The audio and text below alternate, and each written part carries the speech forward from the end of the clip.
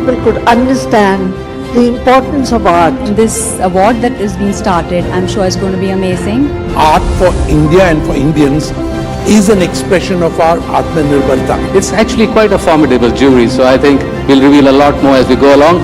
This is an amazing platform, I think, today what you're doing. I have always had this inclination towards art, and if we don't collaborate and bring those artists forward, give them a platform, who else will? Honoring the masters who define our cultural landscape, M3M presents NDTV Master Stroke Art Awards on the NDTV network.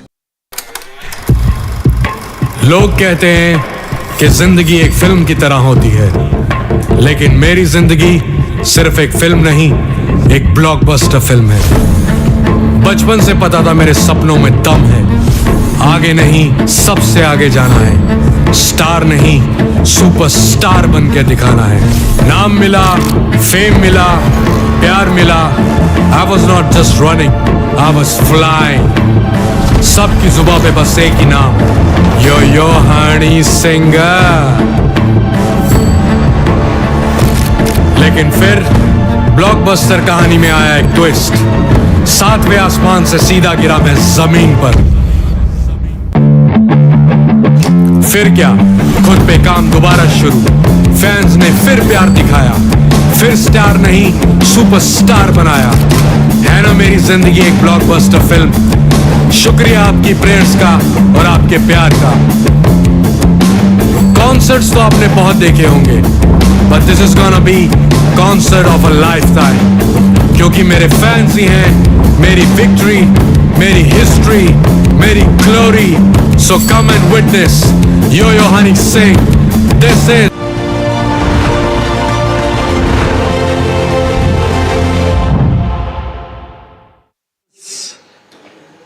joint statement, finalization of this joint statement, we have set in motion the fast track of achieving this goal of $500 billion bilateral trade annually. Today will be remembered for years as the foundation of a very strong strategic partnership between two of the world's largest democracies towards supporting fair trade, towards providing opportunities for businesses both in the US and India to grow, expand and serve their people towards greater prosperity of both nations.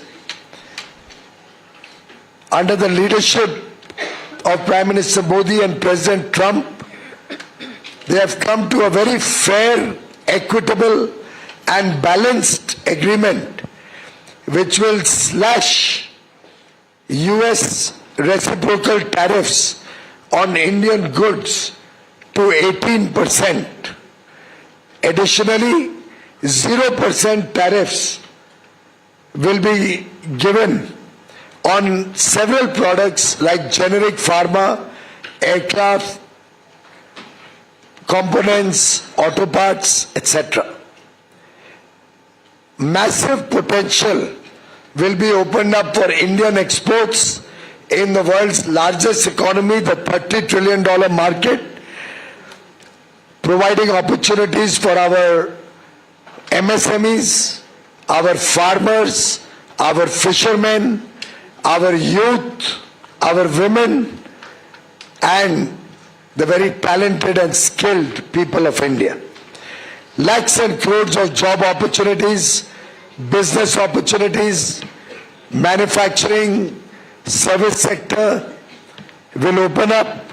Our farmers and fishermen will get better price for their produce, and going forward there will be a huge growth in sectors like textile and apparel, gem and jewelry, machinery parts, toys, leather and footwear, home decor, smartphones, several areas in agriculture which will open up in the US and provide a huge impetus for all stakeholders across the length and breadth of India.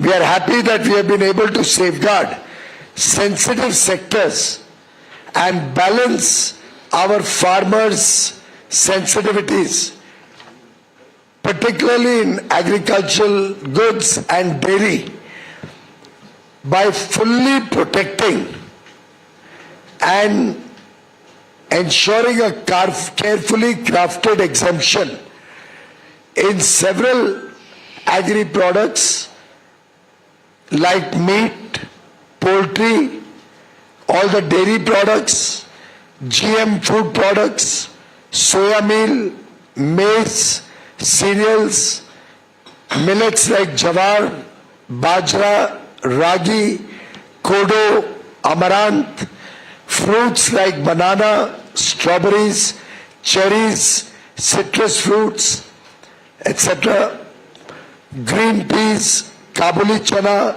moong, oil seeds, certain animal feeds, groundnuts, honey, malt and its extracts, non-alcoholic beverages, flour and meals, starch, essential oils, ethanol for fuel, tobacco, etc.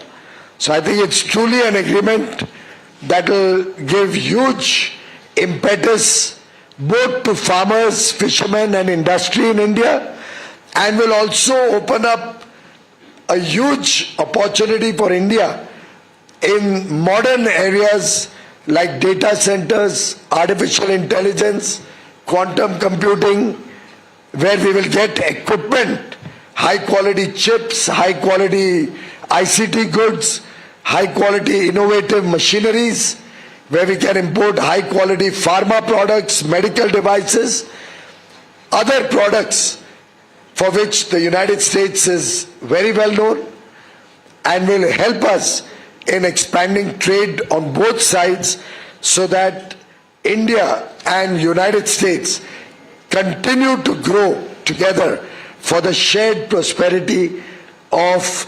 1.75 billion people.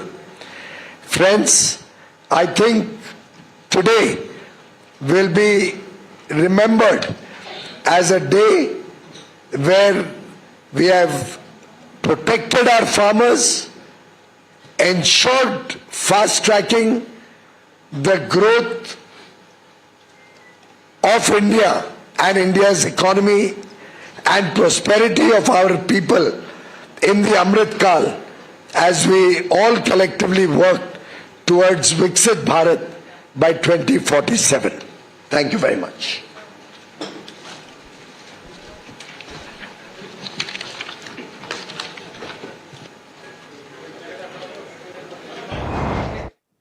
And that was Piyush Goyal, the Commerce Minister of India, giving you the minutest possible details of the massive, big trade deal that has happened between India and the US.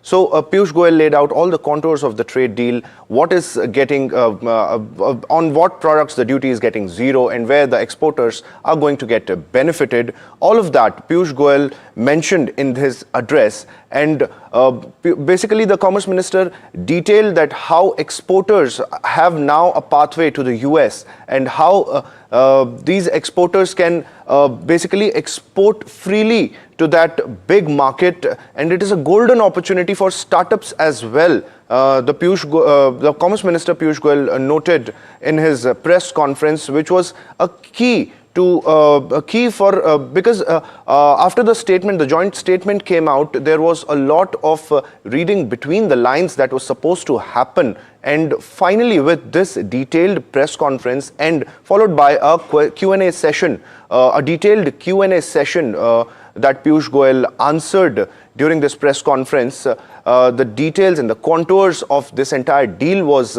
laid down. Now the big thing to watch and the most key thing to watch is Commerce Minister Piyush Goyal joining NDTV Profit at the NDTV Profit Conclave today, and this is unparalleled because no network has gone as big on this day when the joint statement from India and US has been announced, and we have the man Piyush Goyal himself, the Commerce Minister, who has been a vital part of this trade deal, who has been the person who basically worked through this trade deal to ensure that the deal goes through between the two major economy. And before we move forward, let's listen in to what Commerce Minister Piyush Goyal has said and what basically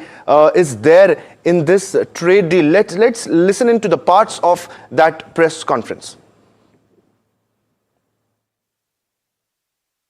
कई ऐसे वस्तु हैं जिसके ऊपर अब शून्य duty लगेगी जब हमारे निर्यातक अमेरिका में, यूनाइटेड स्टेट्स ऑफ अमेरिका में सामान भेजेंगे। उदाहरण के लिए जेम और डायमंड्स पूरी तरीके से शून्य ड्यूटी लगेगी। Pharmaceutical products. A global recalibration is underway as the economic frontiers shift, placing India at the forefront of the new world order. The India-US deal is a proof of this and bolsters India's position as a strong emerging economy on the global stage. As the nation prepares its next strategic move, the NDTV Profit Conclave brings together policymakers and corporate leaders for dialogues that shape India's growth. Let's cut across to watch policymakers, leaders decoding the policy shifts, outlining how India will chart its economic future.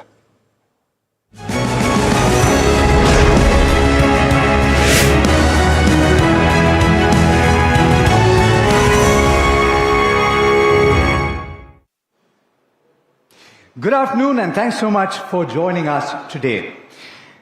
My grandfather is 91 years old. He grew up in an India which was planting the seeds. Okay, I have to start again. Just a second. Sorry about that. Okay, my grandfather is 91 years old. He grew up in an India that was planting the seeds of hope for a prosperous tomorrow. My father grew up in an India where the green shoots were visible. I live in an India that is once again in full bloom, where the fruits of the hard labor of the past are within grasp and available for me to reach. And it is this India that every nation in the world that is serious about economic well-being and growth for themselves wants to work with. This, ladies and gentlemen, is the real deal of my India today. There's a saying, there are decades when nothing happens and then there are weeks like the past few. You've seen the union budget, you've seen two major landmark trade deals on the external front, you've seen the monetary policy, and that culminates this week at the NDTV Profit Conclave 2026, where all of this is going to be discussed. We're talking about everything that you need to bear in mind from the perspective of policy, from the perspective of industry, from the perspective of markets. All of that gets discussed today. It's happy happenstance, if you can call it that, because we planned this event a long time in advance and a lot of things have panned out as we had hoped that they would. Well, this is going to be an action-packed few sessions, and as I said, this is the place to be. If you'd like to share, it's available on all of our handles. We're live on NDTV Profit, and to everybody tuning in at home, make sure you tell us what you think and share your comments, and we'll take up everything that you share with us over the course of the session as well. But let's kick things off, and to do that, we would like to first thank our sponsors. This event is co-sponsored or co-presented by NSE, co-powered by LIC and Apollo Tyres, special partners Niva Bupa, APIS and Adani Airports, energy partner KP Group, NBFC partner Capri Loans, associate partners Rumta Steel and Generali Central Life Insurance, Data and Insights partner TRIF, Impact partners Adani Power, Adani Ports and Logistics and Adani Solar. Now, to kick things off, the first conversation of the day, it's titled The Economics of India's Next Decade. Please welcome on stage Praveen Chakravarti, economist and chairman of All India Professionals Congress.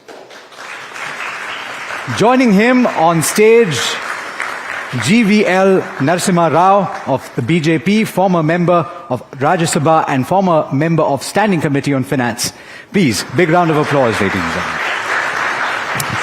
And with that, it's over to NDTV 24/7's editor of politics, Vasudha Venugopal.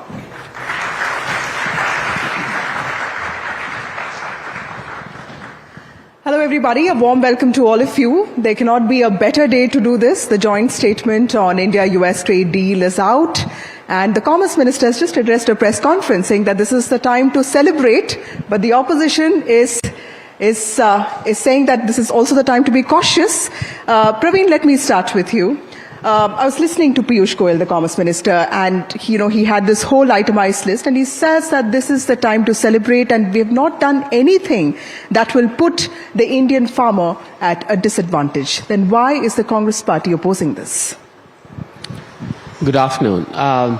First, let me start by saying that any trade deal is a good thing for India's economy. India needs more trade, India needs free trade, and if anything, over the last decade, we saw a bout of protectionism in Modinomics. So I'm glad that there has been a U-turn on that front. Now, I have not seen the press conference that you're referring to because it just happened, but from what I have read about the details of the deal, what is unclear are certain details of the deal.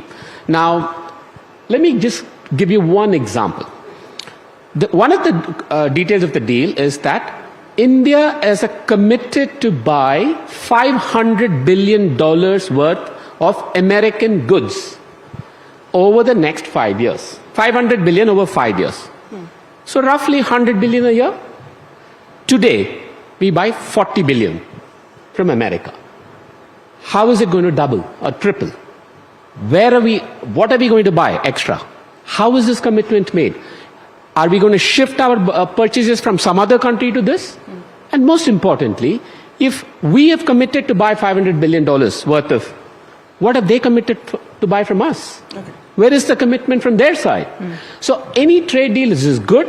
It's good as long as it's mutually beneficial, what they say in corporate jargon, a win-win situation. Yeah. And we're not sure that this is yet a win-win for both India and America. But Mr. Chakravarti, at least this could be a diplomatic win, right? The fissures that we saw with the US, the most powerful country in the world, are finally settling in.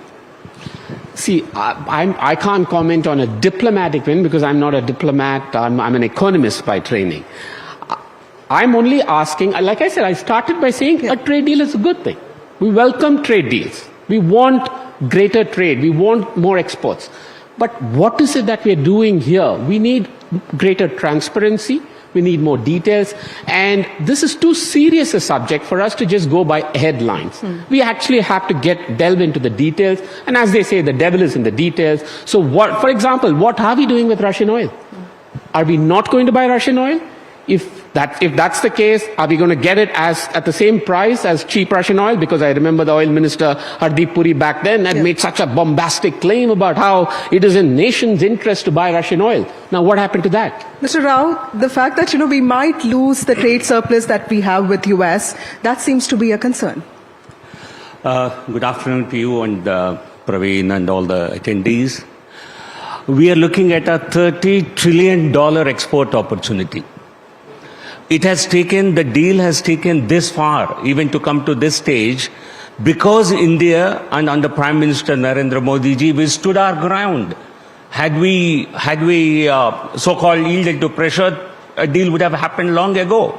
India has finally agreed to this deal based on our terms, based on protecting our interests of our farmers, our MSME sector. These are paramount.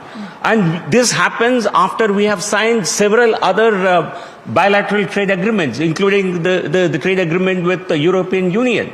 So all that has actually resulted in we getting a very positive deal with the US. And had this not taken this long, had India not prevailed over the US, it could have happened a long time ago. Certainly it's a deal in Indian interest. It's a deal that will help us realize our goals of Viksit Bharat. It's a deal that will help us this trilogy that Finance Minister mentioned in the budget, where we are looking at impetus to growth as one of the three major pillars of our economic policy. So certainly it's a great deal.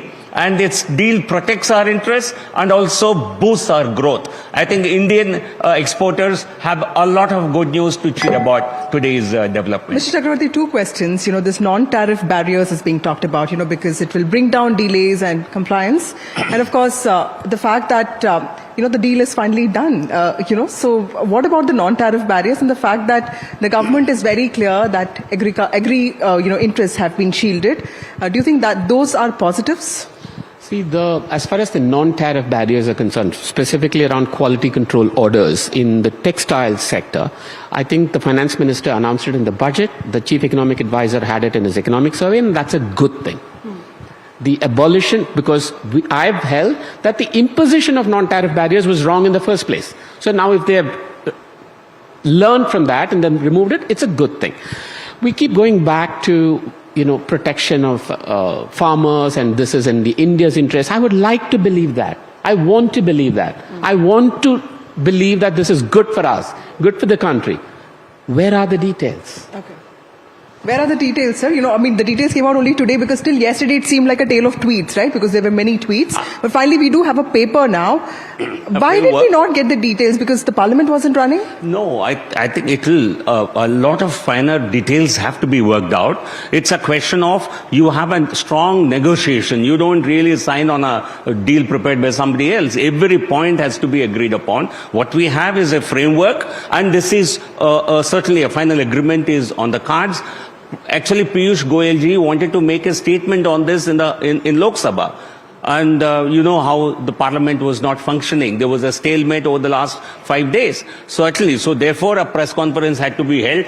Opposition could make an issue out of it why a statement has been not made on the floor of House. I hope at least sense will prevail. Opposition will allow the House to run on Monday when it convenes for the next week. And certainly there can be a statement from the minister. We will have a budget discussion next week. Union budget discussion. We've just concluded the motion of thanks to the President address. So in that budget discussion, I think the opposition members, if they are wise, they will have all the occasion to really they're saying that comment. If you let the LOP speak, then the Parliament will function and, the minister can speak about it. No, LOP was repeatedly urged to speak. I think he was hell-bent on only creating chaos. I think he was not so much interested in giving a speech. The entire opposition lost an opportunity. One, it's quite unfortunate that the Honorable President's address, I think opposition did not speak on this, did not thank the President, which is customary, which is a parliamentary convention. And on the other, they have not used the opportunity to put their points across. The entire debate cannot veer around one point. Rahul Gandhi wanted to just press one point. He had made that point. He could have used the opportunity. He could have used the time. The opposition could have used the time to discuss on a plethora of issues. It's very unfortunate. I think we have a a bad opposition that is hell-bent on taking its graph further down and down after each session. They don't seem to learn. I will not say we are happy about it. We are sad about the the death of parliamentary democracy, but we are happy about the non-functioning opposition. Mr. Chakravarti, the Prime Minister spoke for 97 minutes. That was also with disruptions. And BJP feels that it is because of the opposition that the details of the trade deal could not come out, specifically in the floor of the House. The last time I checked, India won independence in 1947, which meant we have the freedom. And we presumably have a freedom of speech in this country. The leader of the opposition wanted to quote a written text by the former army chief, What in this country prevents that? What in this country prevents anybody, let alone the leader of the opposition, to quote what was factually written by no one less than the former army chief? I think all of us agree we need that freedom of speech, don't we? Why was it prevented? What is the fear? What are they running away from? What has he said? So are we trying to say that an entire deal with America, which is one of our largest trade partners, and the details of that deal, which is important for the youth of this country, for the future of this country, could not be discussed because the BJP had a problem with 2 lines with what the army chief wrote? This is laughable. Okay. I think when we talk about freedom of speech, we also need to understand how Parliament functions. Parliament functions according to conventions. Parliament functions according to rules it has framed for itself.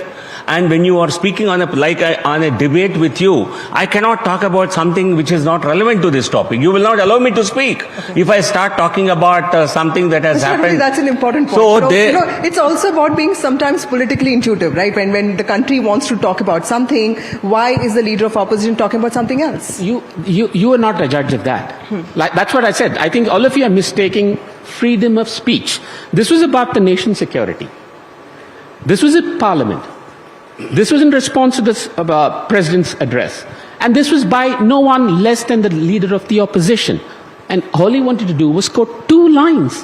Facts of what was... So I still don't understand what the issue is. So what are they running away from? Right? But I know this is not the forum that's to a convention. You You see, freedom of speech does not mean that I stand up and talk on a subject that I like before the speaker. He will expunge my remarks. If I have been a member of parliament, if I am speaking on a topic, I have to stick to it. Otherwise, there are warnings from the chair. And if you continue saying it, you could actually be forced to stop your conversation, your speech. Your views can be completely expunged. Freedom of speech does not mean I will do whatever I feel like. Okay, we're just hoping that from Monday we could possibly have a discussion on that. But Mr. Rao, the one criticism that the opposition always cites is that while growth is on track, inflation is being regulated, the gains of this growth is not being it's not really going to people as such in the way it should, because, we do see that salaries are not increasing. There's also concern around, essentials becoming unaffordable. Do you think that the government has a plan when it comes to, making life easier for common people? It's already easier.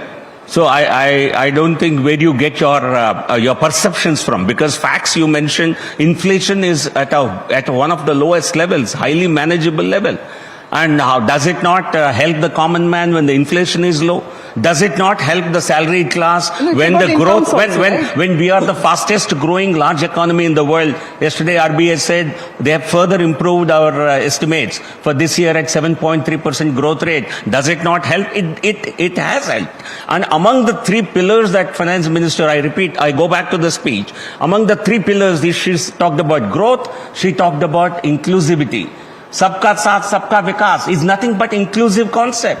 There is everything in this budget regarding farmers, the youth, women. Every section is benefiting from this growth. And that's why after a long time, there is a sense of happiness. When the GST rates were cut down 6 months ago, 4 months ago, did it not benefit every segment of every section of the society? GST is paid by everybody. The rich man, the poor man, everyone pays GST, and they have been given a huge relief. We have rather surrendered 1.3 lakh crores in GST revenue in this financial year alone. That which means actually in a matter of few months, we have foregone 1.3 lakh crore, because that's directly money in the pockets of the people. Similarly, we have foregone almost 1.25 lakh crore in personal income tax income last year. It's only because we have raised the income tax slab to 12 lakh rupees. So government has kept the common man, the salary class in its mind, the poorer sections in mind. 25 crore people have come out of extreme poverty. This is World Bank statistics. So does it not benefit people? So certainly every section of the society has benefited, and that is our growth strategy going forward. Mr. Chakravarti, how would you respond to that? The fact that macroeconomic fundamentals are on track, what are your large concerns? See, I think first we must all agree as a country to stop talking about headline GDP growth. It matters almost nothing to the average armed army. There is a very clear divorce between headline GDP and incomes and prices for the common person. And it's not just in India, throughout the world. Number two, simple question. If everything was so good, why are 80 crore people dependent on the government for food? Still, 80 crore Indians depend for food on the government. They should be able to afford their own. So I don't think it is a secret that there are no jobs, not enough jobs in the country. I don't think it's a secret that incomes are growing as fast as prices. I don't think it's a secret that inequality is rising. So when we say there's a divorce between headline GDP, what do we mean? The benefits of headline GDP growth are accruing to a very small section of people. And I'll give you one statistic, just one, because a lot of people hear from the markets, equity, capital markets. You know, there's a lot of talk about how there's been a huge amount of domestic retail money that's come into the equity markets in the last 10 years. I'm quoting SEBI's own report. SEBI came out with an investor survey report of 2025 just 2 weeks ago. 3.7 crore households, only 3.7 crore families have investments in the stock markets, according to SEBI's 2025, less than 10%. You know, the same SEBI report in 2015, what it said? How many households were invested in the stock market? 3.3 crore. What does that tell you? There's actually been no growth in the number of families that invest. Very little growth in the number of families that have the incomes and the affordability to participate in stock markets. But what did we see? The amount of money has gone up 10 times, which means the same people got a lot more money that invested. It's just one statistic to tell you about the inequality. So I think we should stop crowing about headline GDP growth, fastest growing economy, and all of these things, because these things don't matter anymore. Right. I talked about poverty. Poverty is not poverty of the rich. Poverty obviously is something that relates to the underprivileged sections of the country. When so many crore people have risen above poverty line, if that is an international finding, not a finding given by a government agency, you have to believe this growth is happening with equity, with access to resources for every section of the society. Secondly, when we reduce GDP, I am repeating myself, does GDP, the GST, lowering of GST, does it not benefit every section? The problem is the Congress party tends to believe some odd statements that India's economy is down in the Trump or down in the dump or whatever. So, whereas the whole world considers India as a bright spot in the economy. Mr. Chakraborty, are you being overly critical? Because you know, from fragile 5 in 2014, today we are fourth largest economy in the world. Has it happened only through headline GDP numbers or some kind of fictional numbers? This is the world accepting India as a rising superpower. We are fourth largest. We will be third largest. You left us at one of the 5 weakest economies. Today we are the fourth strongest economy. So that tells you a criticism against the Congress party by the ruling party that, you know, when you call us a dead economy, you're also sort of like, you know, diluting the confidence of investors, and also the fact that you don't recognize the merits in whatever reform the government has attempted to do. First, my friend GVL said India's economy is down in the Trump. I hope it's a Freudian slip. No, I'm just kidding. You're not blaming Trump for our ills, are we? No. See, when it comes to, confidence in investors, I think we as a nation are confident enough to face the truth and facts. We don't need to fool ourselves. We don't need to fool ourselves by saying everything is hunky-dory when it is not. Or we don't need to fool ourselves by saying everything is bad when it is actually good. Okay? So if someone says it's a dead economy based on whatever, that doesn't dent confidence. I mean, are we that meek? Are we that fragile? We're not. Every business can make their own decisions regardless of what the others say, right? And we're confident as a country, as a nation. It's Rahul Gandhi saying it, right? So that's fine. The leader of opposition saying. I'm not saying I'm not saying he's wrong. I'm responding to your point about it dents the confidence. why should it dent the confidence? But why If should it's, anybody if it's say? dead, if it's dead, it's dead. If it's not dead, if it's alive, it's alive. That's a debate. You can debate that. Okay? So it doesn't need to dent. I mean, let's not hide behind these nationalistic kind of sentiments of, oh, you can't say anything negative and we're not that weak as a country. We're very, very strong. We can face the truth. But talking about states, do you think that there is a general concern about the fiscal status of many states? Because every state, be it opposition ruled or BJP ruled, there is a sense that there is a lot that's being spent on welfare. You spoke about Tamil Nadu. There's also Bengal. Both of these states are going to polls. Is that a serious concern, the debt that states are in? I think, and this is a matter of serious discussion, so I don't want to politicize any of these things. On that front, I think as far as our macro and fiscal situation is concerned, first thing, I think 2026 budget will go down in the history of Indian budgets as the first time where we start looking at union and states combined from a fiscal point of view.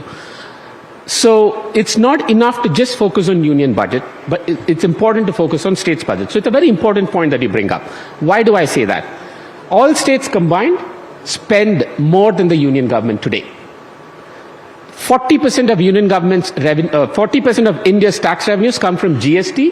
GST is not decided by the union finance minister on the union budget. It's not decided by one state alone. It's decided by the GST council. Debt. The union government, the finance minister said, we are now going to move to debt to GDP as a metric. Yeah. The union government's debt to GDP is 56%. She's promised to bring it down to 55% next year and go down to 50% in 5 years. It's laudable. It must be appreciated. But the concern is this. What's happening to states? All states combined, their debt is half of the union government's debt. All states combined, their debt to GDP has actually gone up from 22% to 28%, and it's only rising further. So when international ratings agencies, foreign investors look at India and India's debt to GDP, they don't look at only the union government's debt to GDP. They look at India's debt to GDP. Okay. And that is a serious concern. So you're right that if you take states like, say, since you mentioned Tamil Nadu and Punjab and Haryana, their debt levels have gone up 10 times in the last 15 years. And that is a little worrying. Okay. Sir, let me ask a question on the trade deal because that's the news point. Let me first respond finish it and then tell me when can we expect more clarity and how confident and optimistic are we about the ramifications of it? No, regarding the debt to GDP ratio, we have among the countries, large economies, we have one of the lowest debt to GDP ratios. Compared to Japan, Japan is the highest, then US, then many other countries. So we are certainly at 55% also. That's a very good metric when you compare it against other large economies of the world. Number two, among the states which are bad performers, I think I have to say this, they are all opposition ruled states. Mostly Tamil Nadu, we have never been in power in Tamil Nadu. Right. West Bengal, much more than 30%.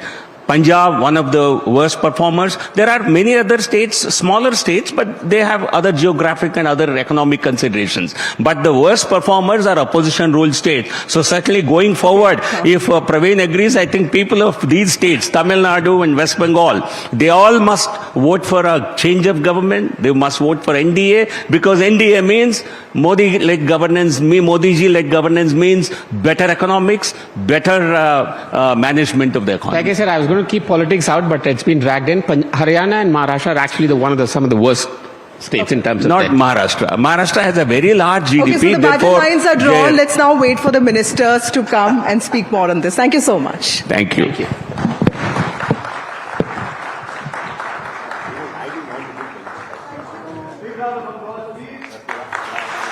Only on NDTV Profit you have this kind of discourse. Now, this is just the trailer. This is just a taste of what we've got lined up for you over the course of this evening. Of course, a lot of what has been said on this stage will get talked about in a lot more detail.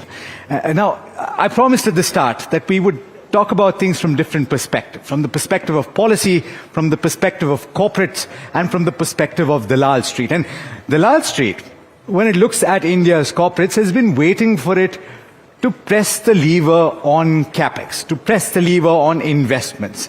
Because if anything, that is one aspect that has been a little bit anemic over the course of the last several years. So the question is, ambitious plans are being drawn out at the center with regard to policy heading into 2047. The roadmap is set. Problems on the external front are being resolved even as we speak. And the uncertainty is dissipating somewhat. With this increased clarity, increased certainty, what does corporate India think about who really benefits from India's opportunity? And how will they make it more inclusive? What will their role be?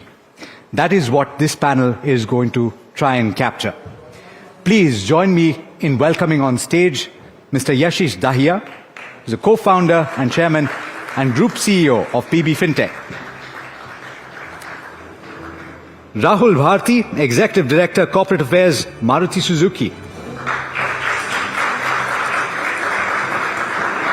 Rajesh Sharma, Managing Director, Capri Global Capital.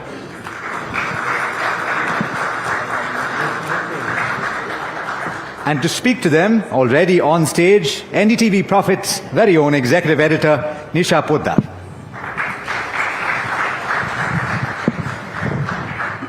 Thank you so much, Alex. And yes, I heard the word anemic when it comes to corporate India, but the kind of strides that we have really taken in the last few years, and especially with a startup representation over here, we cannot really say that entrepreneurship or corporate India or manufacturing anywhere has been anemic.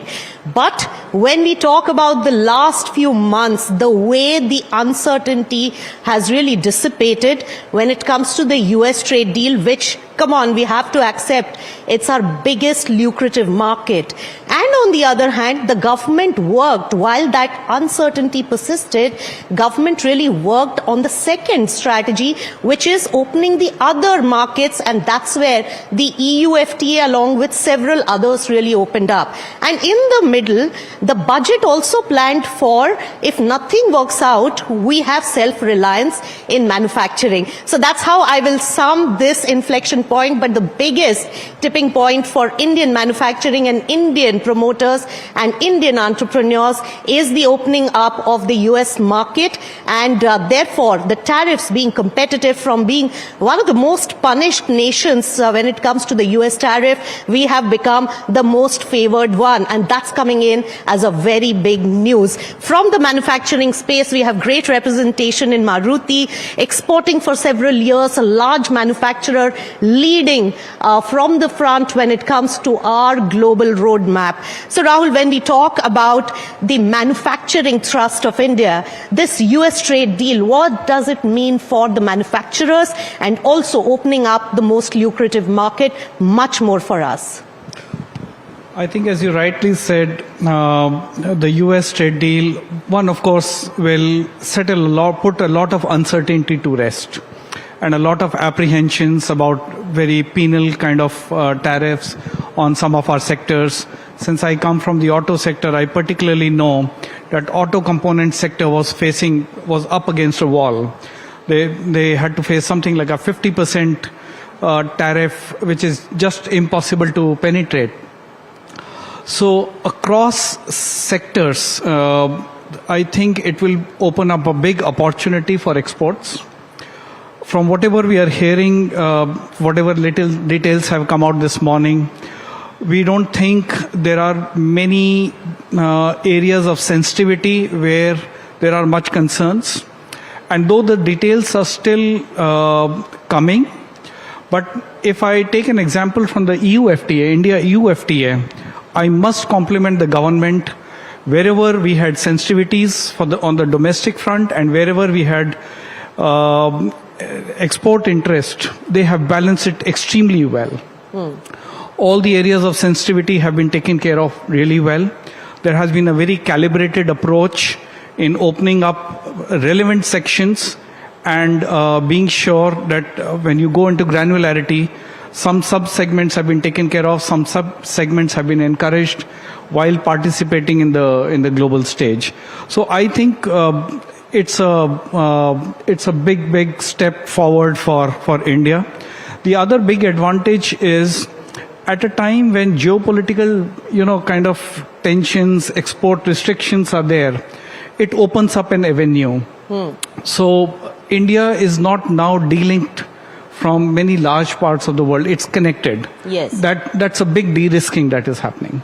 All right. So very, very encouraging words and steps being taken by the government. But I have a few difficult questions to ask you, which I'll come to next. But Rajesh, MSME has been given special prominence in what Piyush Goyal just now also enumerated. Besides agriculture, a $30 trillion opportunity for the MSME sector.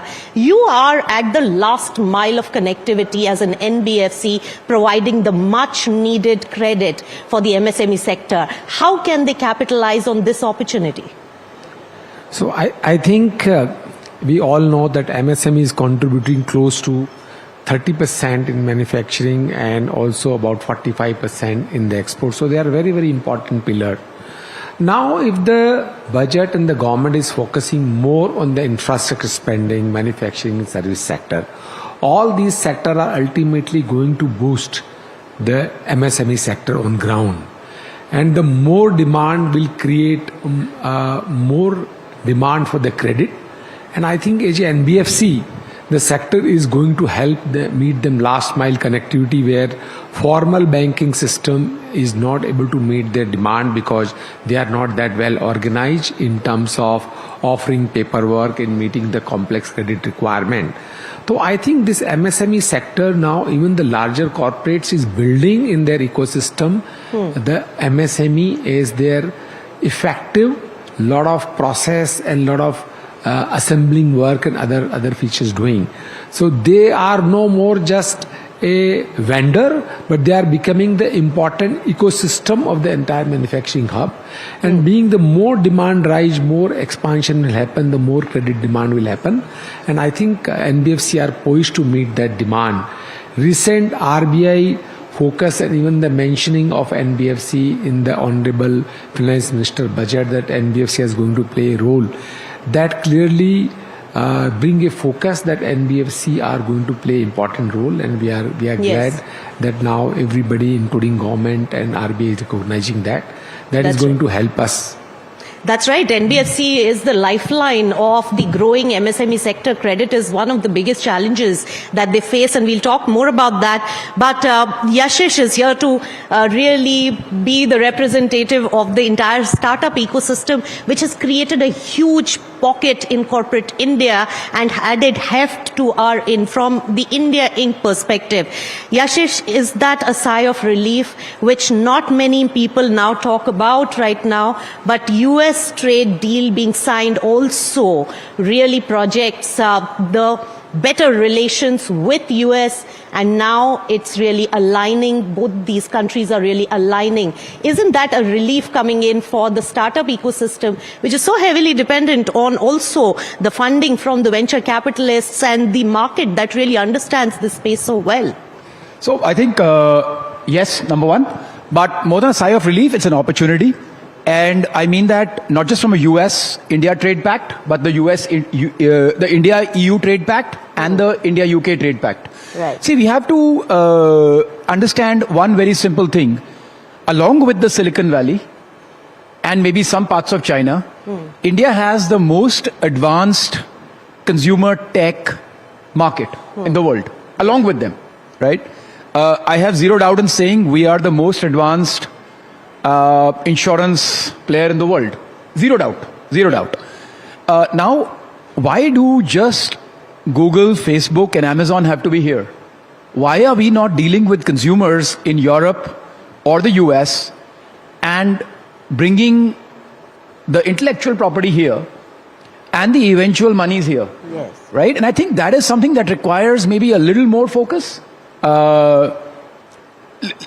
let's understand, yes, they have smaller populations, but they still have richer populations, and those are the spending consumers in the world. Even today, those markets are 15, 20 times bigger than ours. And as we focus here, we should also keep that focus to develop our capability and talent set. And that is somehow, if you build that as a brand, that is usually more resilient than the services business, where all you are doing is you're servicing somebody who's servicing customers there. But if you're the person serving customers there, that is far more resilient. We are ready, as are so many others. I think if I really talk about it, Lenskart today has 40% of its revenues from abroad. Yes. We've been thinking of going abroad. We are already the market leader.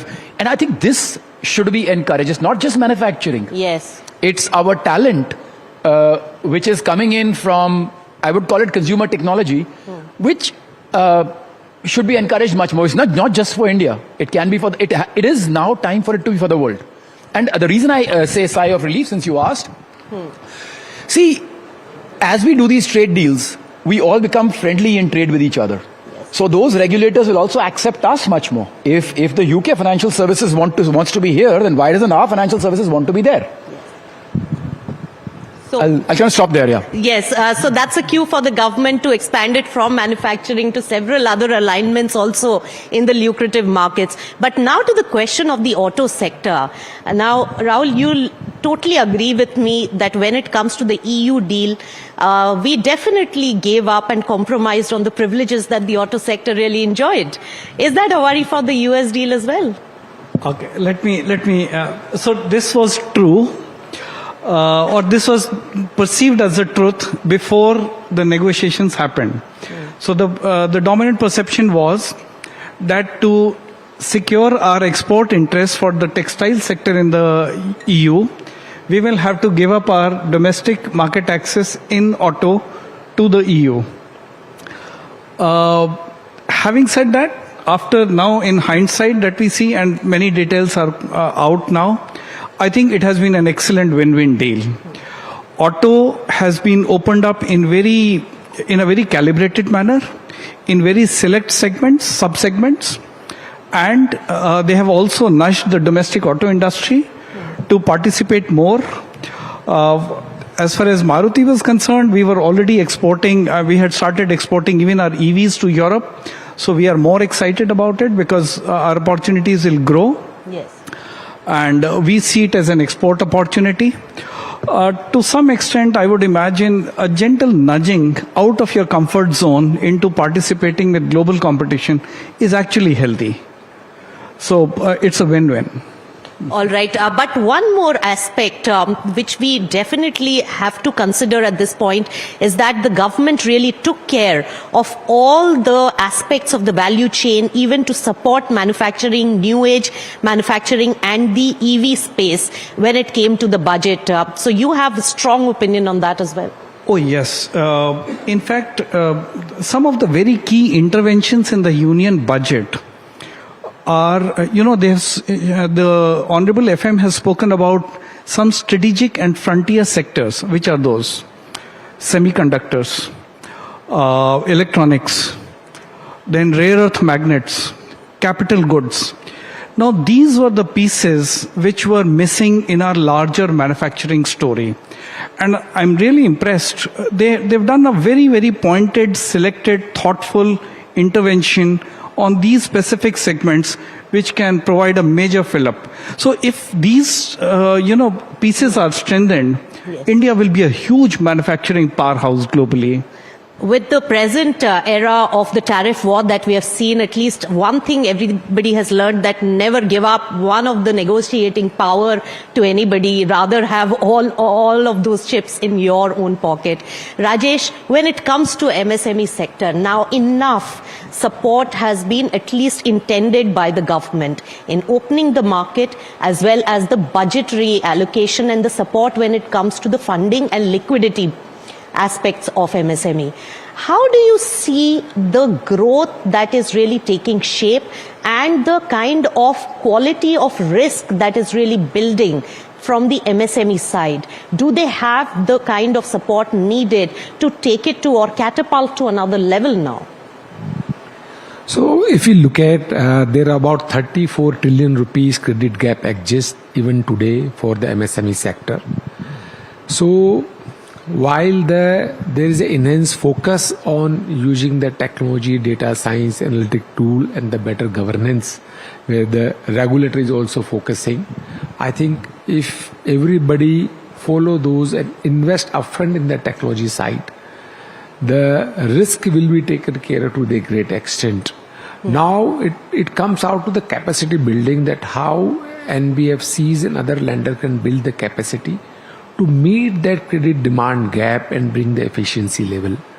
I believe that opening of various other avenues, including bond market where the focus is coming, I think capacity building will take place, and the risk side, more investment in the technology side by the lender will give immense support to the MSME sector in making those credit available which otherwise they are deprived of.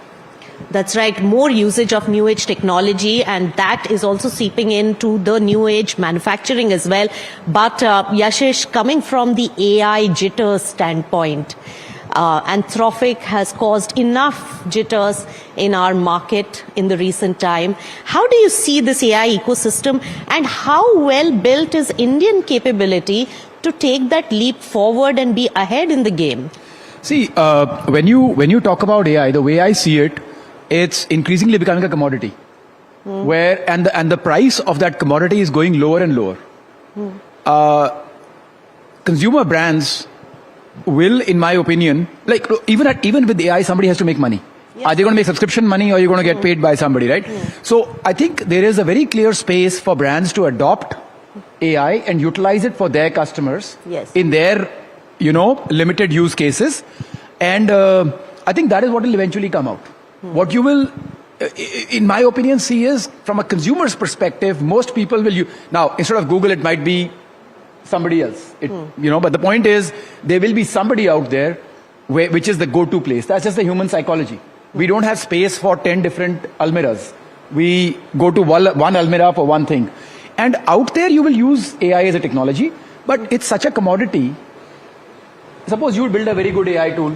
Tomorrow I'll build one better. Day after he'll build an even better one. And the fourth day he'll build an even better one. But we have seen this kind of evolving technology in the past also, but till it comes to a stabilized level. Which is basically the cost coming down. Yes. Cost will keep coming down to a point where everybody can afford it. My view is today, if I want to use AI to talk to our customers. Yes. And one of the things people say is India has not taken on a lot of AI. There's a reason for that. Our cost of a human being today is about 7 rupees a minute. And good AI is 11 rupees a minute. So if you look at the European context out there, the cost is 50 rupees a minute. So the AI is working. When the cost comes to 2 rupees a minute, it will work here also at 11 rupees a minute. Why should I take AI when my employees is better than that? Besides the fact that it's painful to manage employees and it's easier to manage AI. Yes. Sorry, just talking in simple terms. And also adopt the latest technology in AI, probably the way we did in the financial services, where we have the best capability right now in the world. I'm just putting across my point when it comes to the AI discussion. I think AI is too easy, is all I'm trying to say. All right. It's not hard, it's easy, that's all. All right, it's transformative. When it comes to the technological use in manufacturing, a large part of customers, investors are now telling me that the next wave of investment is going to be the technologically enabled manufacturing space. How is this leapfrog really taking place, Rahul? I think that's a very, very valid observation that I agree with. So even when we, for example, design our cars, we have a term called software-defined vehicles. We think of the software first. So, and then we define the vehicle on those lines, and then we develop the car. So there's a lot of electronic controls that go into the car. Most of them are around themes of either powertrain control or infotainment, or cruise control, chassis control, for example.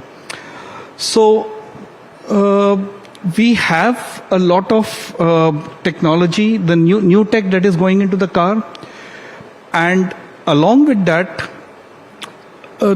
many opportunities are opening up in the software space to make the best out of that. Apps, for example. So Maruti Suzuki is engaging with many startups, because we know that these ideas come naturally to them in their kind of context. They are probably better suited for some kind of development. So we have a program where we are engaging with startups. I think we've 6,500 startups we've engaged with. Many of them we've onboarded, many of them we've given free proofs of concept, and many of them are partners. I think almost 30, 40 of them are partners today to Maruti Suzuki, and we have the humility and the curiosity to learn from them. So you're absolutely right. The new age manufacturing is about tech and about knowledge. And it's not just in the products, it's in our factories also. Our newer factories are Industry 4.0, or even they have many features of Industry 5.0. So I'll give you a small example.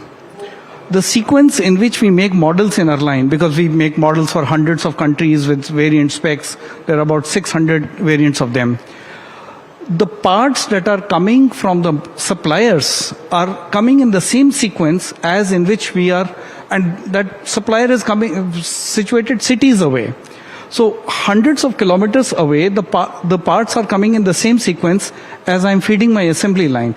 That is the level of technology that we have reached. So, and in other aspects like safety, for example, it can be leveraged big time. All right. So this is a very big evolution really taking place. Final word to you, Yashish. On innovation, on startup development, what more needs to be done? I know this budget didn't have enough for you, and the trade deal does not give you the benefit, but at least the alignment and opening of lucrative markets is really taking place. No, I think the trade deal does give us the benefit very clearly, because what the trade deal does is opens up the thought processes of those countries. So when I talk about us, whether we are in the EU or in the UK, those countries are more accepting of the ones who signed the trade deals with them when their own trade deals were. See, this was going on globally. Yes. The EU was facing pressure from the US while India was having and they both signed the deal. So both have goodwill for each other to some extent. Yes. And in a way, both of them have in a way got the US to sign. But I must also put this out, Yashish, that your startup universe has given a huge amount of return benefit to the US investors who came in and supported the companies. And therefore, it has become the best IPO destination for most of the venture capitalists. And that's what we have already provided to US as a benefit of the Indian economy. And that's something that they cannot really deny. I think we have to think of it, by the way, I think, yes, even today, someone like us would have about 30% shareholding from the US. Or US entities, maybe they're coming through Singapore, but they're still US, but that's 30%. Right. We are more than 50% domestically held. Yes. These are domestic mutual funds. So actually you'll be surprised, the biggest investors today in they have fueled this. They are, however, please don't see this as a money return business. 23,000 people are employed. This is no longer low employment, just our organization. Of course. Right? When you look at the others, if you look at the startup ecosystem, probably hundreds of thousands of jobs have been created. Of course. Because of which, the entire economy benefits. So the growth capital is for the growth of the economy, Yashish. And so more that point taken. More importantly, high-end jobs are here. See, because assume policy was run by Google, then I would be sitting in the US. The point is, it's the fact that our headquarters is here. That the main CTO, CEO, CFO, CPO, everybody sits here. Right. So this debate for another day, but thank you so much, Rajesh, Rahul, Yashish, for really emphatically sharing your expertise and your insights on this discussion. Thank you for such a patient audience as well. Thank you.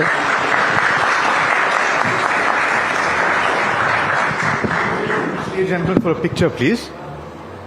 Do we have the picture? Okay, we can move. You take one? We should capture this moment. Ladies and gentlemen, big round of applause for this lovely panel.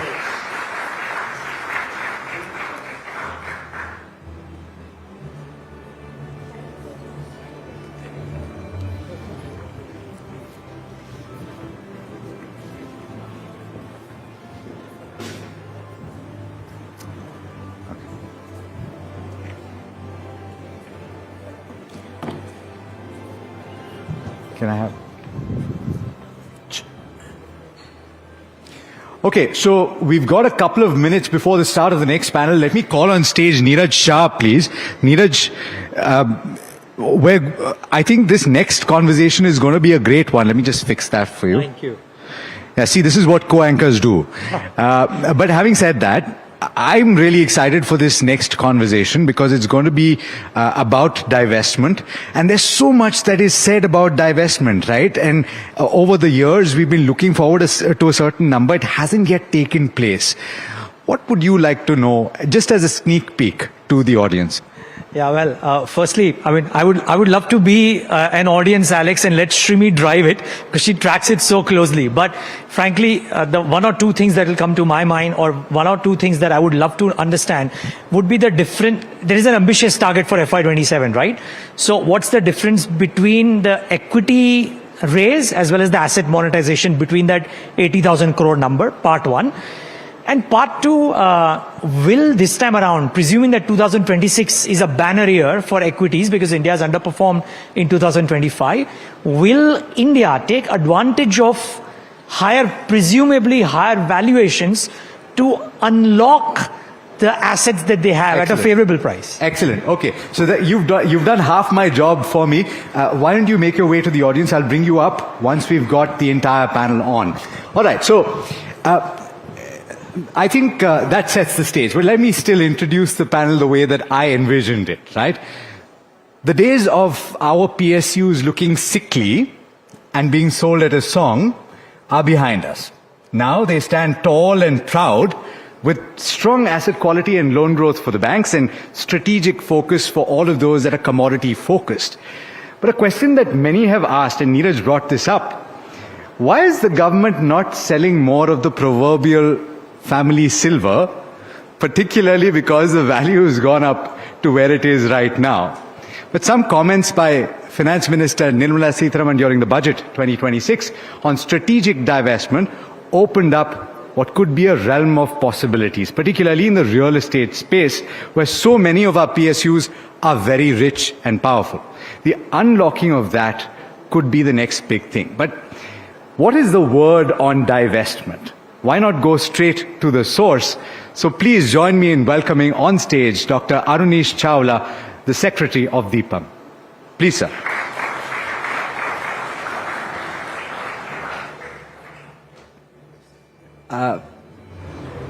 There, sir, on the right.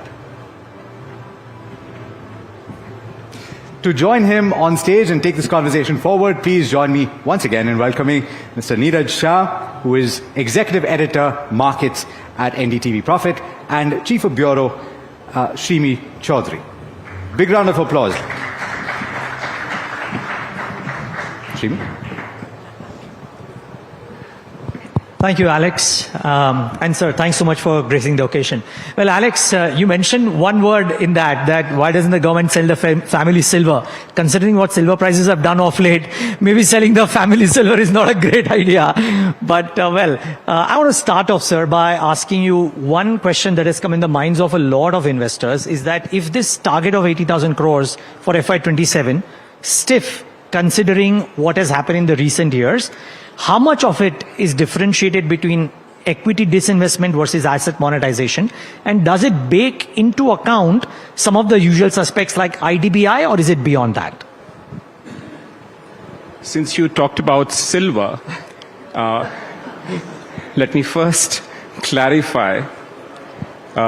We neither sell family silver nor obsessions. We follow a composite value creation strategy, and that essentially rests on 4 pillars.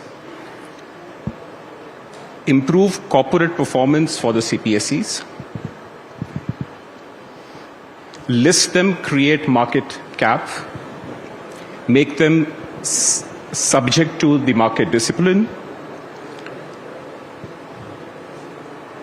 give fair dividends to all minority stakeholders, citizens, who have reposed their faith in us, and a calibrated disinvestment. You have to see the 4 together in a macro framework.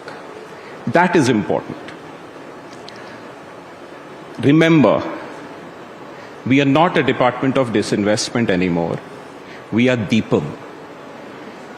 We are a department for investments. We are a department for public asset management. And we light diyas or in the lives of ordinary investors, in the lives of minority stakeholders. That having been stated, let me back it up with evidence. The CPSEs, particularly the ones in the strategic sector, are doing extremely well. Their market cap has increased 5 times in the last 12 years. The dividends they are paying to their shareholders have increased 3.5 to 4 times during the same period. In the closing year, which is 25-26, our CPSEs achieved a record profit of 3 lakh crores, and they distributed a record dividend of 1.4 lakh crores, partly in the last year and partly in the previous year. And our market research shows that if you compare it to the Nifty 50, while the CPSEs just have a market cap of 10%, 10 to 15 if you put the financial institutions together, they distributed as much as 25% of the entire dividend on the market. It is not without reason that most mutual funds today have dedicated portfolios for the public sector, PSEs, and the National Stock Exchange and the Bombay Stock Exchange have specific indices dedicated to that. Over to you. Completely agree. So just before Shamit, I still want an answer to my question, which is that of the stiff target or of the target. Let me not attach an adjective to it. The target that has been laid for FY27. You could be forgiven for saying that because PSUs are doing so well, let me not disinvest as much and let me do asset monetization in some fashion. What could the mix be when you want to reach this target? Okay. You used and not used the adjective. I will use it. We are happy about the target. It is there because we want it to be there. And we have also innovated and moved on. The 80,000 crore target that you are talking about includes not just traditional disinvestment, not just traditional land sale. It includes all the new innovative forms of asset monetization. For example, in December this year, we got the regulatory approval for launching the first public InvIT. Now, let me explain to the viewers what is an InvIT. A public InvIT is the capital market equivalent of traditional risk capital, and it monetizes the present value of user fees and redeploys it to create infrastructure and public assets. If you watch the budget speech carefully, Honorable Finance Minister talked about a new innovation, which is REITs for monetizing and redeploying the surplus PSU land. This is also an exciting development because it will monetize the present value of rental revenues to redeploying unproductive or idle assets into productive use for everyone. It will enable this redevelopment without putting any burden on the budget or the parent CPSU which owns the land. So these are innovative, happy developments. We are trying to launch the first public InvIT in the country before the end of the current financial year. And we will take it forward, which is why 80,000 crore is good for us and good for the country. Let me try, Neeraj, that once, because what we are looking at, the breakup, is it going to be 50-50%, 50% asset monetization, 50% from disinvestment? Are you trying to say that? The reason we follow a composite strategy and the reason we don't break it up is that you can't work it out. No, I do understand, because government move away from that separate target for disinvestment, and it's a part of capital miscellaneous receipts. I do understand, but sir, some estimation in mind, I'm sure. No, that's correct. But why we avoid doing that is because we are a market-facing department and you are a market-facing channel. We all know the difference between ordinary media communication and market-sensitive communication. And, whenever we always keep 2-3 assets ready at one time, see the market conditions. We have an in-house DIPAM model. We have a market research unit which works on it on daily basis. Whenever we do it, we enter it with a aplomb, we announce it, and we go ahead with it. It has been our experience when you give verticalized micro targets, your viewers and market participants work it out. They have a counter strategy. It creates a price overhang and does not give us the best value for the silver that you said. Okay, let me, straight come to IDBI Bank. Deepam posted, last night that government has received bids from all potential bidders for the strategic disinvestment in the IDBI Bank. Wanted to know how many, bidders have applied so far, and when we could expect the announcement of the winning bidder. We are careful about the privacy of strategic investors and the integrity of the transactions. The tweet which we put out is worded very carefully. We do not give either the number or the identity of bidders or any information which will help you figure it out. But I will not disappoint you. But I'll not disappoint you. We have reached the final stage, which is the evaluation and approval stage. You will hear more from us by end March, the end of the current financial year. Okay. But I'm not asking you to actually reveal name, and I understand the market sensitivity towards it. I'm just asking the number of bidders which you received. Let us 2 players, 3 players? Let us respect the integrity of the strategic transactions. No strategic transaction in the corporate sector is done in the glare of the media. And if you, on either side of the table, there are institutional players, there are consortiums who also are listed on the markets. They have regulators to face.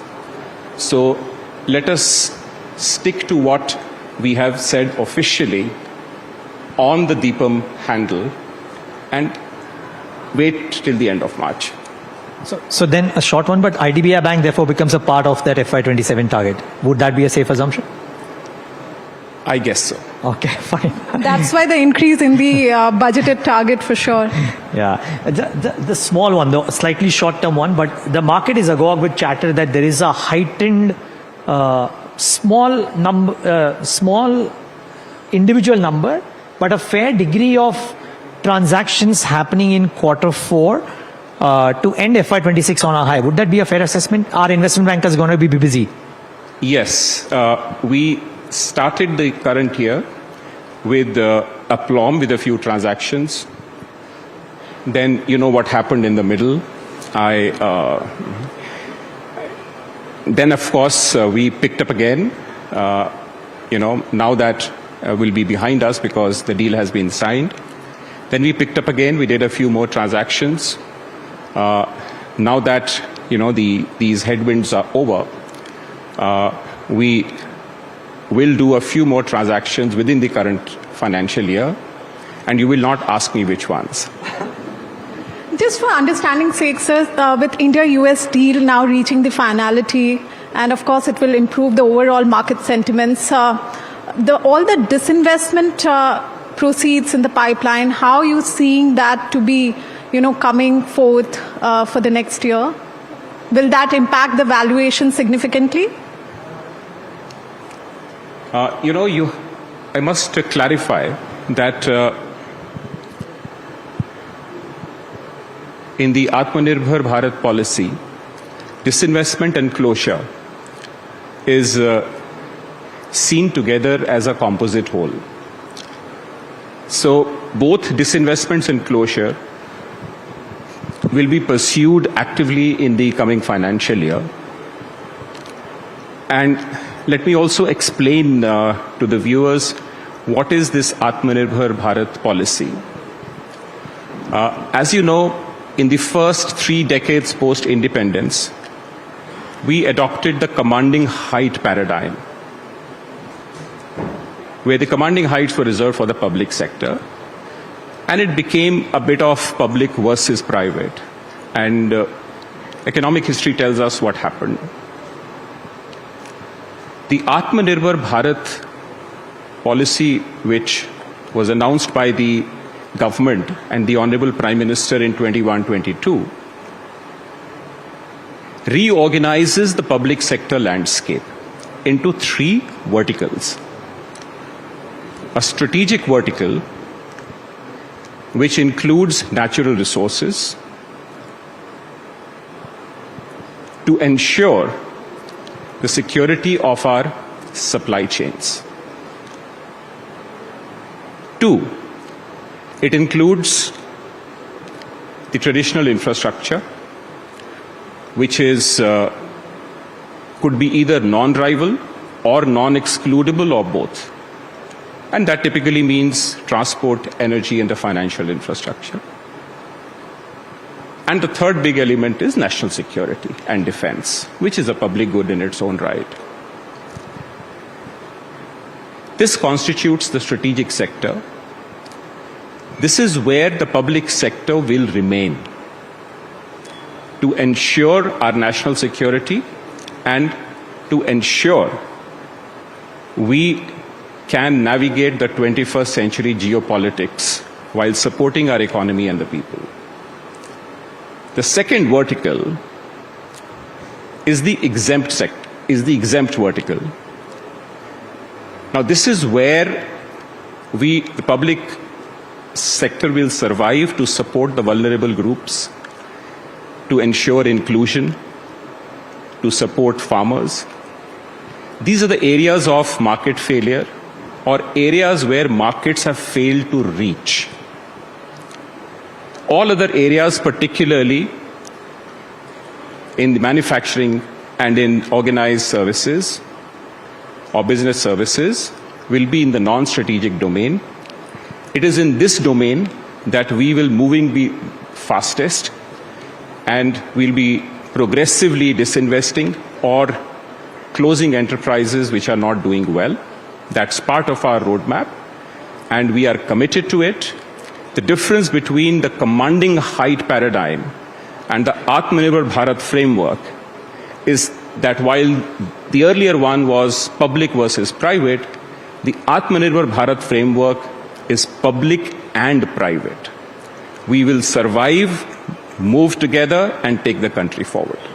I have one last question, and I know the time is up, but my question lends itself to some speed and being nimble. I'm using that as an example, but when the promoter of one of the companies in which the government also has a stake did an OFS because the prices had reached fairly high valuations, it is often thought that can't the government be nimble to shave off, if not actually sell large stakes into held enterprises when valuations really go north. Can we expect that DIPAM or the government will be more nimble in shaving off, if not sell, stake at very high valuations when the valuations give you the ability to do so? I know what you're talking about. Everybody knows that, trust me, sir. I will not be able to give out the strategy. Sure. But if it lies in the strategic domain, then we have to move carefully. Okay. Well, that says it all. Just a last question as well from my side that, there is a perception in the government to not very open with the foreign investor when it comes to a strategic sector like banking. With IDBI now reaching advanced stage, do you think that there will be a shift in that perception? Or the change of stance? Absolutely. I steal your words. The perception is already changing, and it must. We welcome anyone who reposes their faith in us, is ready to invest, if I may use the expression, create a beachhead here. We welcome all of them with open arms, and we'll provide them the policy support that is necessary. Fair point, sir. On that note, by the way, anybody doubting that PSUs have done well, just look at the stock price performance of a State Bank of India versus any of the other banks, and you will get an answer. Yes, PSU have done splendidly well. But from Shrimi and me and the team NDTV Profit, thank you so much, sir, for joining in today. Really appreciate your time and your insights. Thank you very much. Thank you so much, sir. Alex, would you take a photograph for us? Yes, of course.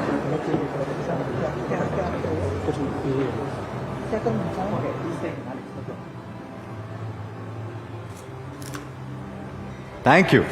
And a big round of applause. By the way, what you just witnessed is a masterclass on both sides. The hard-nosed journalist asking the tough questions and asking questions repeatedly, and the seasoned bureaucrat defending and leaving some of those deliveries with alacrity. So you saw both sides, and you got some insight on what DIPAM plans. You failed to get an answer to how the 80,000 crore is going to be split, but you got some sneak peeks on what is lined up in the new financial year. Now, some part of what we've already spoken about is who benefits from India's growth story, and we're taking that conversation forward a little bit. There's been quite a bit of conversation about a K-shaped recovery in India's economy, where some pockets are growing exponentially while others are still showing slower growth or no growth even. What will it take to have broad-based growth? We may be heading inexorably towards becoming the third largest economy in the world, but how can that be made more inclusive? There's been a conversation about jobs. What are the strategic shifts that need to be made on the policy front and also from the perspective of industry to ensure that we are able to leverage the quantum leaps that are currently being made on the front of technology so that we're not left behind and that nobody in India is left behind? To give you some perspective on how the industry views this, please join me in welcoming on stage Mr. Rajiv Memani, who is the Chairman and Chief Executive Officer of EY India and the President of the CII. Sir.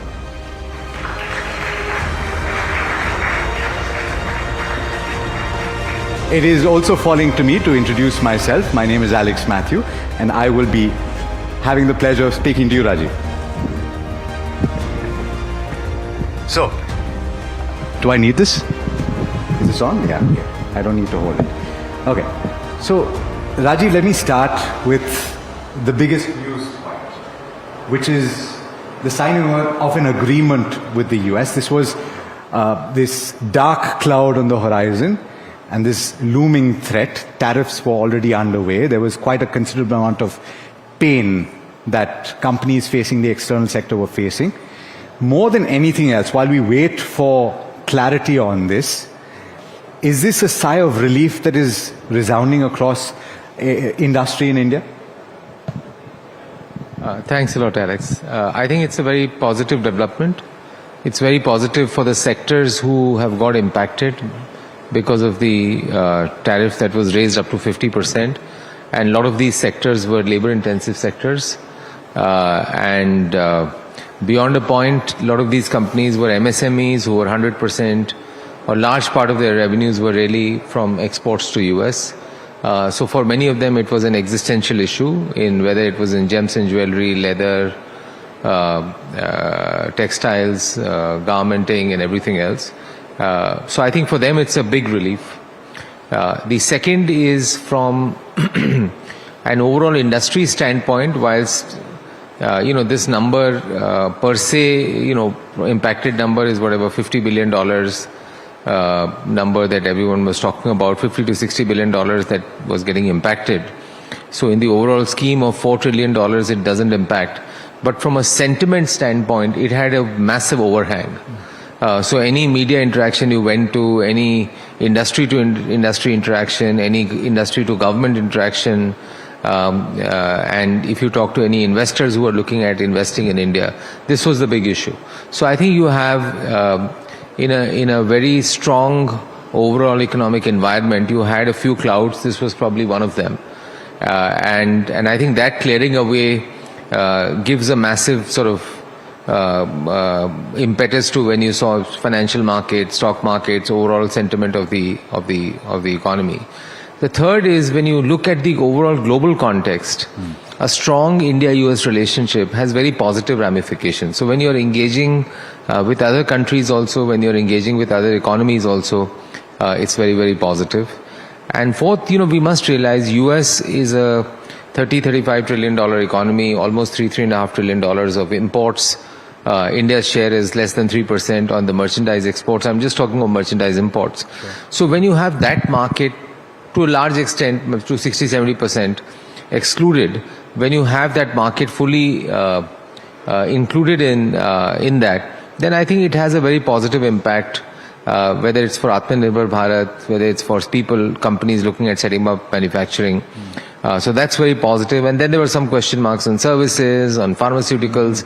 I think that also goes away. So I think net-net, it's a very positive move for India, for sectors that are impacted from a macro standpoint, and also going forward, as India looks at stepping up much more strongly and emphatically on the manufacturing side. I think it's a very positive move. And of course, we'll get some more clarity on the deal when the Honourable Commerce Minister speaks to all of you later today. Before that, though, let's talk about, interestingly, about 14 years back, Rajiv, or 15 years back, the term that people used to use in corporate India and otherwise, of course, to talk about an uncertain environment was VUCA. With the degree of uncertainty on the external front and the way that the world has changed, seismic shifts that we've seen in geopolitics or otherwise, and the way trade has been weaponized, how would you describe the scenario right now when you compare it with 15 years back? It's very hard. I think this probably would be, there is always a current bias, but I would say from a geopolitical, geoeconomic standpoint, this would be one of the most challenging, uncertain time for sure, with so many things happening at one go, and fundamentally a change in world order, a change in how countries view their economic strength, view their strategic strength, and how do they effectively leverage. Earlier, strength was used to, in many ways, build a world order. Now, I think strength is used much more to say how does it benefit, the individual country concerned. So I think that's a big change. And therefore, economic strength, strategic resilience, supply chain resilience, how do you stand from a defense standpoint?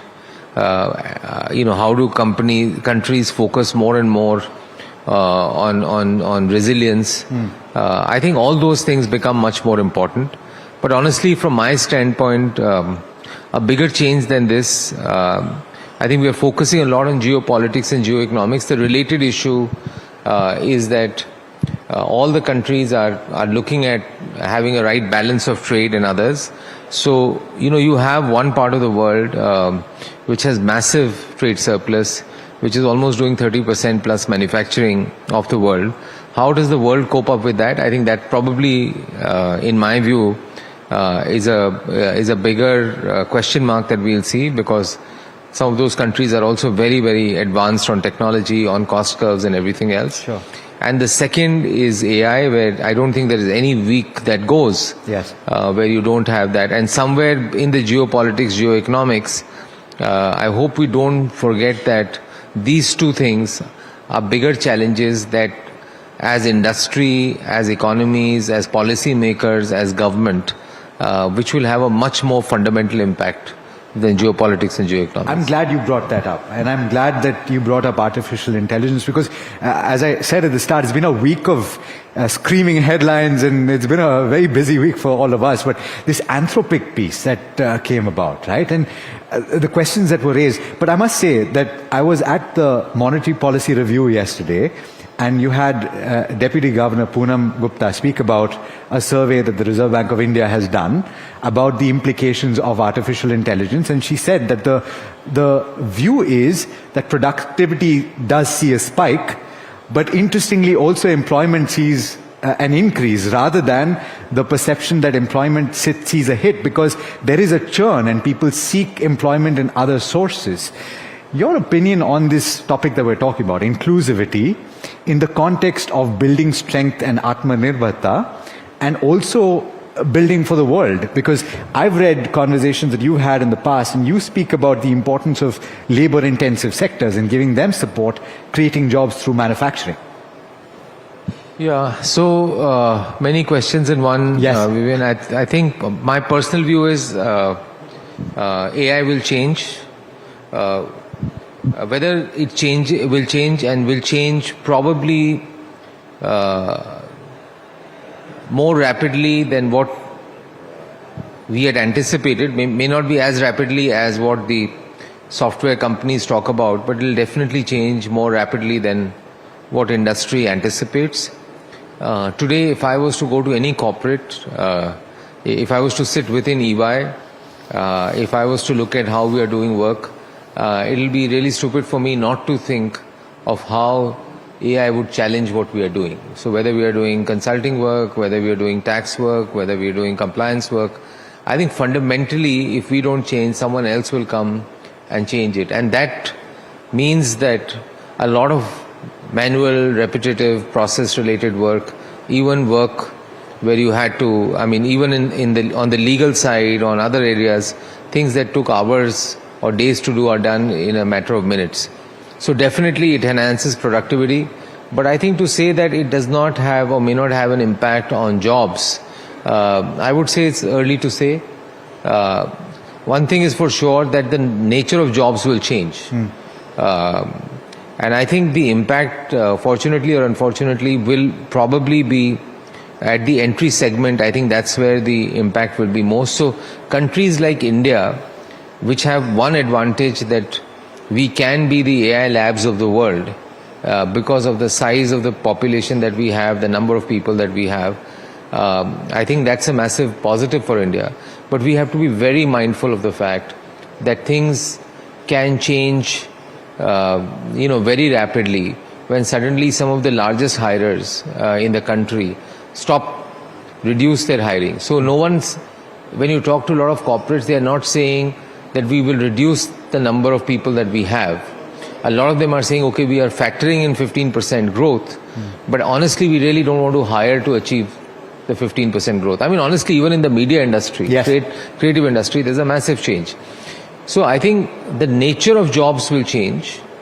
And I think as a country, we'll have to now start seeing how do we prepare, how do we change our education system, what are the kind of universities that we want to have. Do you want to have as many universities? I'll be provocative here. Or do you need more vocational institutes? How do you encourage the adoption? How do people get smarter on the adoption of AI? So I think a lot of that has to change. I don't think it's happening at this speed at which in my view, it needs to happen. whether it's on curriculum, whether it's giving a thought on skilling, reskilling, on vocational, on newer skills that are needed. And India needs to pivot very, very rapidly to industries that are labor intensive, whether it's manufacturing, not only labor intensive manufacturing, but manufacturing in general. We still have a merchandise trade deficit of $280 billion. Yes. $80 billion of that can be oil, but we can go more aggressively into energy transition. We can create far more value added into India. Yeah. And also sectors like tourism, which I think has a big reference in the budget. So I think I must compliment the economic survey and the budget makers for bringing that. We really need to put a great focus on that so that it creates the economic engine that can employ and create much greater economic activity in India. So let me ask you this, because the way that you're describing it, Rajiv, you're saying that the adoption of this new technology could well create a bit of a shock or a dislocation. And you've very ably described this. I think everybody will appreciate that the impact will likely be at the entry level. And so from that perspective, what you're saying in terms of creation of jobs becomes that much more important. You've described a few possibilities, but what can be done on the policy side and what can industry do at this moment, given our current capabilities, without rapidly changing that? And that would require capital as well. See, I think from a policy standpoint, there are 2-3 things. One is India cannot shy away from adopting AI at full scale. So I think whether it's government, whether it's industries, the infrastructure that's required, I think that we need to do. Data centers, I mean, you know, AI, the growth of AI depends largely on, or data centers depends largely on data and energy. One search on ChatGPT consumes 12 times the amount of energy one search on Google does. So that's the number that we are talking about. And I think sooner or later, many countries where the energy cost is high, they will not be able to build the data infrastructure that's required. In US, the energy cost is 18 cents. In Europe, it's even higher than 18 cents. In Middle East, it's 4 cents. India will be 7-8 cents. So I think India, given the data that we have, given the amount of the energy cost and the efficiency and energy cost, especially if you are able to rapidly transition to on energy transition, we can do very well. So if I just use the example of data centers, if you are going to have 7 to 8 gigawatts of data centers in the next 5 years, that means a capex of roughly 12 lakh crores. Out of that, 8.5 lakh crores, if you study the bill of material today, 8 to 8.5 lakh crores will be imported. Right. Is there a way that out of that 8.5 lakh crores, we can do domestic manufacturing for 4 to 5 lakh crores? Can we have a proactive strategy for that? So I think we have to really work on the entire AI ecosystem, but we can't shy away. As a country, we should be the fastest adopters. We should use that as a massive competitive advantage and also become the use case capital of the world, using GCCs, others, and everything. That's one side of it. The second is also building the protection that's required, whether it's in terms of cyber protection, personal protection, data protection, integrity, and others. I think the laws and the regulations around that, which the DPDP Act has come, I'm sure many versions of that will come. I think that's also a very big positive. The third, which is very, very important, is reskilling and imagining a world or reimagining what the future of India and what the future of jobs will be. Yes. Whether for people who are in the AI or the 15 million, 20 million children who are going to get into the work stream every year, what are the newer opportunities that we are creating? And if India is going to go big in manufacturing, which I think with the trade deals done, which is a huge compliment to the government in the way they have done it and how successfully they have done it, the reforms that we are doing, I have no doubt that manufacturing in India will pick up. The government policy is very clear, but we need to accelerate manufacturing, infrastructure, have the people, have the skilling. So whether it's getting people at the higher end of the skills or people at the medium to lower end of skills, and blue-collared workers will come back much more emphatically. I think as a society we need to embrace them and we need to create skills that can take care of them. Fantastic. Ladies and gentlemen, big round of applause for Mr. Memani. Thank you. Rajiv, pleasure. Thank you very much. All right, and also, food for thought. How much electricity are you using when you say thank you to the large language model that you just chatted with? Thank you, Rajiv. All right, now, let's talk about the economic survey, which usually sets the tone for discourse ahead of the union budget. And the data and the observations that it contains are valuable, not just from the perspective of the academic, but also because it provides a glimpse into the key focus areas for the government. At a time of swirling uncertainty on the external front, the question is, what are India's priorities? How can it turn a challenge into an opportunity? That, and also, what is this amazing orange economy that has been spoken about, and what are the prospects there?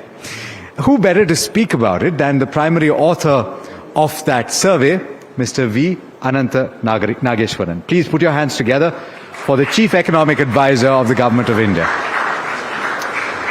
To speak with him, NDTV Profit's very own Managing Editor, Tamanna Inamdar, as well as Bureau Chief, Shrimi Chaudhary.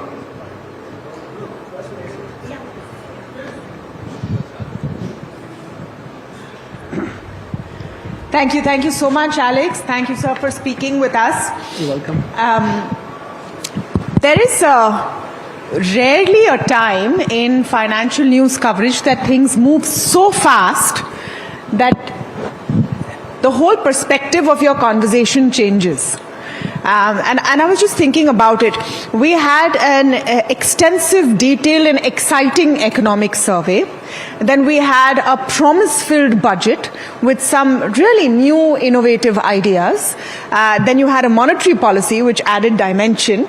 And here comes the India-US trade deal announcement to framework in 4 days flat. I wonder, we journalists are gasping for breath. As the Chief Economic Advisor, how busy are your days right now? Let me start with that question. If you guys have been sort of gasping for breath, you can imagine how it is inside. Over the last 6 to 8 months, as the PM has been saying, the Reform Express has been underway. So apart from these 4 things which you mentioned, and also you missed out the Indo-US free trade agreement that happened. The EU-Indo free trade. So that also happened in the last 2-3 weeks. And then, in general, I suppose, along with the overall geopolitical developments in other areas as well. So it's been quite an intense 1 year, I must say. And but we are happy that both these 2 trade agreements do set up the economy nicely for 26-27. I think it's the reform bullet train, not just the reform express. Absolutely. Right now. That's well put. Yeah. Let me come to brass tacks though. Let's start talking about the GDP number. We have a range in the economic survey, 6.8 to 7.2%. This was, like I said, this is a week which seems has 3 months or 6 months of news flow in it. From then, taking into consideration the India-EU FTA, the India-US interim agreement ahead of the bilateral trade agreement that comes in, is there a good case to revise this upwards? A lot of headwinds which would have been baked into that range have now receded, and visibly. No, I agree with you. So that's why I said in the couple of days since the US-India agreement came into the picture, I did say that there is an upside risk to my range of 6.8 to 7.2, or let's say the midpoint is 7. Now I can think of an upside that could last anywhere between 20 to 40 basis points. But the reason why I would still wait until we see at least the first quarter of data for the new financial year. First, we have to wait for how the GDP numbers, new revised series, and the new base year play out. And secondly, simultaneously, if you read the economic survey preface, we talk about the 3 global risk scenarios, and they're also beginning to play out simultaneously. The way the volatility in financial markets has been rising in multiple asset classes, etc. Those spillover effects are still probably underway, etc. So there are, while India-specific developments have been positive, unambiguously, we need to also factor in these global risk factors. And if we do that, then I think we need to take a calibrated look at how far I can increase my growth projections, or am I comfortable with the range that I have already indicated, is something that we are still working our way through that. No, fair enough, but all things remaining the same, between the economic survey in the last day of January and now, the volatility in commodity prices, say, remains the same. Other global risk factors remain the same. Maybe AI comes in as another risk factor, I don't know. But one major, very visible, glaring problem seems to have receded. Is it fair to say that 7.4% is not an out of the park kind of an upper end now that we can look at? Before I answer your question, I must say I'm very impressed with the way you said everything else remaining the same. I thought only we economists keep using ceteris paribus, etc. This is the first time I'm hearing a journalist using those expressions. Ceteris paribus, of course, you said other things remaining the same. So I'm quite... so we're listening and learning. So, look, again, but unfortunately, we know that other things are not remaining the same, right? Gold went from 4,000 to 5,300 and came back to 4,600, now again back to 5,000. And what we are seeing in copper, etc., or for that matter, our own bond yields now close to 6.75, 10-year bond yields. All these factors are also happening simultaneously. Yes, I have to put on the positive side of the ledger the US-India Free Trade Agreement, which wasn't expected in general, and our own projections of 6.8 to 7.2 did assume that status quo would continue and not an announcement would happen. And therefore, on that score, you're absolutely right. But I also need to understand that, as I said, other things are playing out as well. But on balance, I would still say that now I'm prepared to concede that there is an upside risk to my growth estimate rather than a downside risk. So it's skewed towards the right side rather than the left side of the tail. Mr. Nageshwaran, on the trade deal itself, we have seen, the initial agreement talking about, stopping oil from Russia. That's one of the conditions. Just wanted to understand that whether it will have an impact overall, not just diplomatically, but also financially. Are you reading that India may face potential loss as a result? Look, I think these are relatively sensitive, and I don't think there is much to be gained by speculating on these things in public. Okay? At the same time, I can say that oil prices will be subject to, again, using Tamanna's phrasing, other things being equal, if the Iran situation doesn't get out of control in the Middle East and oil prices remain the same. So from an oil procurement perspective, it may not necessarily mean a big deal of difference to India. And also Russia is aware of the fact that after the Rosneft and Lukoil sanctions were announced, there was a natural tendency for India to remain cautious because we didn't want to expose our financial system to sanctions as well. So they also understand the compulsions, just as many other countries also take measures to safeguard their domestic industry in the face of sanctions. So when Nayara Energy got shut out, when Microsoft Office removed their email client server facilities, even Zoho couldn't offer them an alternative because they were serving European customers as well. So they didn't want to get caught in that sanctions web. So there are compulsions and countries understand that. So I don't think this will be a major problem area for us. Just also wanted to understand that India and US has trade surplus with 18% now we agreed upon. Do you see that thing continuing? We will remain trade surplus with 18%? No, I don't think obviously you should look at India's duties alone in isolation. It has to be seen in the light of what are the duties that other countries face. And if you read the statement this morning, you would have also noticed that there is a line about that says India will continue to negotiate for lower duties from the 18% level. So 18% in isolation might appear as if it is higher than what it was 1.5 years ago or whatever, or 1 year ago. But obviously other countries also in the region, your competing countries face a similar or even slightly higher duty. So in that sense, I think it will continue to serve as well. I just have a couple of follow-ups, and I'm going to rephrase Shrimi's question and ask it again because I think it's an important one. And I understand that we're waiting to hear official word on how much India reduces Russian oil, do we shut the tap, etc. My question is, can we afford to? Does the math work with Venezuelan oil coming in larger quantities? What if there is a situation where we have to reduce what we get in from Iran as well? How does the math work? where we sit right now? Obviously, if you speak of math, then math has to be worked out rather than being able to answer off the cuff. So these questions are not that easy to answer off the cuff. We need to work out the math before we can give you an answer. It sounds like it would be a tough situation. So just let me put the first part of the equation in play. Can we afford to go to zero on Russian imports as of today? Or will it have to be pared down? As I told Sharmi, I don't think it is useful for us to speculate on this in public, and I don't think that is the commitment we have. We haven't said anything of that sort. So I don't think we should be, looking at too much of hypotheticals at this point. Okay. If I may ask you on the rupee, the currency has been in pain because of a lot of factors, including, I think, tariffs are part of it.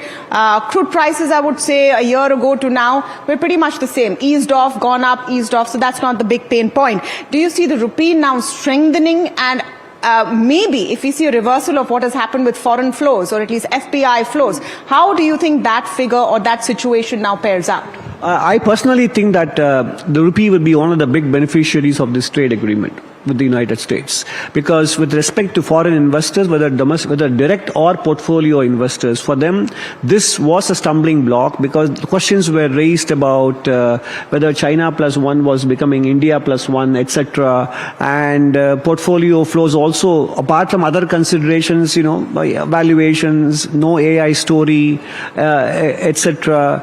I think this damaged the sentiment quite significantly, and to the extent that this is removed, this barrier is removed, I do believe that the Indian rupee in 26-27 will be one of the beneficiaries of this trade agreement with the US. Do we retrace a lot of the losses that we've seen? I think close to 50 basis. Do we retrace the losses in the last 1 year or so? Or loss of what? I mean the slide of the rupee, look, I mean, it's difficult to give you a precise number in terms of the forecast for the Indian rupee dollar exchange rate, but I do believe that we will definitely at least see the rupee not following a one-way path towards weaker levels.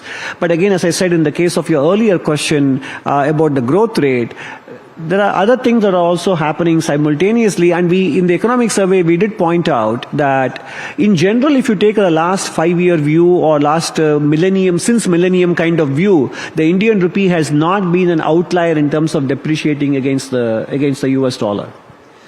Mr. Nageshwaran, how are you reading the zero tariff? I wanted to understand, as India is getting zero tariff on select items, however, US is getting across the basket. Wanted to understand how you reading that. Is it concerning, A? And second, do you see any impact coming on overall government receipts with government receipts, with customs playing an important role in this with 18% tariff? No, I think two things. First, on the second question on government receipts, right?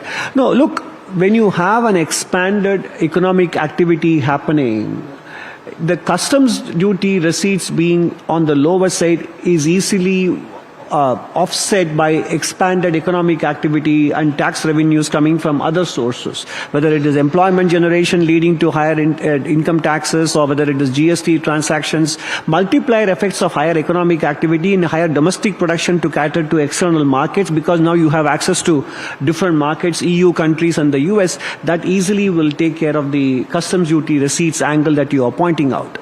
But look, zero duties our reduced duties are part and parcel of every trade agreement we have entered into. So why is it this different? I mean, we have agreed to reduce import duties on automobiles as part of the European Union trade agreement as well. So, I mean, that is part of the game. You reduce access and you reduce duties and they reduce duties, and that is how you expand the pie in total. So this is nothing unique about this. No, why I'm asking that, because of course we have just seen the budget with all the budgetary targets for both, indirect and direct taxation. I'm not sure whether this will be factored in that. So are we going to see some change in the budget estimations? No, budget estimates are already quite conservative and reasonable. If you look at the overall tax buoyancy assumed in the budget is 0.8, which is much lower. Of course, you might say that is because mainly influenced by the lower number for GST, because compensation cess is not there. If you look at the other taxes, your buoyancy rate assumption is 1.1, but there again 1.1 is consistent with the long-term average, but not in the last 5 years when the buoyancy was higher. So we are being conservative already. I'm going to switch tack a little bit. We'll talk about the Indo-US trade deal, but I want to look at it from our perspective. At the start of these negotiations about a year ago, there were a couple of things that were in conversation. One of them was that even without the pressure that was being exerted on us to come to a certain deal, India needed to reduce her tariffs and her non-tariff barriers across the world. Do you think that in that sense this is a step in the right direction? And do you think our domestic industry is actually ready for what is to come as we see the consequences of these 5 deals? I won't even talk about one. These 5 deals play out. Look, it's a good question, and the answer is not straightforward, because it is a balancing act. Because we know that from the point of view of competitiveness for our own manufacturing, we need to reduce duties on primary and intermediate products. At the same time, we do understand, and as all other countries do as well, that in a world of geopolitical fragmentation, you do need to have some protection. Otherwise, indigenization will not happen. But this is a statement I can make as a matter of principle, but how do we arrive at the right balance between the two depends on sector to sector, product to product, etc. So we need to do both. And that's not the most interesting of answers, but that is the most realistic of answers. No, but it's the most relevant of answers, because if you look at the events in just the last week, we've had a budget which has focused on self-reliance, and then we have had, sandwiching it, trade deals which have talked about opening up at a time when the world is becoming more protectionist. It's each country for themselves. The budget also did a lot in Part B of the budget speech on the finance bill. You will see a lot of customs duty reductions on many products, whether it is aircraft parts and components or nuclear energy capital goods, chemicals. So I think... But again, the ones we need to become self-reliant. Exactly. So we need to make sure that we are having lower import duties on input-oriented products, which is what we have done in the budget as well. So self-reliance does not mean that you keep customs duty higher. Self-reliance means you know where to calibrate it. That is what the budget does. And more importantly, the survey also points out, yes, we do need to give space for domestic production to happen, but protection cannot be in perpetuity, and protection has to be always in return for certain quid pro quo from the industry in terms of export performance and achieving export competitiveness. So it is a balancing act, and we are trying to do both at the same time, choosing the areas where we have to protect and how, and choosing the areas where we have to reduce the duties so that we can become competitive and self-reliant over time. So it has to be multiple approaches at the same time. Just wanted to have your view on the fact that after this condition, India, US on that, stopping oil from Russia, how are you seeing India relationship with Russia going forward? Do you think it will get impacted? I work for the Ministry of Finance. Is it concerning for you? I work for the Ministry of Finance and not External Affairs. You should be speaking to the Foreign Secretary on this. But you always mention the geopolitical issues in your survey. So from that perspective, I'm trying to understand. It is one thing to talk about geopolitical issues in the abstract and to comment on a specific bilateral relationship, which is both sensitive and strategic. So I would rather not trespass into the area of my colleagues. I would like to come to you now on a broader question, and in the middle of all of the events that we talked about recently, I think one big one is the sort of stark realization of what artificial intelligence is going to do, specifically to one sector. For one day, it seemed as if the Indian IT service industry had been completely written off, then some sanity returned. Just wondering, what is your view on the impact of AI on us as a nation, on jobs, and on a very core sector? Look, I mean, it is... Again, unfortunately, it is difficult to give you precise answers to this. All of us know in the abstract that cognitive jobs will be under threat, coding will be under threat. People like Mr. Wembu are tweeting about Anthropic's products or how they are so good in coding, etc. So yes, and this is something that has been brewing for quite some time. But I think specific impact in terms of more than laying off people, in terms of future hiring will be impacted. And that is where I think we need to therefore make non-cognitive jobs where AI complements humans, or where jobs can be created independent of AI. And you look at the budget, there are 4 areas that stand out, although they were not packaged in that manner.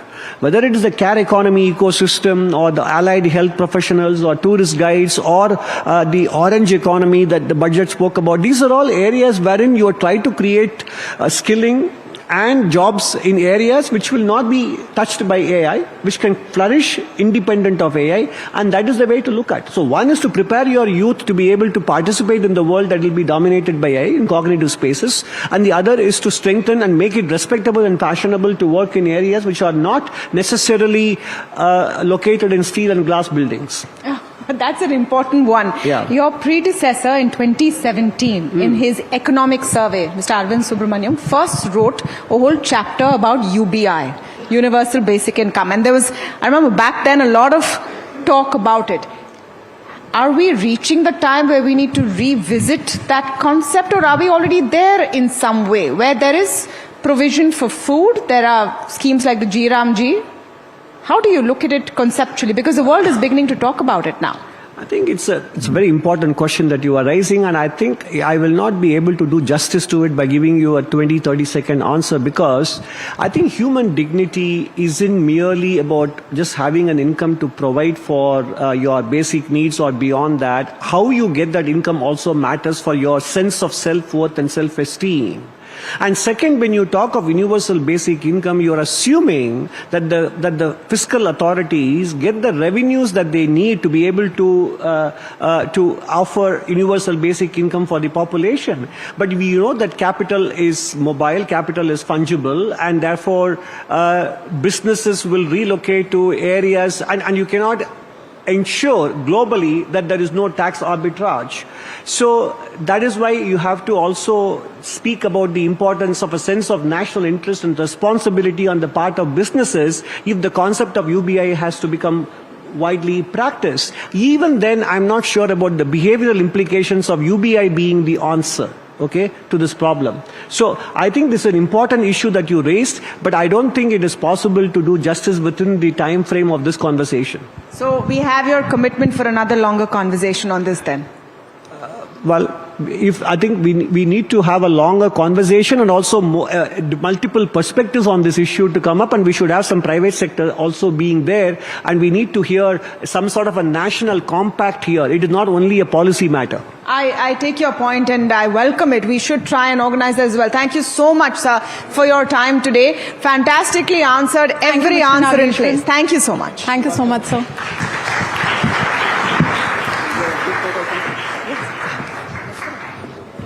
Thank you, sir. 739 pages, 16 chapters. The economic survey this time around.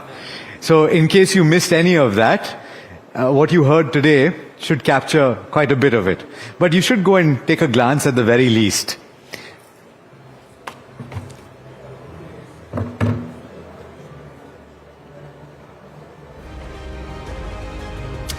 All right, now, India's renewable energy edge, that's what we're talking about next, and 500 gigawatts.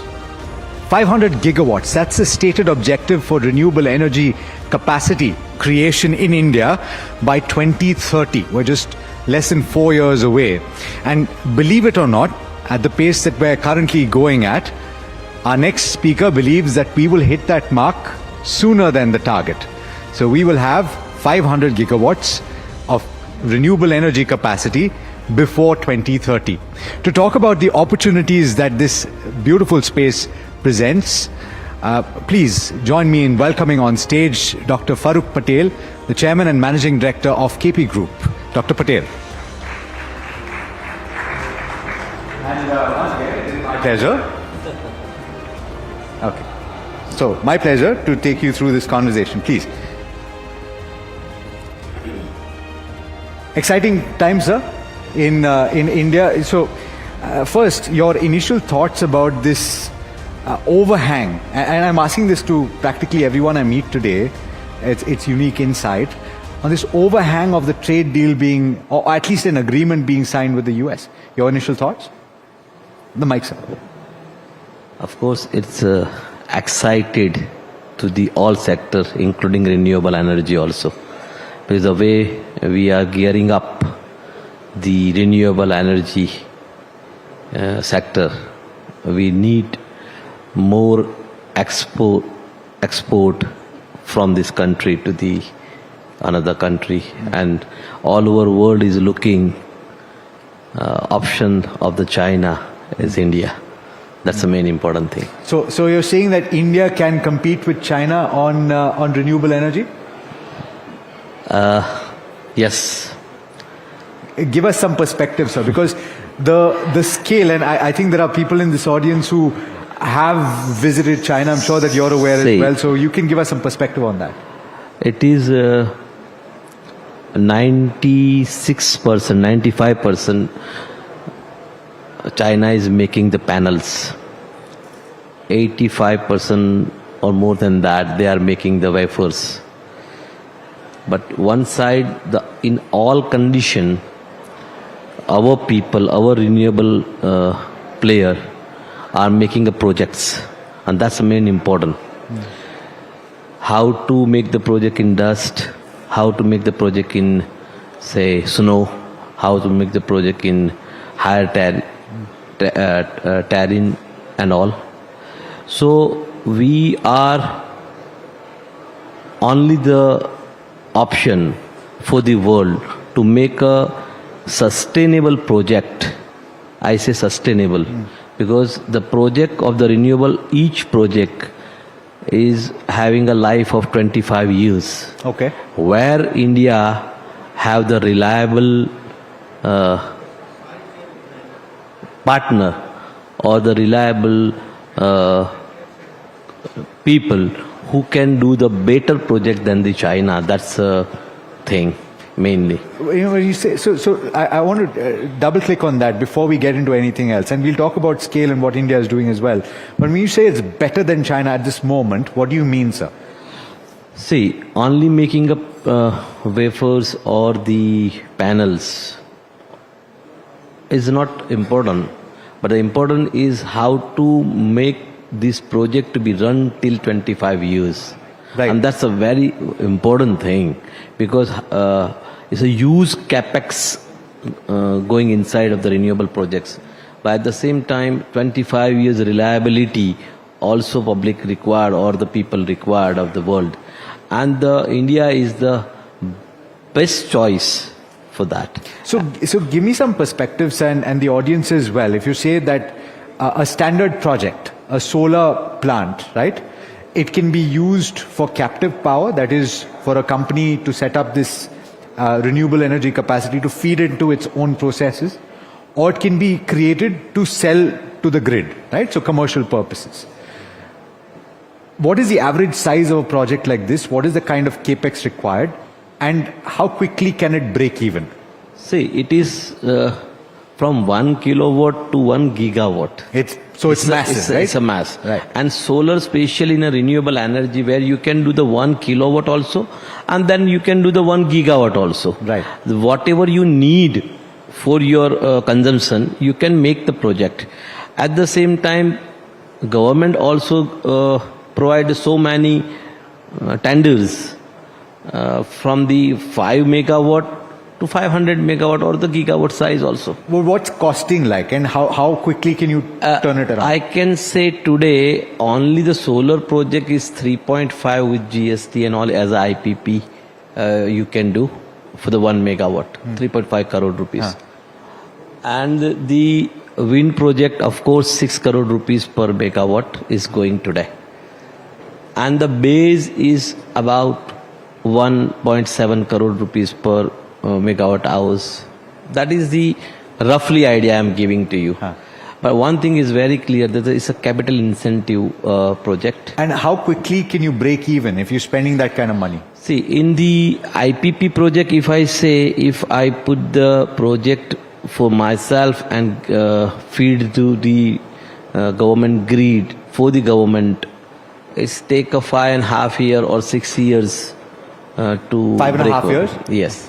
And if I'm using the project for the captive use, it may 3.5 years or 4 years. 3.5 years.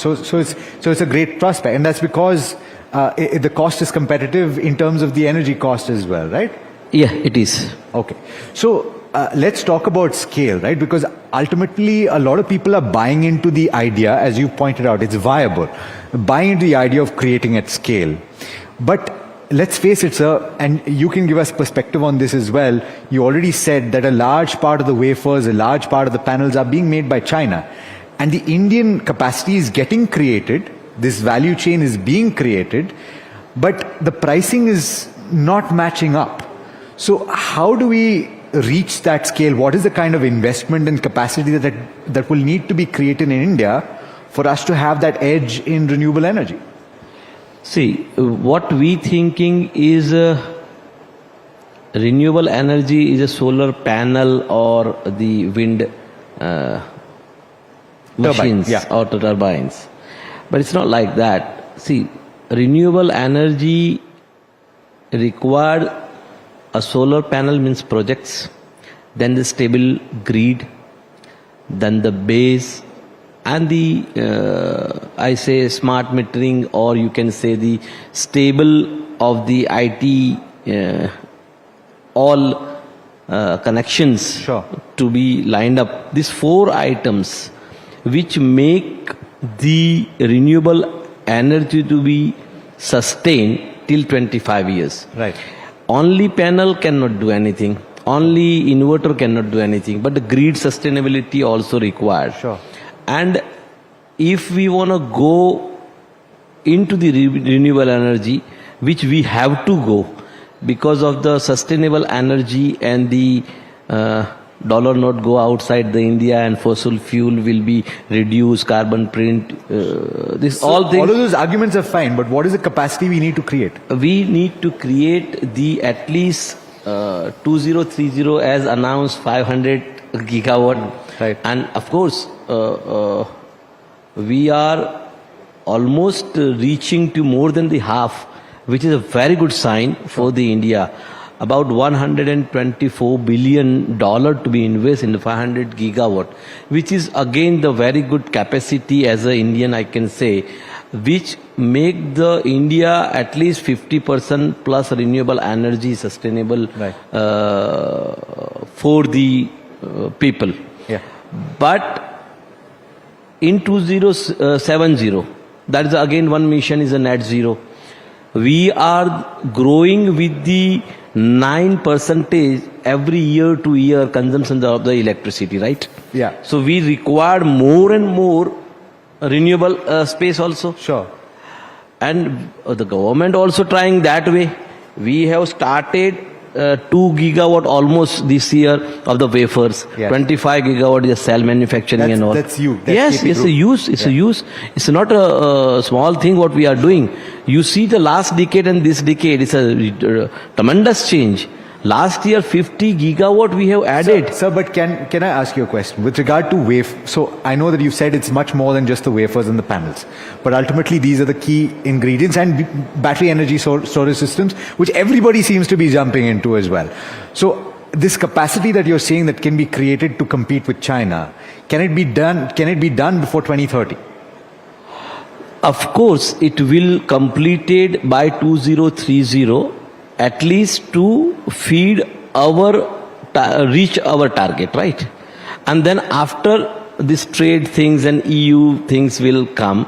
But in that meantime, we will be mature enough to compete in the renewable space like solar panels, inverters, and of course the turbines and all, where our people is very hard trying, and we will reach to the that target. So by 2030, India as a nation and its companies will be able to compete on the global stage with China when it comes to inputs for solar and wind turbine, you're saying? Both. Okay.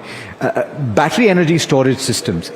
When you rank the importance of this particular element in the entire chain, everybody talks about evacuation of power, right? And timely evacuation of power for solar in particular. Sun can only shine for a particular number of hours in the day. How important is this cog? And with everybody jumping into it, sir, what is the economic viability for each company? See, before we were thinking on the renewable power to be cheaper than the thermal power, we were trying and we reached to that. Now the problem is not RTC, means round the clock power is the one factor. But now we require the FDRE, means firm and dispatchable renewable energy, where you can see if you required at 6 o'clock power, you can have it from the thermal.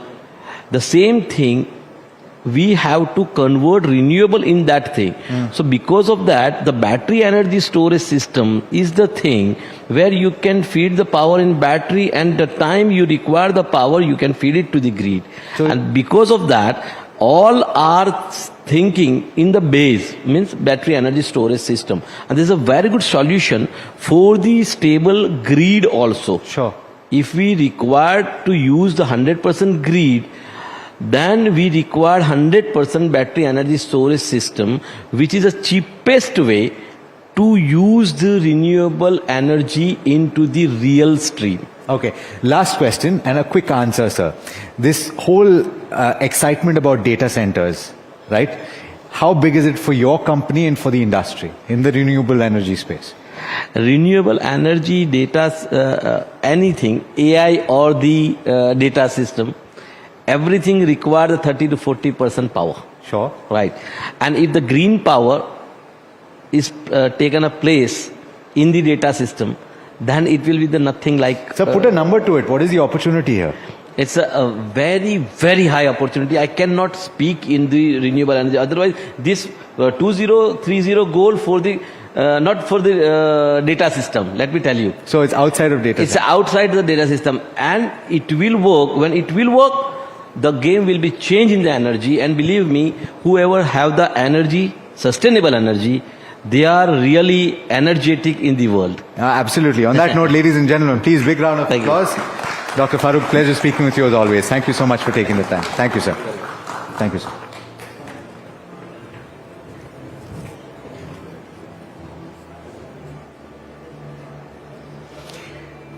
Okay. Now, we've spoken about this already. It's been a period of uncertainty and consolidation for the Indian equity markets. And a lot of small investors will look at the year 2025 and say it was a bit of a wasted year.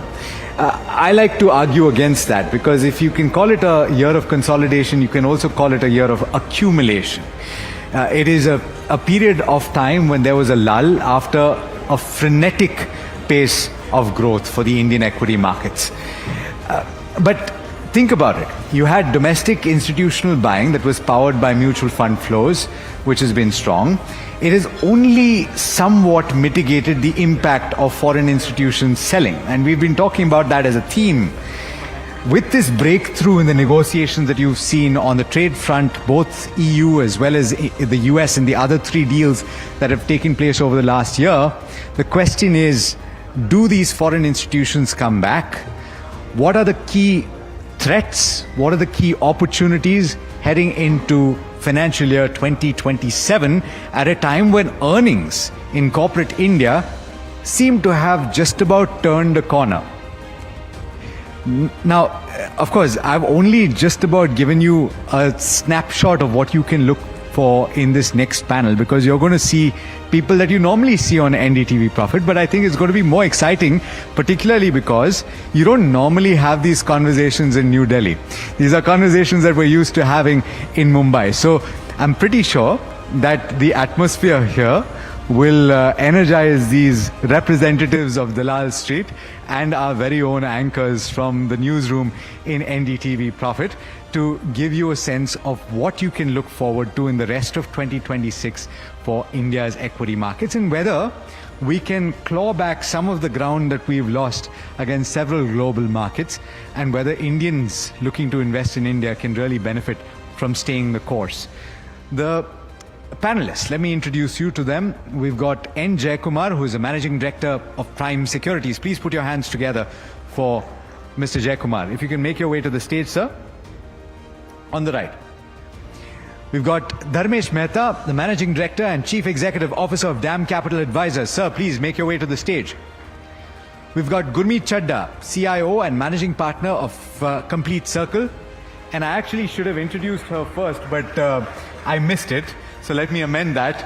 Devina Mehra, the founder and CMD of First Global. Please, big round of applause for everybody on stage. To take this conversation forward, we've got NDTV Profit's managing editor, Tamanna Inamdar, as well as executive editor, Neeraj Shah.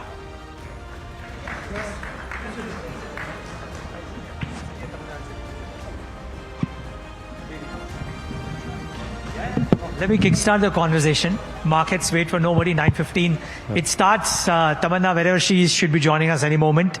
But, well, this is a panel that I only can dream of, because getting all these four people together is nearly an impossibility. So the television audience, I'm sure, is thrilled. Alex, make amends on your behalf and start off with the lady first on the panel. Devina, it's been a while that we've spoken, but I'm glad that we're talking today.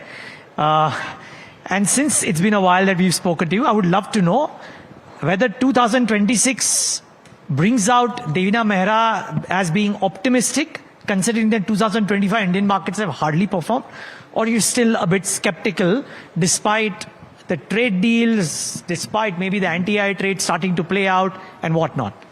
So even before the trade deal, or for that matter the budget, my view was that 2026 may well be, at least in probability terms, better than 2025. And the simple reason being that for the first time on television, on digital media, I saw all let us say people from my industry enumerating the risks in the market. Normally everybody is only selling the quote-unquote India growth story. And sentiment is a contraindicator, not my opinion. That's data in every research study in every market in the world, not just India and the US, but even Portugal, Brazil, across the globe, wherever the study has been done, it's the same, that when there is fear, there's anxiety, there's uncertainty, when you hear questions like, should I stop my SIP? Should I get out of the market? The next period returns are above normal in terms of probability. And it is when you have very, very buoyant sentiment, as was the case the first 8-9 months of 2024, when people thought 30% compounding was there for the taking. I mean, I actually had family officers telling me this, that I don't have unrealistic expectations. I'll be happy with 30% compounding. I said, that is an unrealistic expectation. But I had my RMs telling me that, people are saying that, aapki madam sunne mein to acha lagta hai, but वो तो mother Teresa की तरह बात करती है. आप क्यों risk की बात कर रहे हैं when everybody wants small cap scheme and make some money? People said, I want to take high risk and get high returns. I said, only thing certain with high risk is high risk of losses. Nobody is guaranteeing the high returns. But at that time, nobody wants to listen to that. And that's why that whole somewhat you got zero returns. And actually 2025, the indexes don't even capture the pain in the market, because while, for instance, the BSE 500 was up, the median stock was down. 57% of the stocks were down. 40% were down more than 10%. Now the figure is even worse with a very bad January. January, India was the worst performing market in the world. Among the major 41, 42 indexes, we were right at the bottom. And the sad part was that the top 5 were all emerging markets. So this has been a boom time for emerging markets, and still we have not performed. But as I said, just because the sentiment is bad, maybe that is the good news. And that's been my view, that I never give a 1 year, never have given a 1 year index projection either in January or the beginning of the new Samvat. But certainly, I would say that things don't look quite so bad. My recommendation has been A, never have 100% in equity. B, that whatever is your equity allocation, certainly not time to sit it out. You should be invested. Maybe not in the same old stocks that you have in your DP, but you should be invested. Wow. So that's Devina, what I love about Devina is you always tell it how it is. It's unvarnished. So when Devina is saying that things are not so bad, that means you can probably expect a very positive turn. but I wonder how, Jakes, I want to come to you. The way markets have responded to the events of the last few days, I think the fact that there was a trade deal was met with euphoria. And then there was some skepticism that did we actually get a good deal or not? How do you see the joint statement and announcement today? And in the light of everything that's happened, is the STT pain now seeming very far away? That's a well removed from the markets kind of question, because this is something which I guess my predecessor and batchmate Ananta Nageshwaran would have, I say predecessor as in on the podium here, would have answered. I think, the fact that a trade deal has been announced, a number of 18% has been put in there, and there have been carve-outs for industries, etc. I think the uncertainty is out of the way, largely. There are still elements which need to be negotiated, as the governments on both sides will tell you. So at one level, I think a lot of money that came away from India was because they felt that India was getting the raw end of the stick for one reason or the other. And over the last 1.5 years, and I'm kind of dovetailing this with what Devina was saying, just to bring context here vis-a-vis the markets, which is that a reversion to mean is in the process of happening. And even more definite than just staying on the fence, I feel that money that went away did so, and over a period of the last 1 year, which is, by the way, just happens to be a Jan to December period. I mean, it could be any period really, and we shouldn't look at markets in a 1 year time frame necessarily. But we've been the worst performing markets. The currency of investment has weakened for most foreigners. We've been down, we've been flat, so effectively we're down between 10 and 15%. And if you happen to be an unfortunate European investor, you've been down close to 25%. Yeah. So given all that, I think there is a reversion to the mean. If you see the Asian markets and some of the tigers that have performed well, they've been coming off. So I think the first sign of flow back of money is beginning. This is a trend that doesn't stop in 1 week or a few days. And therefore, I believe that it's providential that the trade deal has been announced when it has, because it's also coming at the worst end of desperation, the worst end of people feeling sick and tired with markets, people rattling off reasons as to why SIP shouldn't be continued, etc. So from that perspective, I think we've put in market parlance, a great technical bottom, a great sentiment bottom, not necessarily on valuations, but that's where I think the markets, you need to look at stock specific. But there are one or two sectors that have come away very, very positive out of this entire thing. Like which ones? Well, if somebody cares to read, and I hope people do at least read 3-page press releases of 2 governments for starters.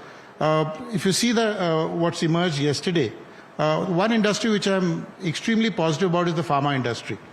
Because that genuinely, the last sort of study that they did in the US talked about almost $1 trillion of savings that the generics pharma space has brought to the US market. So if there's something that reduces the cost to the US consumer, is non-threatening to the branded, patented guys, if you will, other than a price erosion, and works well for politicians in every country, it is the pharma industry.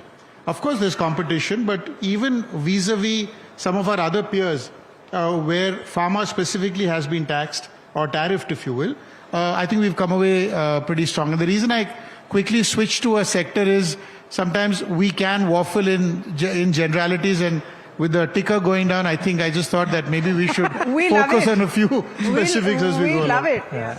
No, it's beautiful. Actually, sorry, but is there a second sector you want to mention it? No. I think we should we'll talk about it as we go. Yeah, the first 2 answers made me feel, made me think of the Shahid Kapoor speech in Jab We Met, where he says, "Saddi to band baj gayi hai, jitna bura ho sakta hai, ho gaya hai, abhi yahan se sirf acha hi ho sakta hai." Hopefully that's what happens. Dharmesh, come in here. We were speaking to the DIPAM secretary as well, and he mentioned that there's a flurry of deals coming in Q4, FY27, etc. But you have a great pulse of what institutional wealth will do. Jake's made a very important point. There is a bit of a turn in the FI appetite. Now that the deal is signed and one more event out of the way, do you reckon that FIs which have largely fled India in 2025 could make a meaningful comeback, or is it difficult to call? No, I'm very positive that the FIs will come back to India. It's just how India treats them, how India wants them. Unfortunately, we've not treated them well with the taxation changes and the changes on the holding structure, that you need to diversify your stocks. You need to own 10, 20 stocks instead of 1 or 2 stocks. If somebody wants to own an HDFC Bank, why can't he own it? So that's a technical issue which I think the government has noted on it. I believe some action will happen very soon. But where do you go? I think so. For me, this is the best, India's golden decade, as I call it. That's what is happening to India today. Let's not worry about, 1 quarter, 2 quarters, stocks will underperform or they'll go overvalued, but the long-term story is intact.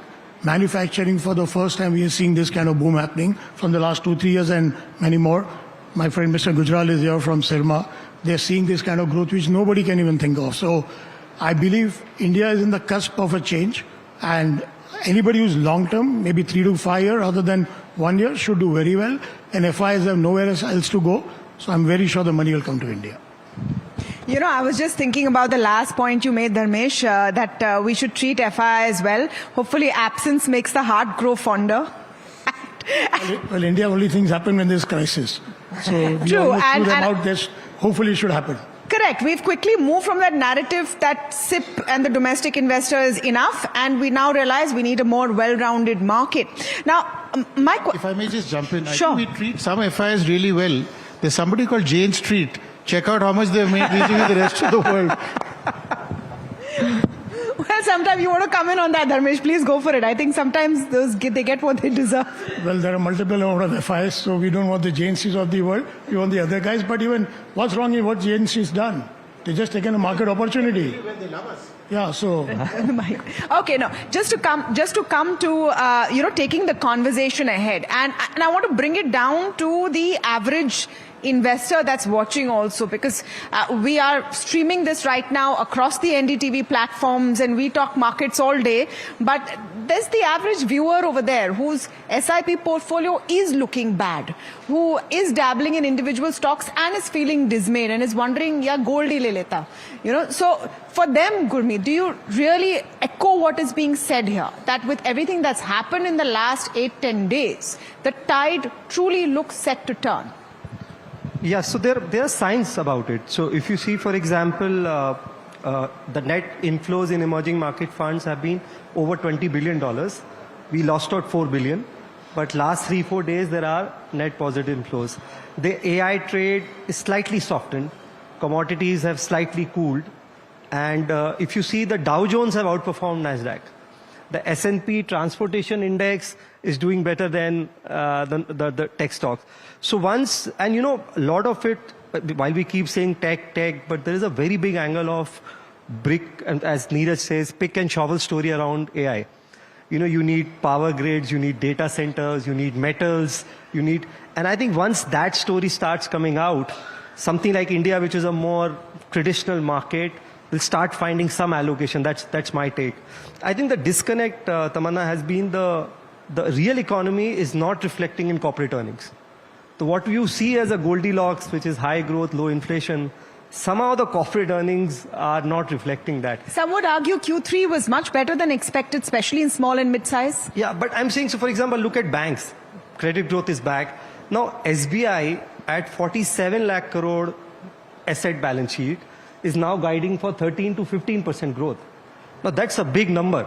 It's the highest ever PAT I have seen for any Indian bank in a quarter. So SBI will do 85,000 crore PAT. That's like $10 billion, right? So BFSI is showing that. And you see there is record FDI in BFSI.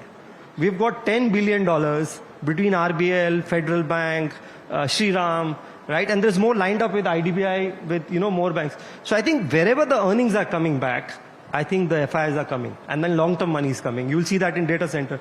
I think wherever the earnings are weak is where we are seeing. So I think it's a bit of a churn. Maybe it should mean revert. Seeing early signs, but fingers crossed. Pretty interesting. By the way, we got the inputs from the DIPAM secretary that we'll hear some definitives around IDBI by end of March. So that should be interesting. Devina, let's nail it down then, right? You look at quadrants, you look at markets within quadrants, and you look at sectors within quadrants as well, right? Where is it that if Devina Mehra is slightly more optimistic than she was in 2025, that she finds favor? What themes, real commodities, tech, what is it that you like? Within India, by the way, yeah. Yeah. First of all, I don't believe in narratives and stories. I don't believe in high conviction, because high conviction is nothing but getting married to a story. So we always look at data, and we look at data afresh every quarter because data changes. And just to go back to some of the conversation that went on in terms of Q3 earnings, the interesting thing was, if you look at my interviews last few months, I had been saying that I expect an uptick in earnings in Q3, which didn't quite come through. And part of the reason which has been missed out, which I had posted on, was the new labor code. That had a significant impact on earnings, obviously in BFSI and IT, but pretty much across the board, so much so, I think I looked at it when about 50% of the Nifty 100 earnings had come out, and the PBT on the reported PBT had not even gone up 1%, but if you add back the NLC related provisions, it was about 8.5–9% increase. So, some of it got hidden in this whole, the labor code implementation, especially for companies, but it was not just BFSI and IT, even, Indigo and L&T and all that had significant number provisions there. In terms of, again, we are in the process of a rebalance, so this may not hold 6 months later, but last 2 years we have been overweight auto components and slowly auto also, which did well last 2 years. Pharma and healthcare we've been overweight, which Jake's mentioned, did well in 2024. 2025 you can say was a consolidation phase, but we still remain positive there. 25, we've added banks. Normally, we are a nervous investor in banks, so we're still not overweight banks, but we hold more than we normally do. So first half of 25 was PSU banks. Later on, it was some of the non-PSUs also. What else? So more FMCG, we slowly became overweight. More companies came on our systems. Others are bottom-up picks. They're capital goods, there's chemicals. IT would be probably market weight. So that would be broadly where we are. But also, FIIs are being discussed so much. I think I must have told you this also sometime or the other, that we all ask, will the FIIs come back? And inherent in that is an assumption that when FIIs come in, the market goes up, when FIIs go out, the market goes down. But I go back to my school days, and my maths teacher would always say that from this step to next step, is it really implied, or are you making a leap of faith or leap of logic? And if you that, right? No, but if you plot from over a longer term, every month the FII flows and the market movement, you'll find there is no correlation, let alone causality. There's no correlation. And I speak as one who started this business because the FIIs came in. Yeah. So I've been there right from the beginning. And even at a broader level, in 94 is when the FII money started coming in. There was no Indian mutual fund to speak of. There was no great retail investment. So you would have said that this great slew of money which didn't exist is coming. It would really drive up the market. 94 to 2003, only 9-year period in the Sensex history with net zero returns. Wow. So that is the making data. the Rest point, are stories. Are you making the point that we don't really need FPIs in Indian markets? I'm saying I track FII and FDI from a balance of payment perspective, but not from a market direction perspective. I think we need lots more FDI. We've been doing pretty poorly on FDI, and the net FDI has been pretty poor. So in that case, how do you determine, and I'll open up this question, the largest pain point for Indian markets? There was a time when people used to say Indian markets are disassociated with what's happening in the economy. Economy was weak, Indian markets were still up. Maybe the reverse is happening now. Your macro indicators are fine, your high frequency indicators are fine, you have FDI coming in, you are the fastest growing economy in the world, you're cracking trade deals left, right and center, but markets have not responded. Are you asking me? Okay, so, markets will frustrate you. They will not do what you want them to do. The biggest outlier example I give is China. China's market made a high in 2007. Its GDP went up 7 times, and that high was not taken out till about a year ago. So it can be as big a disconnect as that. But I don't think, we've done that badly that we will never come out of it, or because in terms of returns also, we are not above the trend line. So which is why I'm saying that this is a time to remain invested, because if you look at the long-term trajectory of returns from Indian markets, the 1980s decade was a 21% compounding. 100 rupees became 700 rupees in a decade. Next decade was 14%, then 17%, and then 8.5%. The 10 to 20, you got, if you 100 rupees became only 230 rupees, which you would have got in fixed deposits. So that's why you had room for a run, and we are still not above the overall long-term trend line, which is why I'm saying I don't see the risk of a big crash, which is the point that you remain invested. You don't know when the up move comes. comes because in 40 years, if you miss out 10 best days, you give up 2/3 of your returns. If you miss out 30 best days, you give up 90% of your return. So unless you see a big crash coming, most of the time it makes sense to remain invested. And the big moves come. I mean, one move, of course, came recently also, but most of the time the big moves come when there is fear, despondency, anxiety. They don't come in a mad bull run. The only time those sharp moves came in a mad bull run was the Harshad Mehta Teji, which was a rigged market. Otherwise, it's never happened that you have one-day moves which are of that kind of size. Wow. Okay. Okay. So then, sorry, any of you want to add to this? Because Tamanna just opened it. Yeah, sure, Jake. Since we talk And then I'll small ask my investors, and I think it's important to, 2 points here. One is this thing about SIPs and whether they should do it. There was almost a consensus a year and a half ago that the only number being tracked was the SIP number. And it's almost as if the individual investor felt he was ordained to make money simply because he was doing SIPs. And therefore, this thing about a 30% return or 20% return, where people felt that at the end of a year, I'm going to see X plus 15, 20%, and they realized that had they put in a fixed deposit, they would have outscored the market, 6:1 on return. So one is, the only way SIPs make money is you're hoping that over a period of time, the fund managers whom you have invested through will start beating indices, etc. But if the index itself didn't yield much, and as most fund managers have actually demonstrated last year, they haven't been able to really beat the index in that sense. The second point, which is, I think, equally important on this FI thing is, the contra to the FI has been the FDI flows.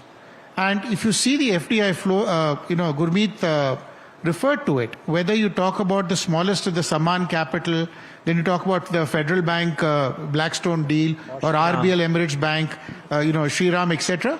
The total committed capital, including, I think IDBI may be largely secondary, so I'm not counting that in, is close to $10 billion of primary equity has gone into a system which largely leverages itself 8 to 9:1. In India, there's this phenomena that NBFCs are equity rich but debt poor, and banks have been equity poor but debt rich. And that system has got $10 billion of fresh money, which means $80 billion to $90 billion of fresh lending can happen, which means the credit cycle is about to take off right now. And if you believe that all money is coming into this, you may well have a situation that the FDI is the highest in the sector, but the returns from the sector over the next 2-3 years, because the money has been front-loaded, may actually have peaked out. So you have to constantly look at non-over-owned spaces that are not, in favor, and take that leap of faith. I mean, if money making was that easy, then you democratize money making and poverty would disappear. Right? Exactly, that doesn't happen. Very valid point. Okay, in which case, Dharmesh, I'm going to come to you on that question. What about themes which haven't made money in the last 12 months, right? You think of, sorry, we have two representatives here, so I'm going to mention that. Sarma may have done well, but EMS hasn't, right? KP may have done well. Energy transition in the last 6 months, 12 months hasn't. And there are multiple other themes. What about some of those beaten down sectors? Is there merit there? See, also you have to understand why they have not done well. There is obviously a tariff hangover, especially on EMS, right? So a lot of those stocks are suffering. It's just few days back this has happened, and you see all the EMS stocks have actually outperformed. So I would not like to go with, few sectors specifically, but I would say you have to understand the fundamental reason what's happening around here. And, just to talk on what Jakes was saying, as I said, we are trying to do too micro on the returns. It doesn't happen overnight. The size has changed, As Devina mentioned earlier, FIs, but those time FIs had an impact on the market. Today they don't have, because the size of Indian domestic investor has changed. They didn't have an impact even then. That's the whole point. But they were far sizable than any domestic investor were. Even so, there was no correlation. Yeah, but I don't look at markets only as index. It's more broader 500,000 stocks which matter. Because we just get misguided by the index. 30% is banks. If the banks do well, markets show you a different picture, right? So it's more at a more broader level is what we need to see. The kind of changes which has happened in India has just happened now. The trade deal has just been signed. We still don't know the details also coming out. What's going to be the impact? I think so. One has to be more patient. When the markets are hot, everybody was saying that valuations are crazy. Now suddenly valuations on the other side, everybody should scared. So I would say this is a good time to be an investor in these markets. As Jake said, buy the things which are under-owned, or things can make substantial changes. I think so. That's coming through. I would be very bullish on India, to be honest, today. And I would not like to be on this panel to say what to buy, but definitely this is the time to buy. Paji, आप बता दो, थोड़ा जोश लाओ. So I think from under-owned sectors, I think chemical is one space one should look at. I think there's a lot of capex which has happened. Without taking stock recommendations, like look at what Deepak has done or Aarti has done, and returns have been very poor. Something similar happened with the CDMO. Market was ignoring what a Divi's or a Laurus and etc. were doing from 22 to 24, 25. It was a very focused capex, right? So that's one space one should watch out for. Valuations are, I think they're COVID kind of valuations, if I can use the word. I think textiles is another space. So I'm seeing there are a lot of non-glamorous sectors which haven't done well. And so, for example, textile employs 4.5 crore people. That's second largest after agriculture. Right? So there's a lot of pain in the informal sector if you go to Tripur and go to some of the wholesale markets, right? So that can come back.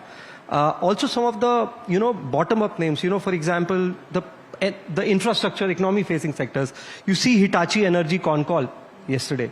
They spoke about huge backlog in power grid and huge opportunity they are seeing in, T&D, data centers, mobility, etc. I was listening to some of the earlier con calls, L&T. So I think a lot of the economy-facing sectors, can do well. I also think selectively IT could do well. I think there is just too much, and especially the IP-driven names. I'm actually going to ask you on that. And I wanted to ask everyone, I think IT stocks, view is divided. Is it the end or next chapter ka beginning? Let me put it that way. See, I think it will be selectively. I think there are a lot of obituaries written. We had a Y2K moment. The more you say selective, the more I'm going to ask you which ones you're selecting. So I think, as I said, so look, example, not a recommendation. Look at HCL Tech, for example, in large cap. The software business takes 10% of the revenue but does 22% of the EBIT. It's a 25% EBIT margin business. Their dependency on IT services is very low. You look at something like a KPIT. It's actually an IP business. See some of the IPs they have. Look at what Persistent and some of the other names are doing. Coforge did a massive inorganic acquisition, some time back. So I think we should not paint the entire sector. And also they are cash rich, right? So once you are cash rich and, if you can able to... That's why they're getting punished. You're sitting with cash while everyone was developing AI. What were you doing? Dharmesh, I want your view on this. If you will comment on the broader view, I'm not asking you for any recommendations. I only learned in the last 30 years, whenever people call the end, it's never the end. And whenever people say this is the best thing to happen, things go wrong. So, yes, AI is the new in thing. I believe this companies also will evolve. We are a services-driven kind of a country. So, yes, definitely we require investment into the product side, which I believe will happen overall, but this cash flows will go to that. It's a matter, yes, we are left behind the race, for sure. But doesn't mean that we'll never be able to do it. So I wouldn't say that the whole sector is over. In fact, that's the time to buy, whenever people say that. You would put new money in service-facing IT companies today? At a valuation, why not? It's always in the price. So at what price I'm getting it, I put in it. Okay. On that note, we have to wrap it up. We can go on and on. We wanted to talk to you guys about primary markets. There's so much happening there. Dharmesh, definitely one word from you. This 2026 is going to be as exciting as 2025 for you? Well, there's infinite supply of paper coming. So Infinite? Infinite. So, and obviously you require that paper if you want to grow. Or else India can't grow what you're talking about. For that you require money. I think there are 300 DRHPs approved. So actually it was not FI selling. It was actually promoter and domestic supply, which together with FI actually. So there are 300 DRHPs already approved by SEBI. That's moment the sentiment changes. The number is 250 and almost 135 got the SEBI approval. Tamanna, we should keep going for a bit on this, but I have to ask Dharmesh about this. There's so much controversy on this. Suddenly one Sabziwala is also bringing an IPO. One garage guy is also bringing an IPO. You're sitting at the gate in that sense of this entire pipeline. How many of them are actually good, Dharmesh? Aap sach bata do.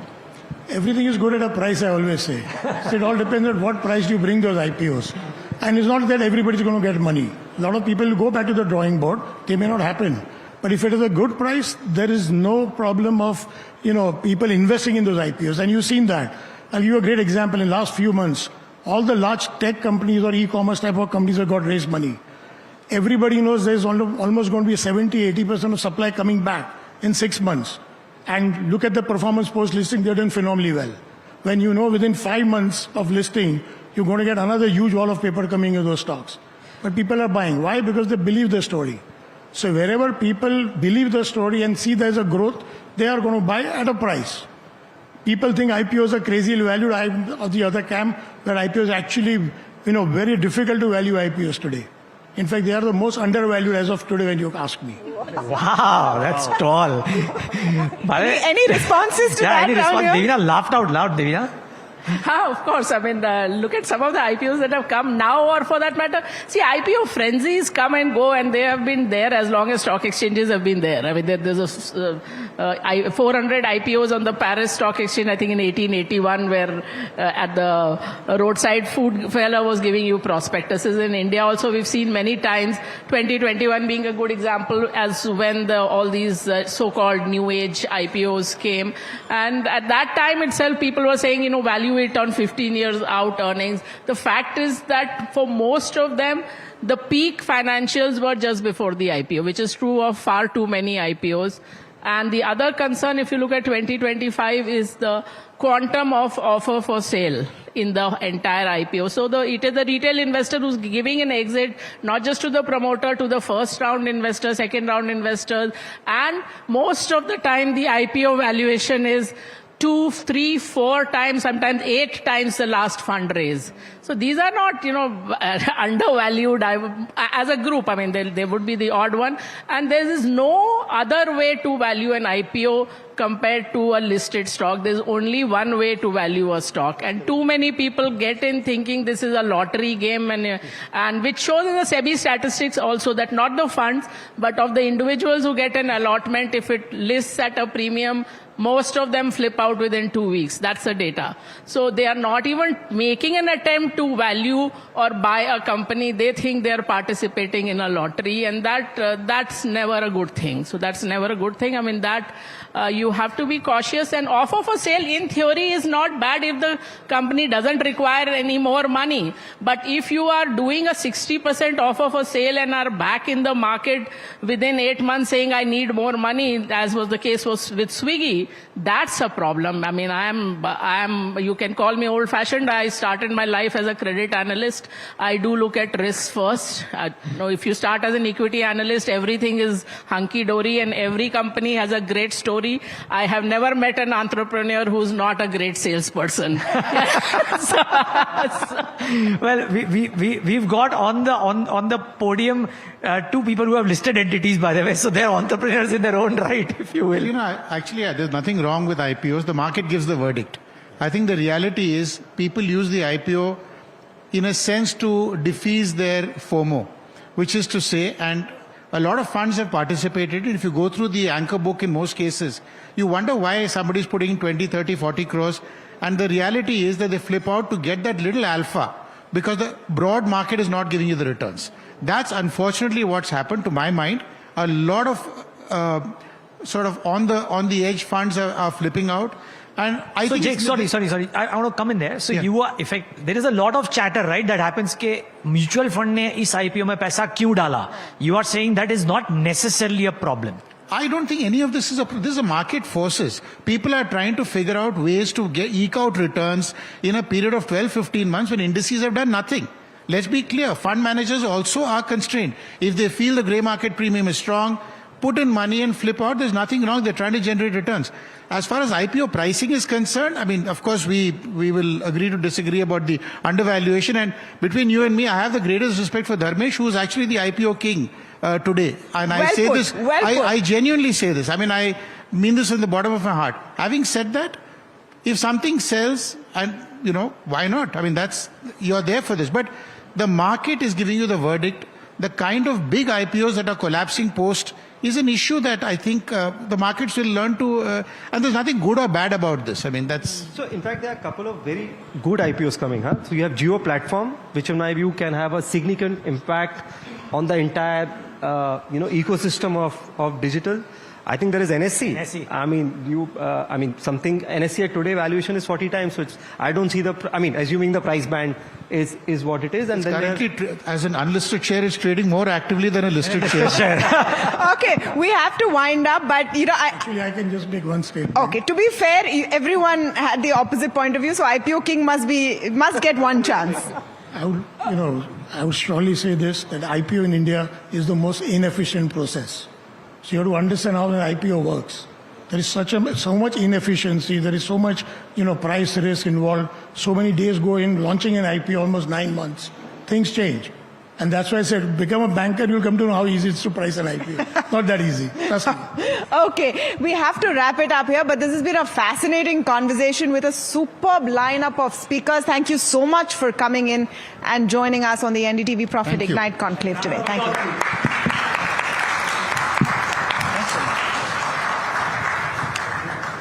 Keep it going, ladies and gentlemen. Please allow me to take a picture if you don't mind. Hari, I'll send it to you, don't worry.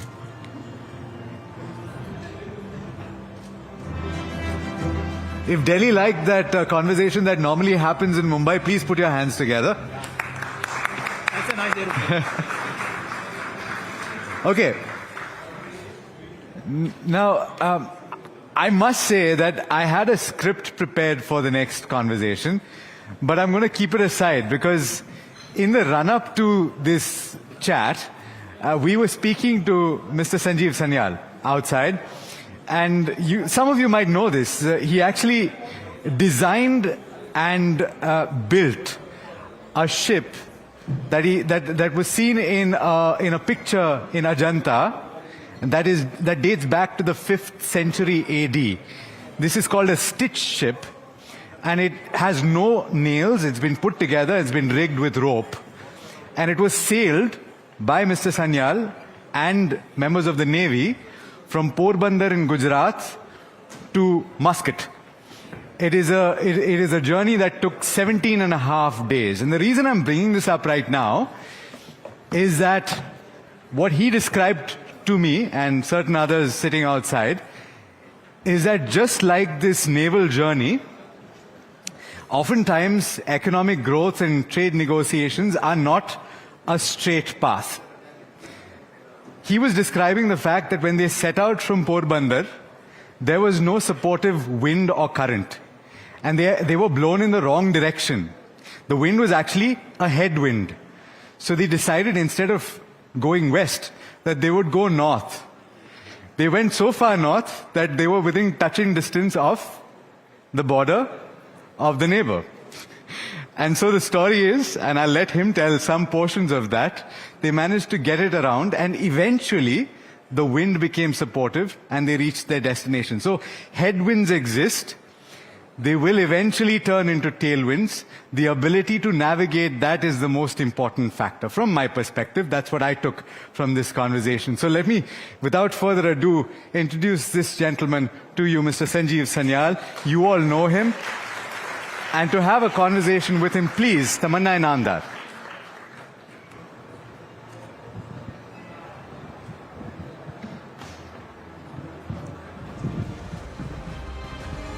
That was quite some description. Thank you for that, Alex. Thank you so much, Mr. Sanyal, for joining in today. I think maneuvering through rocky waters is something that India has done very deftly in the last 12 months. And we're speaking at a time when it feels like we've come to some kind of conclusion of a sometimes painful process when it comes to the India-US trade deal. I'm going to start off right on that. Have we really come to a conclusion, or this is an interim sort of a pause? So you have to remember that I'm not just an economist, but also a historian. There is no end to history. So, of course, it is an iterative process, but the last few years have been particularly tough. We had the COVID situation. Then we had a major disruption in the global trade system, which, by the way, predates President Trump. It was already under enormous strain and breaking down.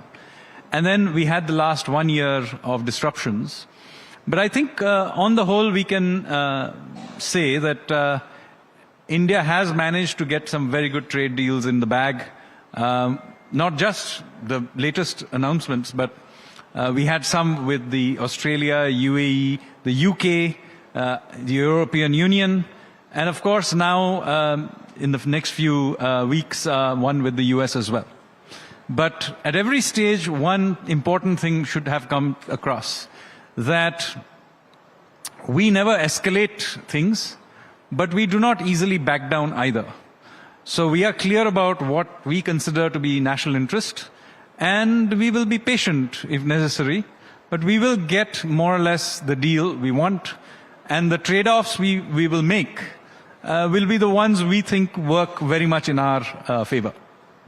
You know, that's interesting you say, and you put it like that, because when you talk about the art of the deal, we were in that conversation with someone, an individual who prides himself on cracking the best deal. Today, anyone looking at it is trying to figure out, did India get a good deal? Do you think we can emphatically say yes when it comes to the India-US trade deal? Well, I think we have done a good job, but as I said, I am not the person who did the negotiation, so please don't be under impression. No, I'm talking about what we know so far. Yeah, so as far as I understand it, we have a very solid deal in the pipeline, and you will be getting, I think, Minister Piyush Goyal shortly, so he will be able to give you much more detail. But my understanding is that we got what we wanted, and I think so did the US. So it should be a good deal from both sides. Has it also come at a time when not just India and not just the United States, but world over, there is a move towards becoming more and more self-reliant? And India can very clearly say that we had this in mind. We were on this path much before everyone else. Not protectionism, but self-reliance. How do you see the way India sits right now with both these imperatives? So I think we began to talk about self-reliance, but I want to distinguish here between the kind of sort of import substitution kind of mindset of the 1950s and 60s with what we mean by self-reliance now. Self-reliance now is much more focused on what is geostrategically important to us, or economically it's sort of a backbone. We don't try to protect everything. We also have an outward orientation towards exports, which we didn't have in the 50s and 60s. That was much more of a fearful response to a history of having been colonized, whereas we have a much more outward expansionist approach to the world. So it is fundamentally different in the approach we take towards when we say self-reliance. For example, we will be willing, if we find that it's not economical for us to do a certain activity, to sort of sign deals with countries or make arrangements that would allow us to function even if other countries are doing it for us. So, for example, hydrocarbons. India is not a hydrocarbon-rich country, even though we keep exploring and trying to find more. But in the end, we have to rely on other countries. Under those circumstances, I hope you have got a sense of the fact that we will make the sort of we will build those international relationships necessary to allow us to buy cheap energy for our 1.4 billion people. And if it requires us to do some tricky navigation, we will do so. Are we set for some tricky navigation when it comes to import of Russian crude? It is always the case that we are looking for cheap resources for the Indian economy. And we have, I think, more or less made it clear that we will continue to have this view of the world into the future. That does not mean that we will not take into account the views of our allies, but our allies also have to understand that we have our own imperatives. And I think some adjustments will be arrived at. When you say adjustments, just trying to understand how you look at the facts we have in front of us today. You have one claim that India is going to stop importing Russian crude. And then you look at our import or our crude basket, and one doesn't understand how that's going to happen anytime soon. As I said, our main interest as the government is to make sure that our economy gets cheap fuel. because we are not a country that has been blessed with a huge amount of hydrocarbons. So we do need to import gas, crude, and so on. And we will buy it from the cheapest available source. But obviously, we will take into account the global sensitivity and so on. But as I said, we also expect our allies to understand our circumstances. So accommodation is made, as was made over the last few years. Irrespective of all the rhetoric, the fact of the matter is the world did adjust to the fact that we purchased Russian oil. And if cheap resources are made available to us from other sources, we will certainly explore this as well. Are they available at this time? Is that, as I said, this is an evolving thing. If tomorrow you ask us to begin importing Venezuelan crude, can we do it? No, because our refineries will not necessarily be able to do heavy crude from Venezuela tomorrow morning. Over a period of time, can we adjust to them? Yes. So these are circumstances that evolve, and we evolve with them. But of course, as I said, we take into account the sensitivities of other countries. And as I said, similarly, we expect them to take our sensitivities into account as well. That is a completely reasonable expectation. But I wish to juxtapose it with what we have seen on other deals. I can't talk about others. I think India has been reasonable all through. So we will continue to be reasonable. Do you think that the greatest strength that India has shown is maybe in our responses or lack of responses to provocations through this period of negotiations? So I think here is something. Been a masterclass in a sense. So I think here you may want to bring some of these up with Minister Goyal, because he's the person who really did this, not so much me. But as I said, and I've said before in others as well, we were clear about what it is that we wanted, and we were firm. At no point did we escalate matters, but also at the same time, at no point did we back down. And I think people respect ultimately the fact that, we were clear about what we wanted and stood by it. People understand that, we have a government that stands by national interest. It's not so difficult to understand what is our national interest. And ultimately, they are adjusting to them.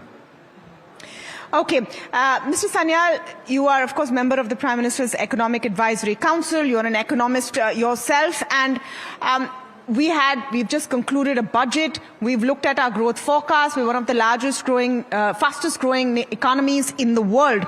With these 5 trade deals under our belt and the situation easing for exporters, do you see India perhaps now growing faster than what has been penciled in?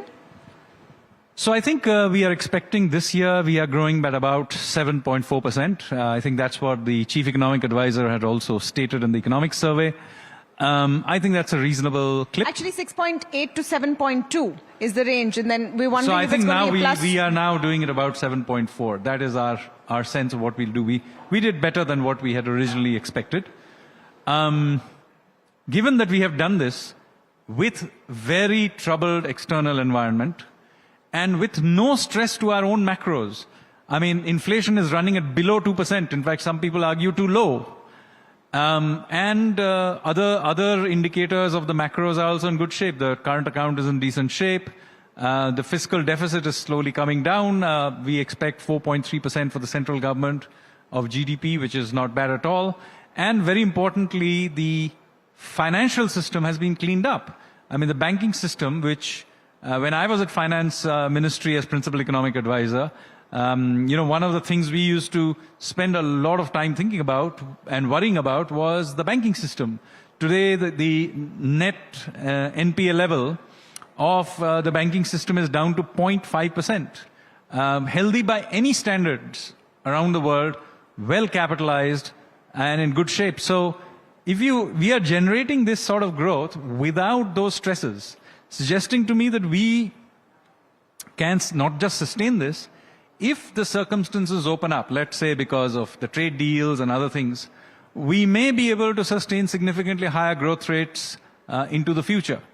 Now, I'm not one of those who believes in pressing the accelerator unnecessarily hard when you don't need to, but the space is opening up.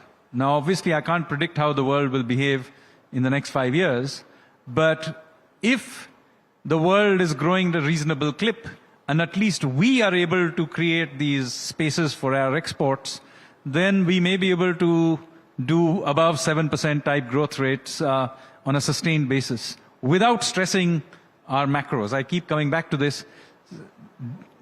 Doing high growth rate while stressing your macros is not sustainable. So the game is really about doing those high growth rates without your inflation and other macroeconomic indicators blowing out. And I think we will be able to do that. Do you think our exporters, now that they have got the fillip they need, will be able to compete better? If I look at the tariff rate in comparison to neighboring countries vis-a-vis the United States, we're well placed. But tariff rate is one part of it. There are many other reasons why India has not been firing on the export cylinder as much as others. So first of all, remember, we are now a services export hub. Those exports have continued to do decently well. In fact, we export more services than goods now. But even on the good side, there are many things that fall in place. First of all, if you had gone back 10 years and asked people, what is it that gets in your way from being a great exporter from India? Many of the things they've talked about, for example, infrastructure. These are no longer considered to be binding constraints. I'm not saying we can't improve our infrastructure. I'm just saying they're no longer binding constraints. Similarly, many of our companies didn't have scale then. Not true of every sector. But now we do have some seriously large companies in India in many, many areas and nobody can deny that. And very profitable ones as well. And coming out of COVID, the twin balance sheet problem wasn't just about the banks, it was also about the corporate balance sheets. Our corporate balance sheets can now take a, serious space for not just investment, but also doing R&D and doing other things as well. Yet they don't invest. Well, you may want to ask them why they don't. Why do you think so? They say, I need to see the demand. My own view on this is that in an economy that is growing at 7%, well, there must be surely demand. I personally think that you need probably more competition domestically, providing some level of protection to our domestic industry during the recovery from the COVID was a fair thing to do. But I think they are now mature enough and strong enough to be able to take greater amounts of competition. And so you may have seen that we have been systematically removing things like QCOs, for example, because we think our Indian industry can take that pressure and compete. And now, of course, we are opening up all these new vistas for them to compete in. Of course, remember, they will also get competition from those countries. It's not a one-way street only. But we think that our companies are now capable of taking the competition into their domestic market, but also be able to conquer new markets where they have to go. And so, obviously, that requires many other things, including, I think, an exchange rate, which is by any measure is hugely competitive right now. Do you see the rupee stabilizing, though? I never comment on where the rupee will go, but I will say the rupee is very competitive. And not just that, do remember our inflation is below that of the US inflation. So every year, given that they have an inflation of about 4.5% and we are at maybe 2%, if nothing happens on a real effective exchange rate basis, we are gaining 2.5% of real effective exchange rate competitiveness vis-a-vis the US, just the US. So I think the exchange rate is very competitive. Where it will go obviously depends on many other things. Mr. Sanyal, we're out of time, but it's been an absolute pleasure speaking with you, and thank you so much for giving us your views and your thoughts on the Indian economy today. Thank you very much. Thank you.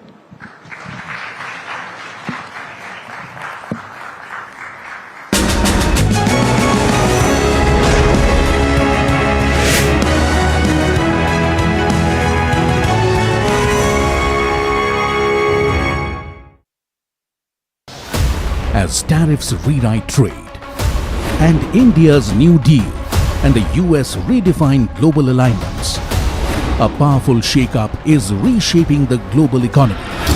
What is India's next strategic move? Join Finance Minister Nirmala Sitharaman and leading global voices as they decode this new economic reality at the NDTV Profit Conclave, making sense of the new world order. India, the real deal. 7 February, New Delhi, only on NDTV Profit.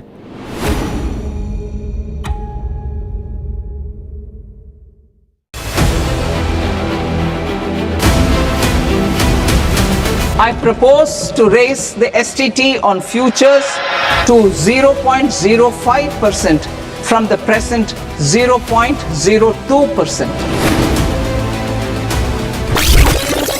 There's a buzz of a potential hike that could happen when it comes to options STT, and this could be major negative coming in. Presenting the all-knowing, all-powerful Tech Guru. Whoa. Guru? I'm no guru. Okay. I'm just a guy who loves his tech. A show where the mysteries of megabytes and motherboards shall be unraveled. Bro, nobody talks like that anymore. This is all about connected ecosystems, EVs and AI that you can use in your daily life. That's what we do on Tech 360. Real talk, real reviews, tech that you can actually use. Tech has changed. So should your tech show.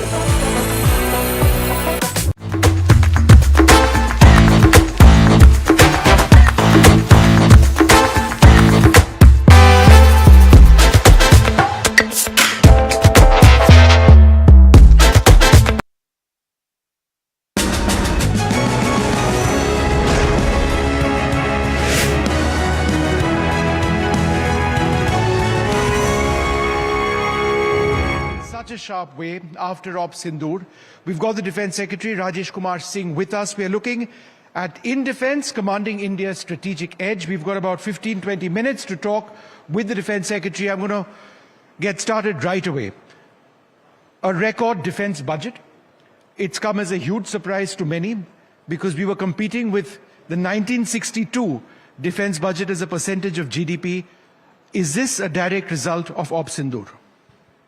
I wouldn't say that because I think when we made our projections to the 16th Finance Commission also, I had asked for a 19% year-on-year increase in the, particularly in the capital outlay for the Defence Ministry.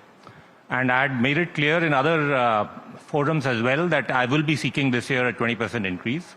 And we are very thankful to the Ministry of Finance. Of course, the experience of Op Sindoor would have also weighed on them to some extent.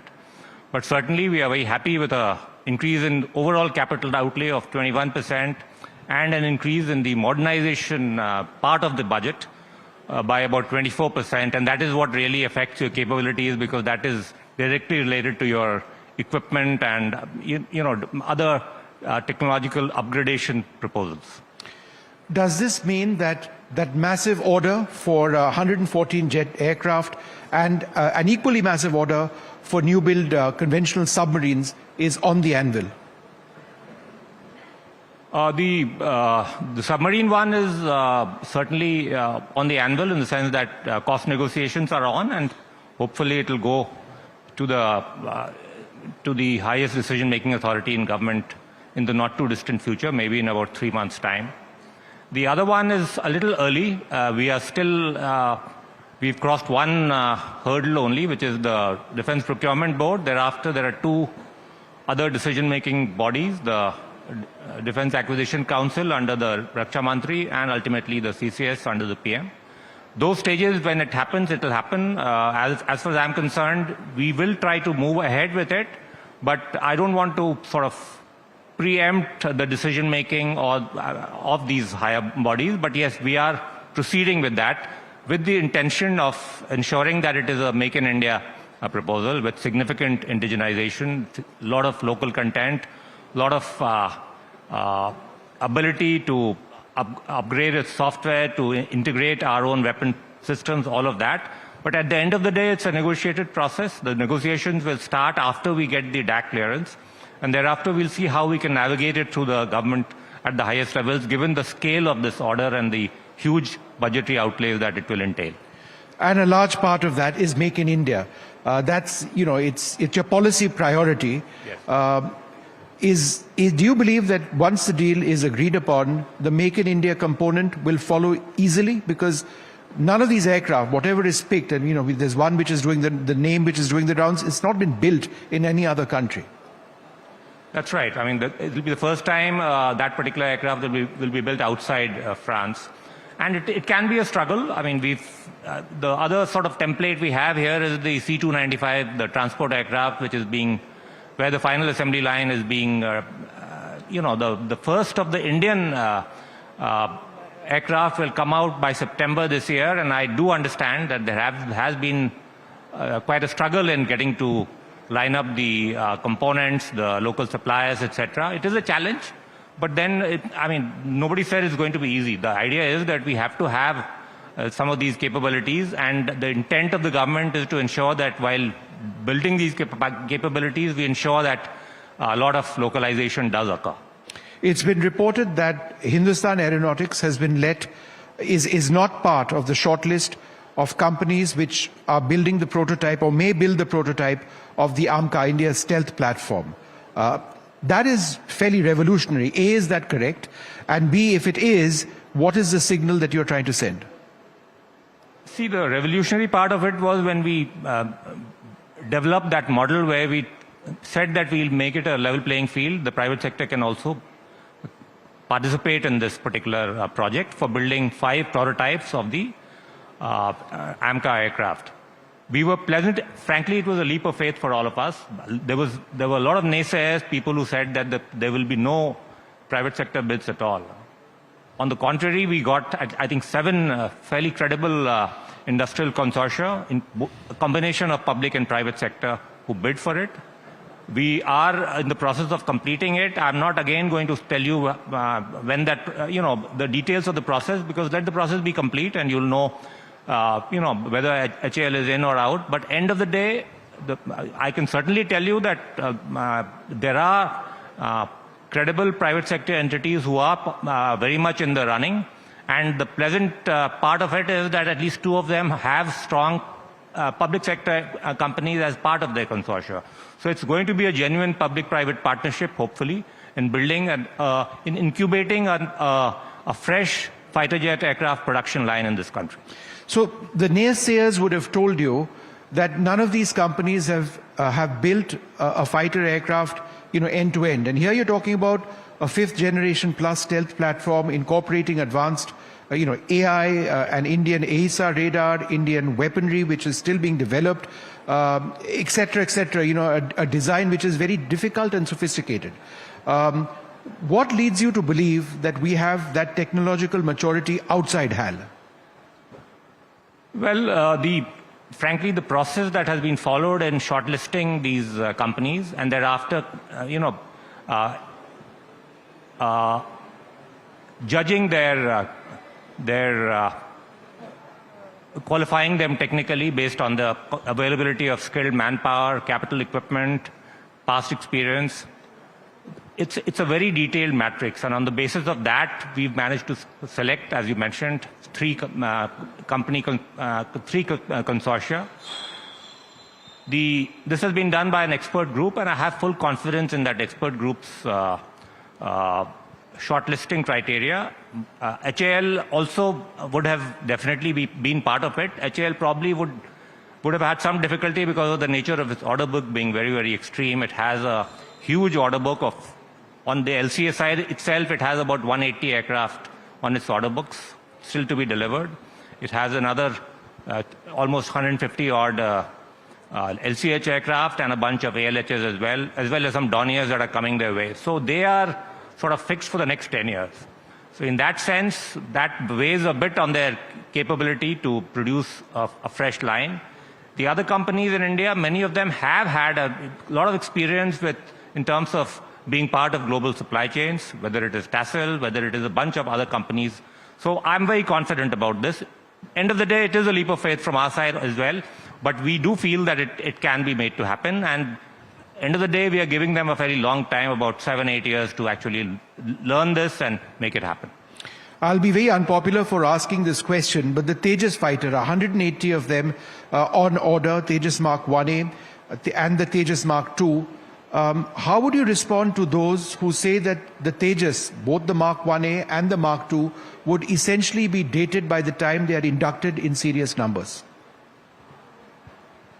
I think it's a fairly capable aircraft, and the issue is, of course, that some of the weapons integration took some time. Now that the engines have finally started coming, we have 5 available, and hopefully at least 5 more on the way in this current financial year. And the delivery is reasonably stable at about 20 a year every financial year thereafter. The trials that they've done, both with the Astra and with the close-range missiles, have been extremely successful. So I wouldn't say that they are outdated. The issue is, of course, to sort of ensure that the delivery milestones are picked up. Ultimately, there is a little bit of spiral development involved. There are some QRs that they've not quite met as yet to the Air Force's requirements. We hope that as they implement this fairly huge order of 180 aircraft, they iron out these imperfections and ensure that they provide a platform which the Air Force is happy with. You spoke about engines briefly. We've got 2 in the works, one from Safran, one from General Electric, with whom we have an agreement, but it's yet to be fully realized.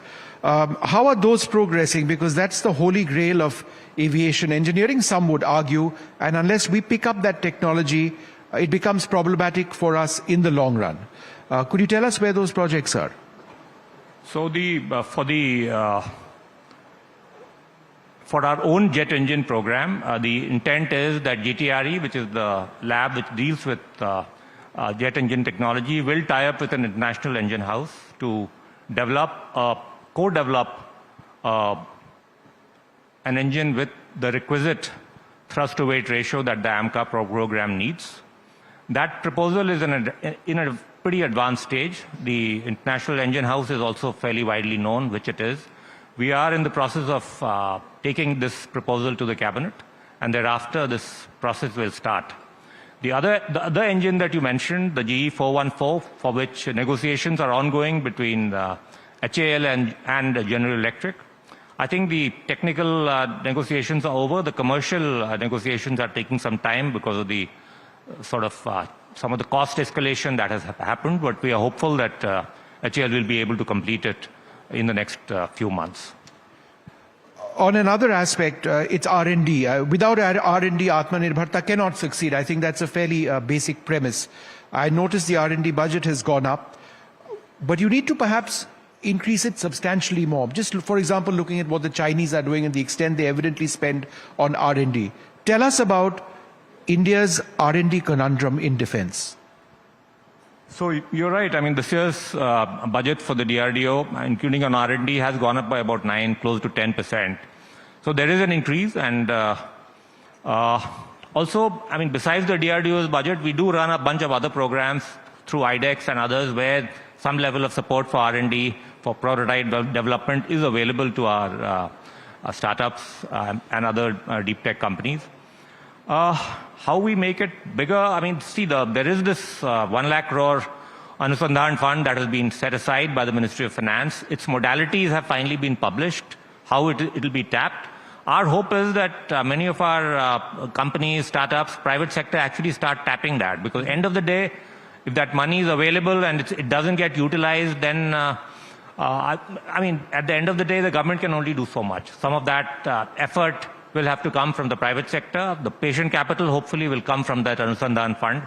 And if the private sector is able to do it, as far as the public sector is concerned, I think, as you are aware, the bulk of the R&D spending in this country in any case is done largely by the government and by the public sector. The Agnipath scheme has been around now for a couple of years. It's being implemented at various levels. Recruitment is on fairly actively. From a financial standpoint, is it giving us benefits? Is it less expensive to man our Army, Air Force, Navy, Coast Guard? So it's early days as far as the scheme is concerned, and frankly, I have not looked at the numbers as to whether, to what extent it will affect our pension liabilities. And obviously, in the long run, it will help us because the pension liabilities will come down. But I think the intent was never to, focused only on the financial part of it. The intent was to get younger manpower into the forces to use them. This is the practice in most armies across the world, where you do a certain level of induction at a fairly early age, keep the army young. And that's what we are doing. On the numbers, I think it will have some fiscal benefits in the long run, but that is a secondary consideration. Drones were used extensively by us during Op Sindoor with fairly mixed results in terms of indigenous drones. Since we spoke last, which was several months back, there's been this concerted effort, I think, by indigenous drone manufacturers to step up to the plate, improve their efficiency, not just in manufacture, but capabilities themselves, be more resistant to jamming. I think drones are an incredibly important part of the future of Indian defense. At stating the obvious, do you have more confidence on the ability of indigenous drone manufacturers to deliver? Yeah, I mean, I would say that the confidence is sort of growing every passing day. We have a fairly large drone ecosystem in this country. They were not producing too much of military-grade drones, but as a result of Operation Sindoor, they've come to realize that they have to operate in contested environments, in GPS denial environments, and that hardening the provision or the introduction of the required patches to ensure that they can survive jamming, all that is happening. I think some of the trials that the Army has done, the successful ones have been few, but others are learning. So yeah, I mean, I think this ecosystem is growing very, very well. And at the end of the day, if you don't have fully Indian design and developed, you will also have these technology transfers. A lot of foreign majors, whether it is General Atomics, a lot of the Israeli companies, they've entered into technology transfer with Indian companies in the private sector. And so we will, I think, have a fairly large, fairly robust military drone ecosystem of the country, comprising everything from the loitering drones and kamikaze ones to the much longer range and the male and hail category drones. For the male category drones, we've already got a tender out, and we've had a fairly humongous response of 24 companies who want to make those. I'm sure that number will thin down once we go through the technical pre-qualification process. But yeah, I mean, we feel that in the next few years, we'll have the capacity in this country to make all kinds of drones from the, and let me also say that a lot of these drone manufacturing, we sometimes lose sight of the fact that the Indian Army, and particularly its EME wing, is able to actually do a lot of drone manufacturing for military use itself. They're using components available on the market. And I was very surprised in my visits to some of the commands that they've developed a lot of different types of drones, particularly the loitering munitions, even ISR drones, at very, very low cost. So yeah, I mean, all that is happening. One of the biggest performers for India during Op Sindoor was the S-400 surface-to-air missile system. It has genuinely delivered the way it was specified to. We've got a couple of units which are still to be delivered. Are we going to get those sooner than later, given the situation in Russia now? And what about the future and the S-400 and the S-500? On the S-400, the balance 2 batteries are going to come in the current calendar year. The first one by June and the last one by November. We've been assured repeatedly that this delivery milestone will be met. On future, whether we go for some additional batteries of S-400 or whether we go for the S-500, frankly, S-500, I don't think that they've really exported it to any country so far. S-500, there is some projection that we might need a few more. The IFOs will look into it, and once they make a statement of case, we'll certainly examine it, given its effectiveness. And of course, as a end of the day, as you would have you've covered this beat for a long time, you're aware that we are trying to develop our indigenous version as well. That has also had some success in terms of initial trials. So yeah, but as an interim measure, until that kicks in, there could be a requirement for a few more S-400 batteries, and we'll look at that option. You've in fact touched on a very interesting point. India's Sudarshan Chakra, not the Sudarshan system, which is sort of synonymous with the S-400, but the larger plan to have a ballistic missile shield with an exo interceptor and an endo atmospheric interceptor. Have we gained the technological prowess, the engineering to be able to develop a robust system, deploy a robust system? I think when it comes to missile technology, particularly, the DRDO has certainly sort of delivered results in many ways, and I'm very confident that they will be able to, develop this missile shield for us. It would ultimately be a multi-layered system where a lot of our legacy systems will also play their part. But yes, I'm very confident that DRDO will be able to deliver on this, given their track record when it comes to missile development. Of course, the concept paper on, and also let me stress that the Prime Minister, Honorable Prime Minister's vision of the Sudarshan Chakra mission has always been that it should be largely or broadly indigenous. So yes, we do intend to do it ourselves using DRDO's technology with some fill-ins from outside, including some of our legacy systems or weapons like the S-400, which we already have available or which are already part of our inventory. A final question. For decades, defense beat journalists like me used to criticize your ministry and the Navy and the shipyards for being unable to deliver ships on time. Now, that is very much a passé argument. That is no longer the case. It's remarkable, the speed at which and the consistency with which we are able to but manufacture warships to very exacting standards, put them in the water, and have them fully operational. But we are now looking at the future. For example, our next generation destroyers, it might be called the Project 18. Where are we in our thinking on that? And it ultimately boils down to sealing designs and placing orders. So let's hope there's no further slowdown there, or there is no slowdown there. No, I agree with you that the Navy perhaps has been the most the quickest of the mark in terms of embarking on the Atmanirbhar Bharat mission. I think we have about 59 odd ships being constructed right now, and with deliveries every 2 or 3 months. So yes, they've done the most in terms of getting this Atmanirbhar Bharat mission on the road. Others are now following. The NGD, the next generation corvettes, all of those will happen over the next few years. That is, that intent is very clear, that we want to make it get to our goals when it comes to strengthening the Navy into a full blue water Navy with complete dominance, at least in the Indian Ocean region.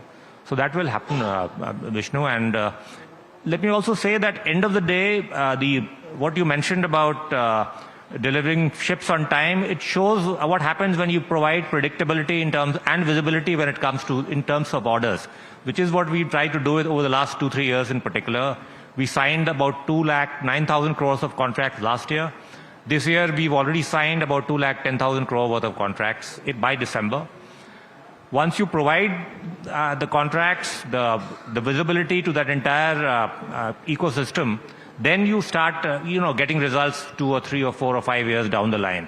And that is what we intend to do, which is why this 20%, with this 20% increase in our capex budget, the intent is to keep up the pace of contract signings, about 3 lakh crores in the next year, and keep it up for the next 3-4 years. And then thereafter, the capabilities will come, through the pipeline of orders that you've placed. And that is the intent, and we hope to make it happen.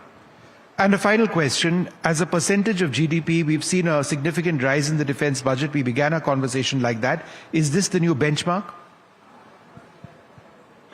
As a percentage of GDP, we've restored the share had come down to about 1.8%. So we've kind of reversed that decline in our share, the defense share of GDP. We are now back to about 2%. My view is that given the rate of increase of our GDP, nominal terms at least 10% every year, I think we can confidently expect. So we have the fiscal headroom. I think a 20% CAGR in our modernization budget in particular, every year for the next 5 years will meet almost every sort of capability void that the forces are, worried about, or which they would like to sort of ensure that it gets filled. In fact, their view was earlier that even a 10% increase would be enough. But with the experience of Sindoor and the changing trends in warfare, I think a 20% increase and a 2.5% share of the GDP in 5 years is what I'm looking at. And in my view, that would be, comfortably give us the capabilities that we need.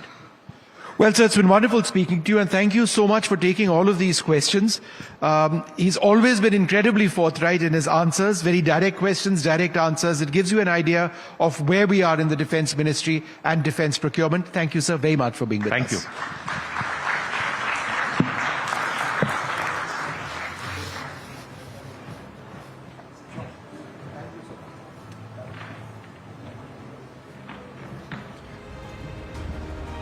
Thank you, sir, for what is a very enriching conversation.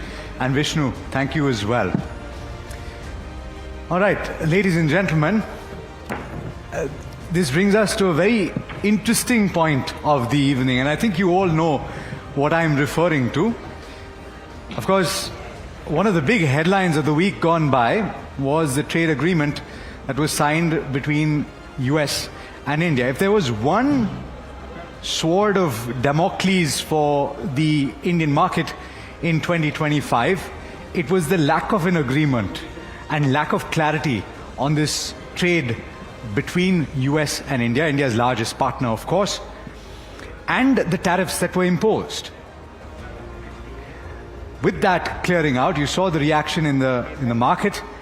You had a sharp run-up. Now, the details of the deal are something that everybody is trying to figure out. And what I can do is perhaps give you what is known and set the context before this very important conversation.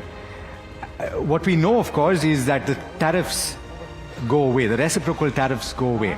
It's no longer 50%. It drops down to 18%. There is a commitment to reduce or exempt several goods coming in from the US, and certain clarity has been brought in. There are lines in the sand that have been drawn. We know that as well with regard to dairy and agri. The concessions that have been made have to do with things like sorghum and things like soybean oil. There is also a commitment to increase trade with the US, that bilateral trade going up to $500 billion eventually. The details of how that is going to come to pass are still to be worked out. Of course, a lot has been happening in the recent past with regard to global energy. There was a big conversation with regard to Russian oil, the purchase of which has been something of a bone of contention with India's major partners. And this is something that was referred to when tariffs were imposed in the first place by the US on India. These were the penalty tariffs. There is, of course, as has been said by many commentators this evening itself, a commitment that has been drawn out, the details of which I'm sure the Minister is going to be able to lay out very effectively to you. While we're waiting for this very interesting conversation to start, we've got Rahul standing by in the crowd, and of course he's going to be conducting the session. Rahul, what do you think the main conversation point is going to be? And just to give a sneak peek into this conversation. No, a lot of this is really to do with luck. We had absolutely no idea that hours before Minister Goyal comes for this NDTV Profit Conclave, that the joint statement of the trade deal would be put out. So we're extremely fortunate to have the man who is in the middle of the news coming here for this very special conversation, literally hours after the joint statement came out. So it's a good opportunity to try and understand what really happened and why the impact on so many different sectors. So it's a very special time and place kind of conversation. So we're very glad that this is happening right here and right now.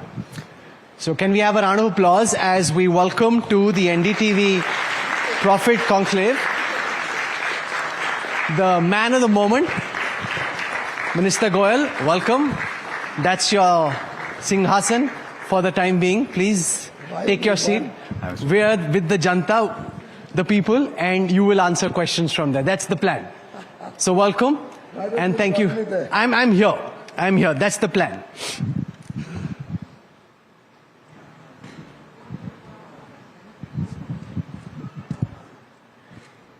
So if everybody just settles down, then we just get started. Vaishali?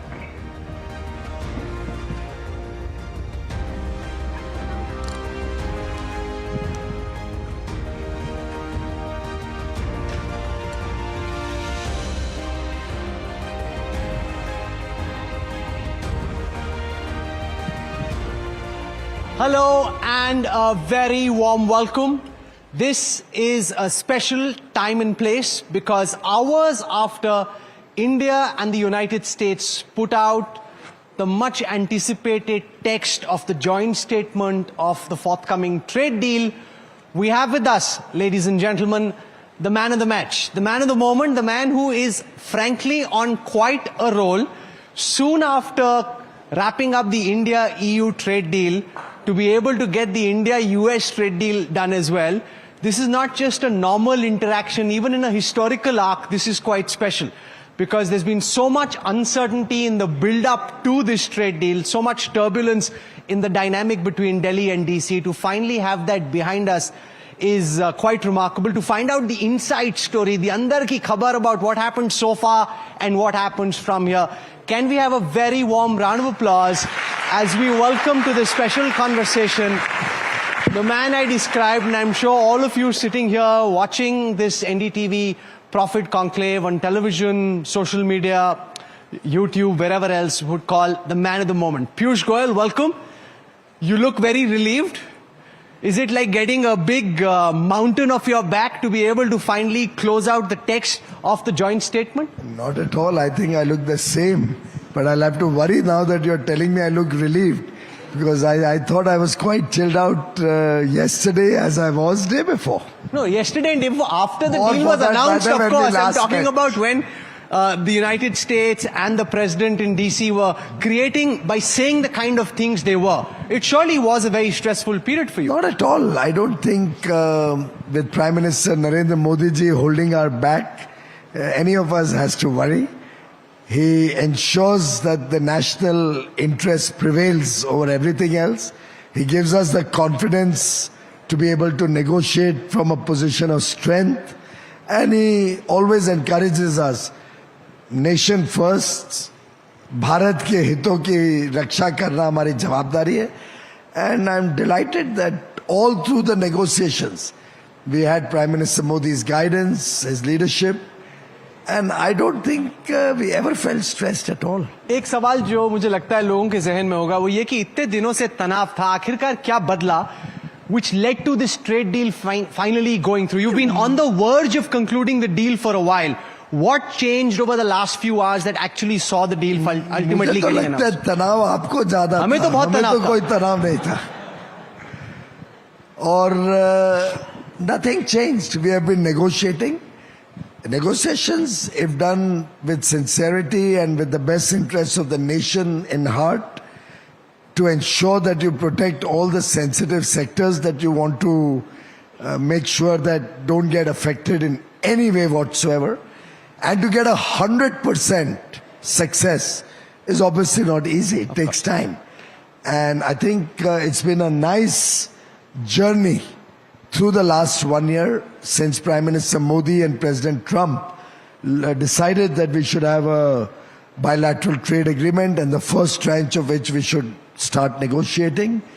It's been truly a labor of love where I got very good support and cooperation from everybody, industry participants, farmer organizations, our seafood industry and fishermen, our MSME, Laghu Udyog Bharati, and other organizations, people from all across the country and stakeholders from different sections with whom we've continuously interacted to understand what we can do, what we cannot do. What's the best deal that can do good for India? And I'm delighted to share with you that not a single stakeholder, and I was just on the call with the farming industry, with the farmer leaders, with the farm minister, the agriculture minister. He has been today with 9 other agriculture ministers from across India during the day. Across the country, the feedback is extremely positive. Everybody is excited about the huge potential this free trade agreement, bilateral trade agreements, first tranche has opened up for the country. The amount of jobs and opportunities to invest and the amount of business potential that this will open up, the great future that exporters see selling into the United States, the fact that now India can look at getting ICT products of high quality for our data centers, for our AI mission, for the quantum computing mission. I think we are really in a sweet spot in our journey towards Viksit Bharat 2047. So what I'm going to do is use this opportunity to go through some of the sectors and get Minister Goyal to try and explain, as everybody tries to wrap their head around the deal, on what specifically happens and with what kind of timelines. The first thing you've committed to or said is likely to happen is trade going up to 500 billion between India and the United States. Almost 5x more than the base that you start with. About 2.5x. We already do about 200 billion. In terms of the exports that we're sending, how do you see how the commitments that you've made in terms of getting to that value of 500 billion? It's a bilateral trade that one looks at. We're already at 200 billion plus bilaterally in goods and services. We're very confident it'll take us about 5 or 6 years to go to 500 billion. And this trade agreement, which gives us a competitive advantage, a comparative advantage over all the other nations whom we compete against. So China has 35%, Vietnam has probably 20%. So all our basic countries with whom we compete have a higher rate. We also have a number of zeros, both in farm produce that we export and in industrial goods, which we will continue to export at zero. I think the potential of growing exports to the US is humongous. We need industry to come up to speed. We need them to really go for it, create capacities, enjoy the fruits of economies of scale, ensure we consistently make high quality products. Sky's the limit, as the US ambassador said, limitless potential in this relationship. Okay, Likewise, India stands to gain a lot from products that we can get from the US. After all, we do need to get products like artificial intelligence equipment or data center equipment or quantum computing machinery. Now, all of these very often face difficulties and controls in different geographies. With this unlocking of this relationship to the higher levels, and with the deep friendship between our leaders, this will ensure a free flow of products that are needed in India. This will help us get our aircrafts, engines, and spare parts faster, which we need. We already have orders worth, I think, 80 or 90 billion on Boeing, on GE, on the aerospace ecosystem. We need that to come quickly, and I've been telling my American friends that please ensure that we get the supplies that we need. Our steel production is going to double from 140 million to about 300 million tons. We are going to need more coking coal. We don't have enough coking coal in the country, and we will be required to import. And rather than being on the clutches of one or two exporting nations, I would rather have diversified suppliers, more the merrier. It brings our buyers, our Indian buyers who are getting this material, more competition. I think in every respect, this is a trade deal that will actually help us unlock huge potential on both sides, and collectively the 9 free trade agreements that Honorable Prime Minister Shri Narendra Modi ji has spearheaded and finalized, that cover 38 countries, of which 37 are developed nations. Mauritius is the only one left. It's also got about 4 times our per capita or 5 times our per capita income. And most of the people there, in any case, people of Indian origin. And they don't have much that they compete against India with. So again, we complement each other. The rest of the economies are all complementary to India. So this is a win-win game. We only stand to benefit from going across the continents, across the globe, expanding our international engagements, because I think no country in the world in history has become a developed nation without looking outside their own country.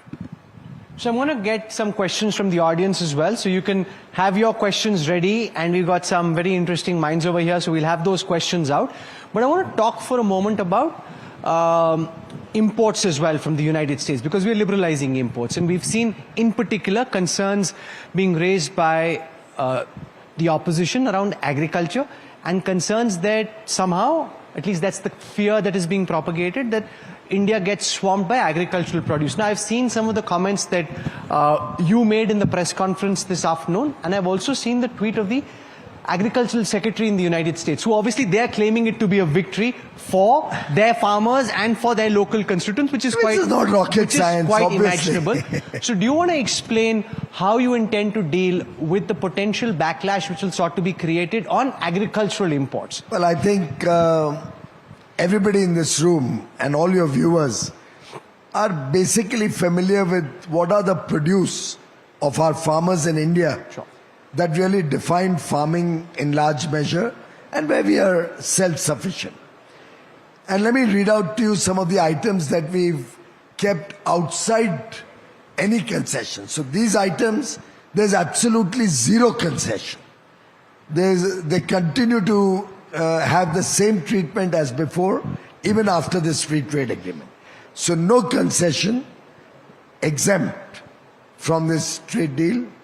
We have meat, we have poultry, all dairy products, GM food products, cereals like rice, wheat, sugar, soya meal, corn, that's maize, millets like jawar, bajra, ragi, kodu, amaranth, fruits like banana, strawberries, cherries, citrus fruits, pulses like green pea, Kabuli chana, moong, oil seeds, certain animal feed, groundnut, honey, malt and its extracts, non-alcoholic beverages, flour and meals, starch, essential oils, ethanol for fuel, tobacco, bacha kya hai? Where is the fear? No, say almost every farmer commodity which is made in India in good, respectable quantity, where we are not dependent on imports, has been kept out of this trade deal. Now, there are a few products which we have been importing for years and years, from the Congress time. I wish they had looked into the mirror and asked themselves why they had to import soybean oil when they were in government. Why did they allow palm oil to come into India? And we know how harmful it is for the health also and in every respect. But it's Congress who has done this criminal and negligent act of allowing palm oil into the country and in a way making people so dependent on palm oil, which is which we are suffering. Our farmers are suffering. Things like mustard oil and all, which should otherwise have got a huge demand, suffer because of products that the Congress allowed to come in. So I think there's still many products. Our overall exports of farm produce from India and marine products is $55 billion. That's about 5 lakh crores. Yet we continue to import about $30 billion. That's about 2.7 lakh crores. So there are a few items we have some shortages. And if we allow those items to come in, who is the beneficiary? The consumers. Who is at a loss? Nobody. Because there is a shortage, we don't have enough production, there is a demand. And while opening up, we've been very, very calibrated, even in those items. Making sure there's enough transition period, making sure prices are protected in India for Indian production. So it's a very logically, carefully thought out strategy in consultation with farm organizations, with the line ministries, which will ultimately help the Indian economy and the Indian farmer both prosper. Okay, I'm going to get Neeraj Shah, who's the markets editor at NDTV Profit, to ask your question, Minister. Go for it, Neeraj. Mr. Goyal, there is a presumption that no country will be very successful in the global stage unless they export. A lot of these FTAs would probably lead to more exports, and the presumption in the economist camp is that will induce private capex. Do you believe we'll finally see private capex happen in India over the next 24 months? Well, undoubtedly. Just look at the sectors where we've got now preferential duty coming down to 18% reciprocal tariffs. whether it's textiles, footwear, sportswear, leather goods, sports goods, the entire range of labor-oriented goods are all down to 18. In many cases, we even have preferential tariff of zero duty access into the US. So for example, if we look at industrial goods, all our smartphones go at zero duty and will continue to go at zero duty. Our pharmaceutical industry will get a big leg up because they continue to go at zero duty. Our gems and diamonds will continue to go at zero duty. There's some essential oils, certain home decor items like chandeliers, illuminating signs, parts of lamps, seats, they'll all go at zero duty. And there's a whole list of items, natural rubber, items made of plastic, wood, etc. Similarly, in agriculture, we've got zero duty access in terms of reciprocal tariffs. There'll be no reciprocal tariff on all spices, which is a very big interest of ours. On tea and coffee, which is a big interest of India's. On copra, coconut oil, big interest of India. Vegetable wax, nuts like areca nut. Areca nut farmers are delighted and joyous. Brazil nuts, cashew nuts, chestnuts, fruits and vegetables like avocados, bananas. One of the largest producer of bananas. How would you look at the concerns of apple growers? Well, I think if you heard me in the morning, you would have by now figured out that we've done such calibrated opening. First, India is an importer of apples. Our production is about 21 lakh tons. Our consumption is about 27 lakh tons. We continue to import 5.5 lakh tons or thereabouts every year. Point one. Point two, the acreage under apples is not easily increased because it's in the hill areas. Consumption, on the other hand, continues to increase. So while we are trying to increase productivity, we still continue to have outpaced demand, given the higher prosperity level, higher income levels of the people of India, which is clearly leading to more shortages. Point three, today, as we speak, we import from the United States of America substantial quantities of apple. And what is the way government has helped our apple farmers? We put a floor, minimum import price, 50 rupees per kilo. Nobody can import below that. And there's a 50% duty, 25 bucks. So 75 rupees landed at the port is the minimum at which anybody can bring from abroad. Then there are other costs associated with it. So really our farmers have easily a protection up to 100 bucks or thereabouts from imported production if they make good quality. In this deal, we have done a calibrated opening of a quota, which is less than what we are importing today from America. And that quota, we've kept a minimum import price of 80 rupees and a 20 rupee duty on that. How does that sound, ladies and gentlemen? Can that be harmful for India? We'll get tasty apples. I mean, that's one thing. Although Himachali and Kashmiri apples are my favorite. Now, when we are currently giving a floor of 75 rupees, 50 plus 25, even in the quota, we have kept a floor of 80 plus 20, 100 bucks. And then other costs, so it cannot come to the market for less than 130, 140. So Indian farmers are protected in a variety of ways. Sometimes you do quotas, sometimes you do transitional, gradual opening, sometimes you restrict the benefit to a nominal tariff reduction. So there are various ways.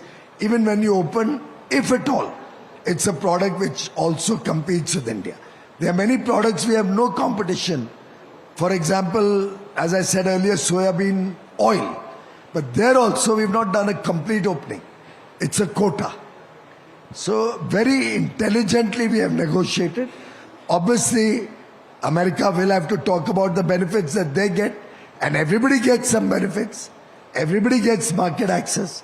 But the sum total of all is that Indian farmers are protected And Indian farmers will in fact get many, many more opportunities to export goods that I've just shared with you, where we have a lot of potential, where we get even zero duty access, or others where our reciprocal tariff falls to 18. I'm going to get Tamanna Inamdar, who's the managing editor of NDTV Profit, to ask the next question. Go for it, Tamanna. So I must say that the way India has handled all of the provocations that came from the United States on X, etc., it shows how deftly we have strategized this. So congratulations for that. But I must ask the question on people's minds. Can we see this deal through? Because there have been circumstances where the US has gone back on deals they have announced. Not to the best of my knowledge, but you may have to do a little more research on that. Irrespective, the Honorable Prime Minister Shri Narendra Modi and President Trump share very strong bonds. Also, the India deal is a very detailed, very elaborate exercise over the last 12 months. We were amongst the first to start negotiating. So our deal is very holistic, comprehensive, and detailed. Many times deals have been announced which are frameworks without the detailing having been done. So in our case, all those details are also sorted out on paper and exchanged between the two sides. So it's a very robust deal, and typically how India works and how Prime Minister Modi works, full assurance that this will get implemented. I think it'll take us about a month and a half to do the documentation, and we should be on. Whereas the joint statement has already been issued early this morning. So we are looking to see the executive order reducing the US tariffs to 18, reciprocal tariffs to 18% very soon. Now, one of the things this statement put out by the White House says is that India is also going to be cutting back on import of oils from Russia. And that it also uses pretty aggressive language to make the point that if we change our mind and we start importing again, all these reciprocal tariffs will come back. How do you look at this kind of coercive language being used? I think the Ministry of External Affairs has already spoken on this issue on several occasions. I have made a statement on the floor of the House, and this is a subject that the Foreign Office looks after. I don't see any relation of trade with issues which are handled by the Foreign Office. Okay, I'm going to get Mr. Jaikumar to ask a question. Sir. Hi. Feedback from the market, Piyush. Table thumping positive. I think people are delighted that it got signed as quickly as it did. A basic document. Considering that there are multiple industries here which are affected, I talk on behalf of one, not that I'm part of the industry, which is the pharmaceutical industry, which has done India proud in terms of the kind of exports it's doing. Where if you see, I'm just reading out from the 3-page document that got signed, which says that, it's a zero duty scenario and et cetera, But there's also one line which is it a fly in the ointment, which says negotiated outcomes subject to investigation under Section 232. It's not easily understood what that means. Is that meant to be a disclaimer of sorts? Not at all. Pharmaceuticals will continue to get zero duty access into the US. It's an agreed position. Section 232 is a national security section in the American law under which an investigation is carried out, and the pharma investigation is ongoing. They haven't made a determination as yet. Now, till that determination is made, they cannot presuppose and make any mention of a particular rate in the document. So, therefore, that language comes in. But I can assure you, in our understanding, the pharma industry, for generic pharma and its ingredients, the chemicals that go into it, have been given a zero duty assurance. Once the Section 232 findings come out, we'll be doing the necessary paperwork. IT services are very important in terms of export to the United States from an Indian perspective. Have you got any assurance on H-1B visas? Because immigration has been such a vexed issue in the United States. What's your message to all those companies and those engineers who are banking on those H-1B visas? Well, those days are gone. I remember the H-1B visa story had gradually deteriorated into a lottery.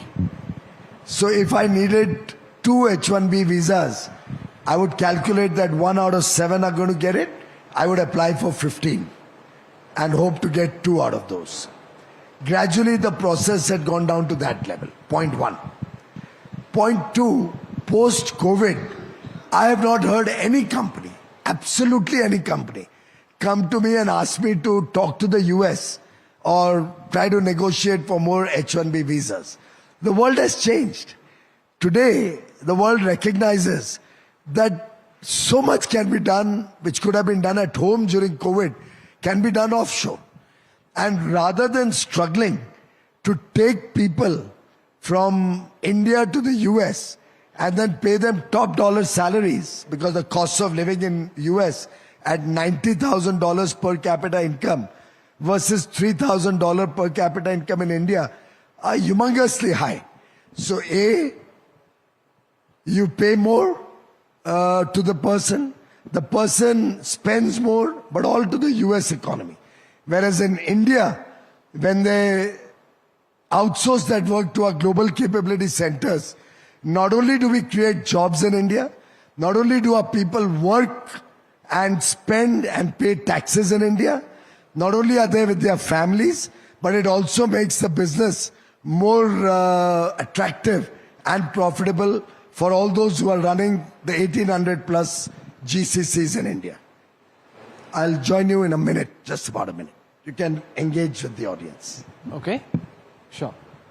So we've been hearing different kinds of reactions. I want to just get Alex to take over and talk a bit about, this is what happens when you're negotiating so many trade deals in different parts of the world.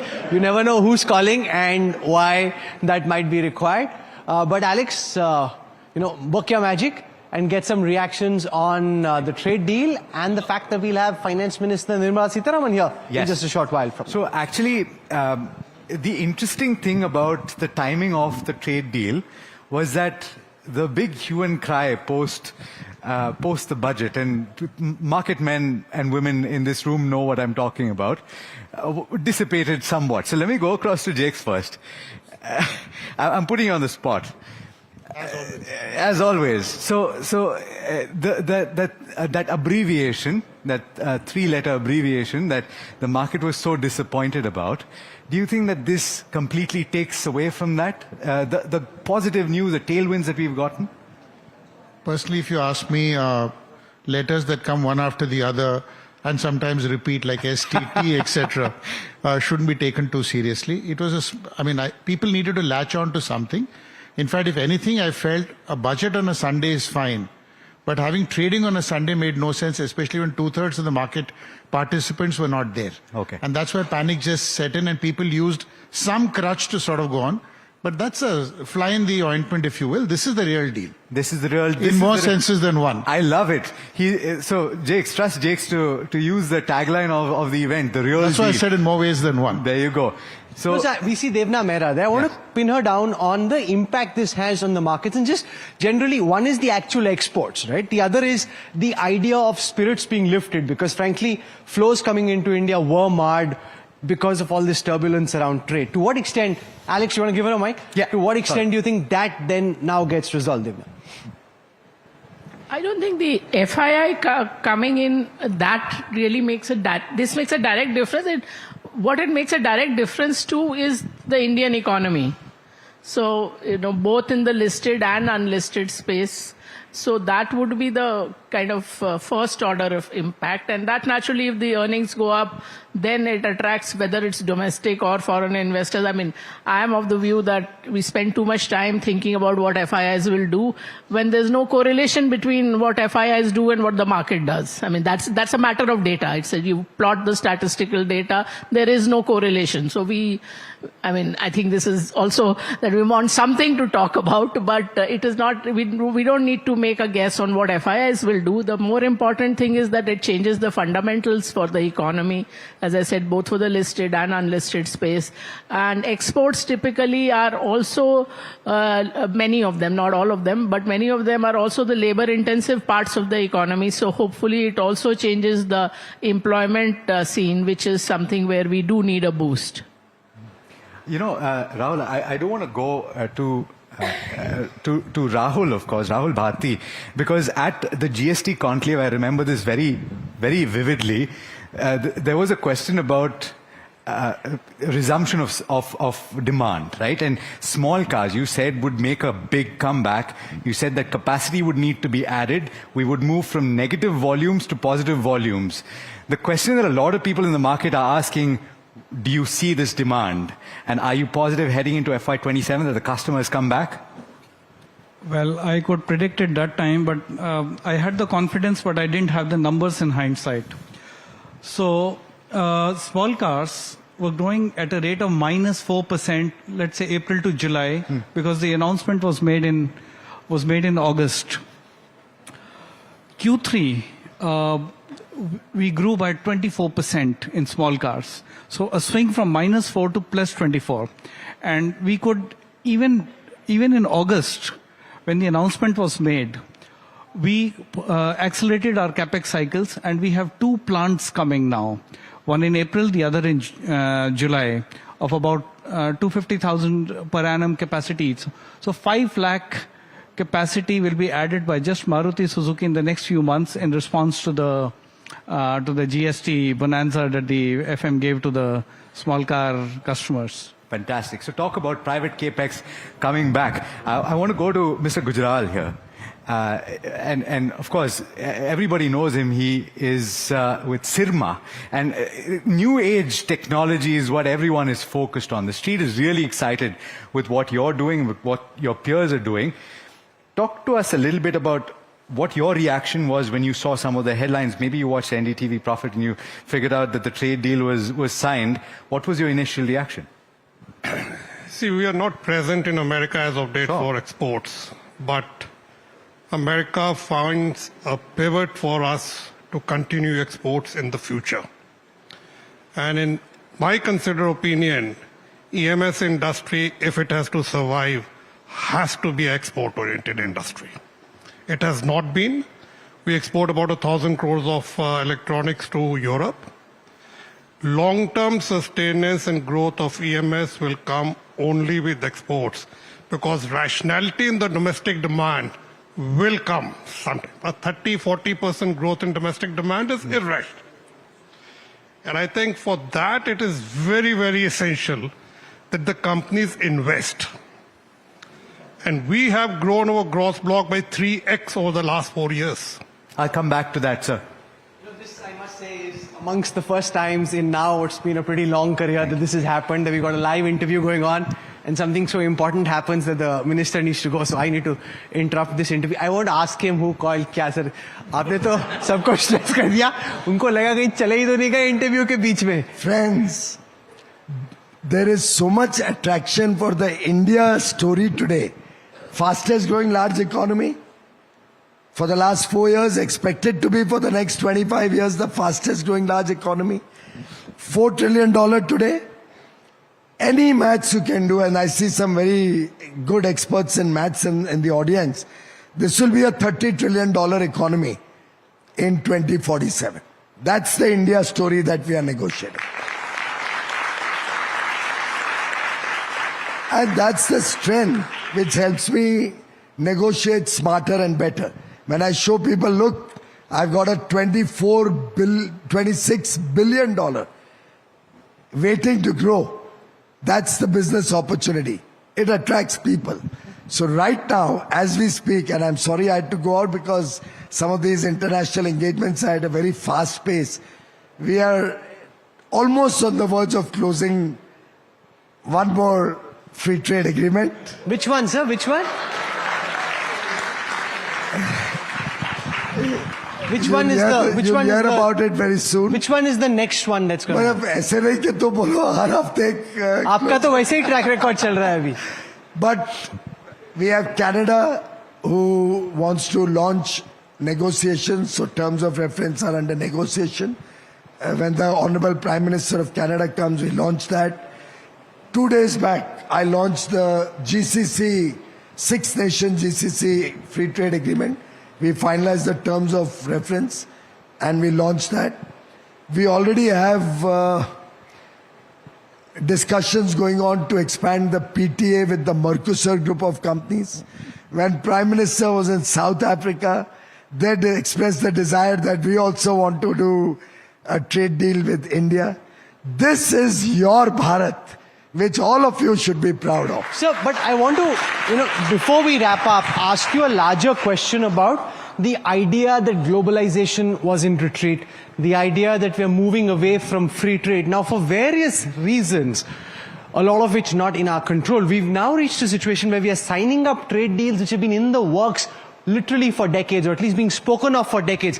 How do you look at the larger question of the philosophical retreat of global trade and the globalization project and the reality of so many trade deals being signed? I disagree with that. Globalization is neither retreating, nor taking a backseat, nor slowing down. On the contrary, global trade continues to grow despite all this turbulence, if you look at the numbers. Our own trade, goods and services combined, will grow this year by at least 5-6%, maybe 6% or thereabouts. So rest assured that and we'll grow both in goods and in services. We'll be growing in both in this turbulent year. So whoever talks of globalization being in retreat is ill-informed, sadly. Second, look at the philosophy of the negotiations of the Modi government versus the past. It's very important to understand which are the free trade agreements that the Congress party and the partners like DMK and Trinamool Congress and Samajwadi Party, this ilk of UPA or so-called India Alliance, what are the free trade agreements they did? I looked at the countries with which they did free trade agreements. The only 2 developed nations, only 2, with which they did a free trade agreement was Japan and Korea. And the rest of the 30-odd countries with whom they did free trade agreements or preferential trade agreements were all our competitors, either LDCs or developing countries, just like us. So imagine in one of their trade deal, if they do give concessions to, in ASEAN agreement, they give concessions to Indonesia, Vietnam. They're actually shooting themselves in the foot. Okay. Whereas all of our agreements are with developed nations whom we complement, not compete with. So my only point is, understand the philosophy of this government and how it is going to help Bharat grow. Thank you very much, Minister Goyal, for joining us. It's very rare to have the man of the moment join us on the day when he's in the center of all the action, as we saw quite literally with that unexpected phone call. I'll ask him later, kiska phone aaya tha, kya baat hui, but that's for an off-record conversation, not this. Thank you very much, Minister Piyush Goyal, for joining us at this NDTV Profit Conclave. And nicely done on the EU deal and the US deal. I wait to find out who's next. Thank you, sir. I don't know how Rahul does it, but every time we have some big announcement or a big engagement happening, by coincidence, I'm sure this would have been decided. हमने बोला था Donald Trump को कि आज कर देना हमारा बड़ा इवेंट है, and we want to ensure it's a very topical, newsy event, and that's kind of how the timelines went. Thank you very much, Minister Goyal, for joining us. Thank you. So, ladies and gentlemen, we are far from done. As we say thank you to one of the heavyweights of the Narendra Modi government, we're getting all set to welcome the Union Finance Minister Nirmala Sitharaman, because remember, huge tailwinds now on the back of the announcement of the India-US trade deal around spirits and around potentially flows into the economy. So we'll have the Finance Minister with us in just a moment from now. So this is where all the action really is, the NDTV Profit Conclave, some unexpected phone calls as well, adding to the excitement. But hey, what's the point of being in live news unless there is excitement, Alex, of this nature? Absolutely, absolutely. But speaking about the budget, right? I said at the start of this event, there are weeks when decades happen. And so this is one such week when the presentation of the union budget, which is arguably the biggest day for a financial journalist, is somewhat eclipsed by the news that emerges just barely 24 hours later. And so what was interesting for me in Budget 2026 was at a time when governments globally, and large economies at that, are veering towards profligacy, the government in India, and the finance minister in particular, attempted to strike a balance. There was a bolstering of capital expenditure, and over the course of 2 years, you've also seen several measures that have been aimed at boosting consumption. You listen to the representative from Maruti Suzuki, Mr. Rahul Bharti, talking about the requirement to add capacity on account of the fillip that was provided to small cars. This was on account of the GST cuts that took place last year. But beyond that, the question is, what more needs to be done from a policy standpoint? How much room is there on the fiscal side to support growth? And where does private capex come through in building towards this 2047 target? The groundwork, of course, has been laid. The question is what the government is going to do. And of course, very interesting talking points that have emerged from the budget, notwithstanding the market reaction, of course, because like Jake's just pointed out, that might just have been a flash in the pan. The focus tends to then shift to longer term changes that are in the works. You saw the shift from the focus on fiscal deficit to a look at the debt to GDP. You saw the trajectory that Madam Finance Minister spoke about for the next couple of years in particular.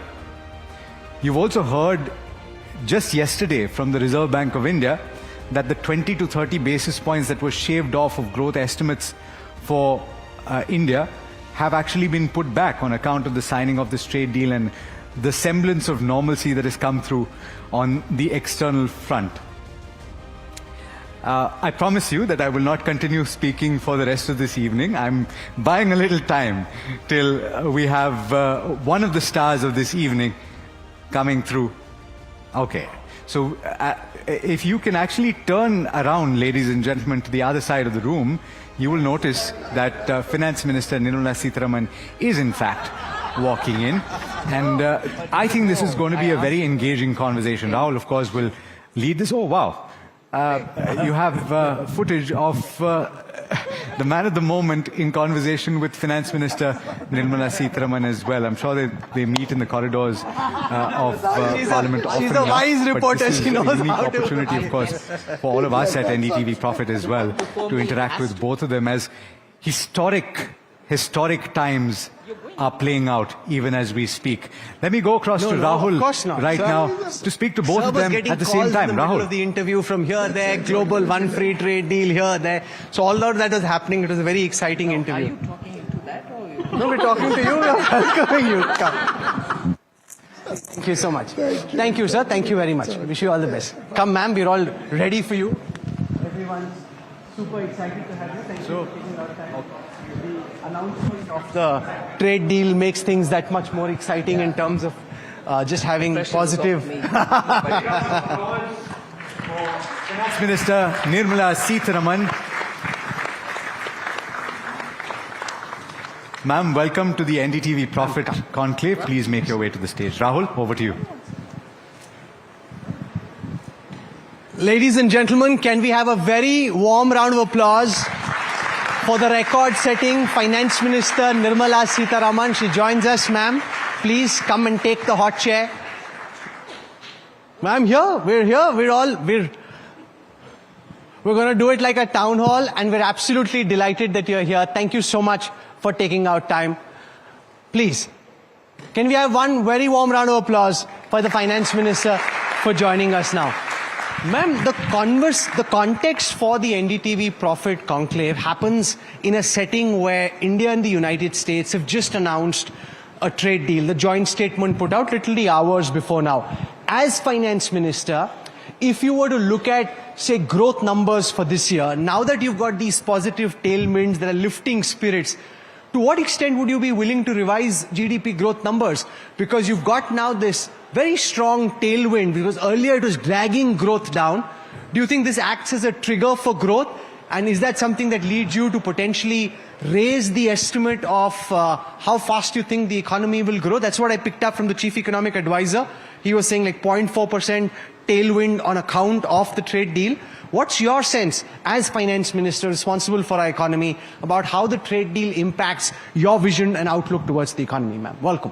No, every trade deal is important. And it certainly lifts the spirit of the exporters and people who are looking for newer markets and so on. And if the chief economic advisor has given you a number, go by that. I normally don't suggest any number. We work for it. Interesting. You know, that's the other thing that we've seen, ladies and gentlemen, in the last several years with the finance minister and her top economic team, a conservatism when it comes to setting projections and growth numbers. Is that deliberate? Because one is to aim higher and then, you know, constantly try and chase those high targets. The other is to be conservative when you're setting targets and to, you know, delight on the upside. So is that something that you're trying to do deliberately? I try being realistic. It may be perceived as being conservative. But I think there are areas in business and commerce which can err on the side of being conservative. Banking, finance. These are areas in which you really can't be too flamboyant, or you cannot be too over-ambitious without realizing where the facts are. So if I were to assess the numbers I've given all these years, I would say I've always been realistic. What's keeping you up at this moment? Last year, potentially the trade turbulence, the unexpected nature of some of the comments coming globally, and therefore the impact it has on the Indian economy, the impact it has on investment outlook, would potentially have been your biggest risk factors. At this moment, as finance minister, what's keeping you up at night? Well, the uncertainties have not gone away yet, particularly the external uncertainties. We keep strengthening domestically our markets, our manufacturing, the MSMEs, support agriculture, and so on. But the uncertainties from outside are still where they were. In fact, even more, I suppose, highly volatile. So that is still a concern for me. Okay, I'm also going to get some of my colleagues to ask questions. We'll start with Shrimi Chaudhary, who covers the finance ministry for us. So Shrimi gets to ask the first question. Go for it, Shrimi. Ma'am, just wanted to understand with this tariff deal in place now, we got some certainty here. Is it a bit perplexing or confusing for you that with the kind of growth number we're estimating and we're projecting, still we are seeing the FIs outflows, anemic FDIs, I would say. Is it confusing for you? Seema, I think I answered this question even earlier. See, the recent couple of years have revealed something which probably was lying under the carpet, but then obviously now they're all coming out. And I'm referring to the fact that fund flows internationally seem to have more than just the commercial considerations. Economies are doing well. You have some economies doing really well and sustaining their performance over the years. Then you have every such indicator which should draw funds towards it really being on an uptick. Even then, the flow is not a flow. Sometimes, I wouldn't say it's a trickle, but sometimes it doesn't flow as much as you expect them to. So I strongly believe, and there are many who would agree, and there's very little reason to suspect that this particular assumption is wrong, or this particular not assumption, my conclusion. Fund flows have more than just the commercial interest in their mind. So you're saying fund There's flows something are else. as political as they are economic? Strategic interests also seem to be one of the very important factors. Otherwise, the economic survey was right when it said every macroeconomic indicator for India is at its recent best. And it's been so literally for the last 4 or 5 years.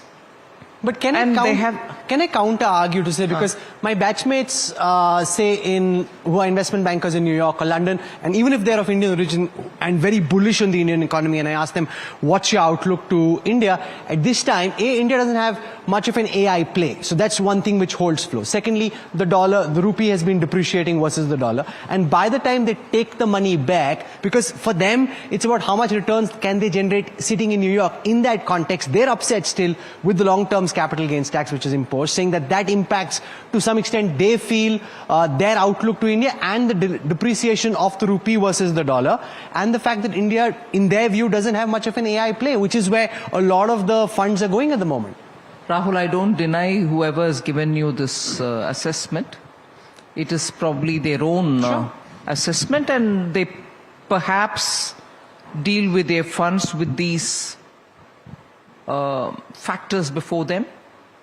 But there are equally big fund managers and people like JP Morgan who come, their global head who comes to India and would say probably not what they have said, and they would say India is the place to be, India is the place to do this, and so on. Now on the AI play, I'm not convinced about that, because AI for every country has its own little calibration. Over and above the AI which is globally required, we have the manpower which is absolutely at it, at a high end. We are trying to give that kind of an exposure to AI even for the young fellows who come out of the college or from higher secondary, each for their levels. So on AI, I'm not sure, probably excluding China, I'm not sure if there's any country which is gearing up its manpower to be adept at AI as we are doing. And I can say this with a sense of confidence because you hear it from people who are looking for talented people who can be at various stages of AI. No, their concern about the public markets is the lack of an AI play in terms of because a lot of the funds have gone towards the big companies which are at this moment building the data centers or the chips. It's money coming only for AI. Come on, Rahul. A lot of the flows have been in that direction over the past. Never mind. You can always score a point on that. But I think India has still a lot of macroeconomic factors based on which till 2 years ago fund would come.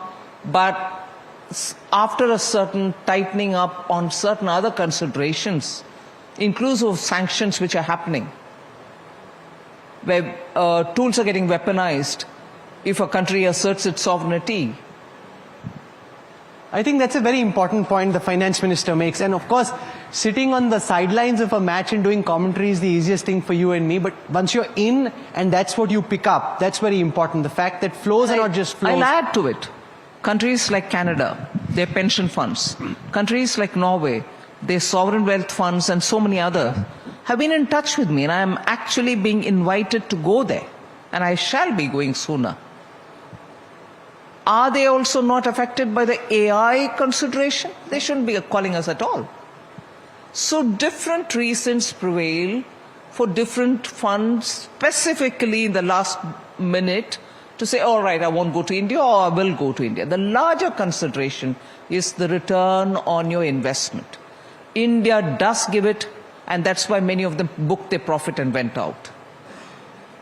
And you would naturally assume that return on investment is the primary consideration on which money flows. Of course. But no. So what else is there? Something beyond it. Kahani mein geopolitical twist. Okay, I want to take a question from Tamanna Inamdar, who runs NDTV Profit. Where is she? There she is. Can we have a mic brought up to her, please? Tamanna, go for it. And the others can also keep their questions ready and warm, and we'll try and give as many an opportunity. Important point of maybe fund flows being used as a geopolitical tool, like we've seen tariffs being weaponized. But I want to ask you a question from the domestic market point of view. There were lots of hopes for some kind of relief on long-term capital gains tax, with the thinking that it may not happen.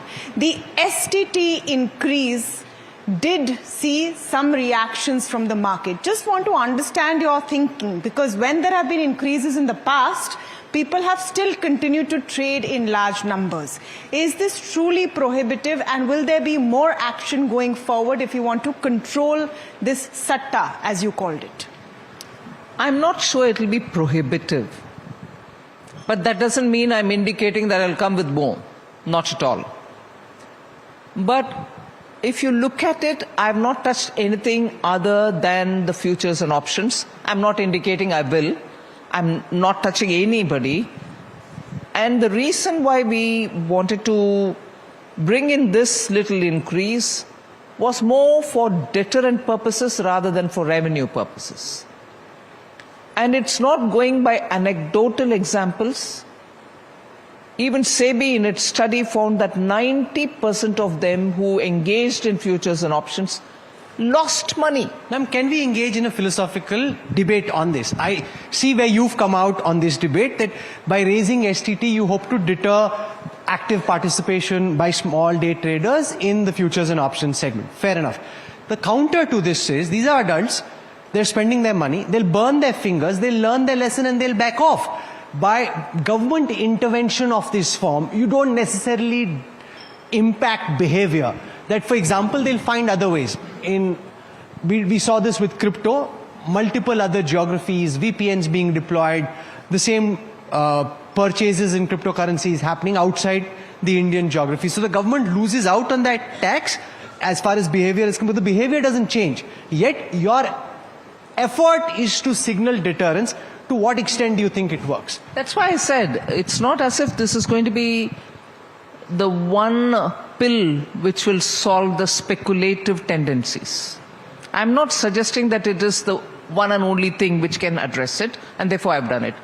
But equally, it's also something which very many people have said, is the government going to just look the other way, even as this is going on? And if study-based responses are coming, wouldn't you want to act? Other than the regulator themselves acting. SEBI would do its own, and I would do my own. SEBI 2 days ago has said, no, we don't intend doing anything at this moment. And I'm saying I have no further intentions of doing anything more. We'll have to try. What's your assessment of the efficacy of your interventions on cryptocurrency and real money gaming? Has it had the impact you thought it would? At least I'm trailing them, am I not? At least I know which are the ones who are going and where is it going. At least I know to track it. But when I speak to young companies, they say, we could have had these kind of valuations, we could have built this business, it's going to geographies where it is allowed, they are making the money, and we are losing out in these technologies and in these sectors. Let's understand that. When if it is all of them are going out and I have to get them back because they are Indians, and if technology will still not defy borders, I can get them back. The same business from here with no borders because technology, or the same business going elsewhere because no borders will serve this country as well. It's a truth. Technology doesn't care for your geographical borders. So in order to keep them here, I have to compromise on tax is one thing, and second, compromise on even detecting what is happening there.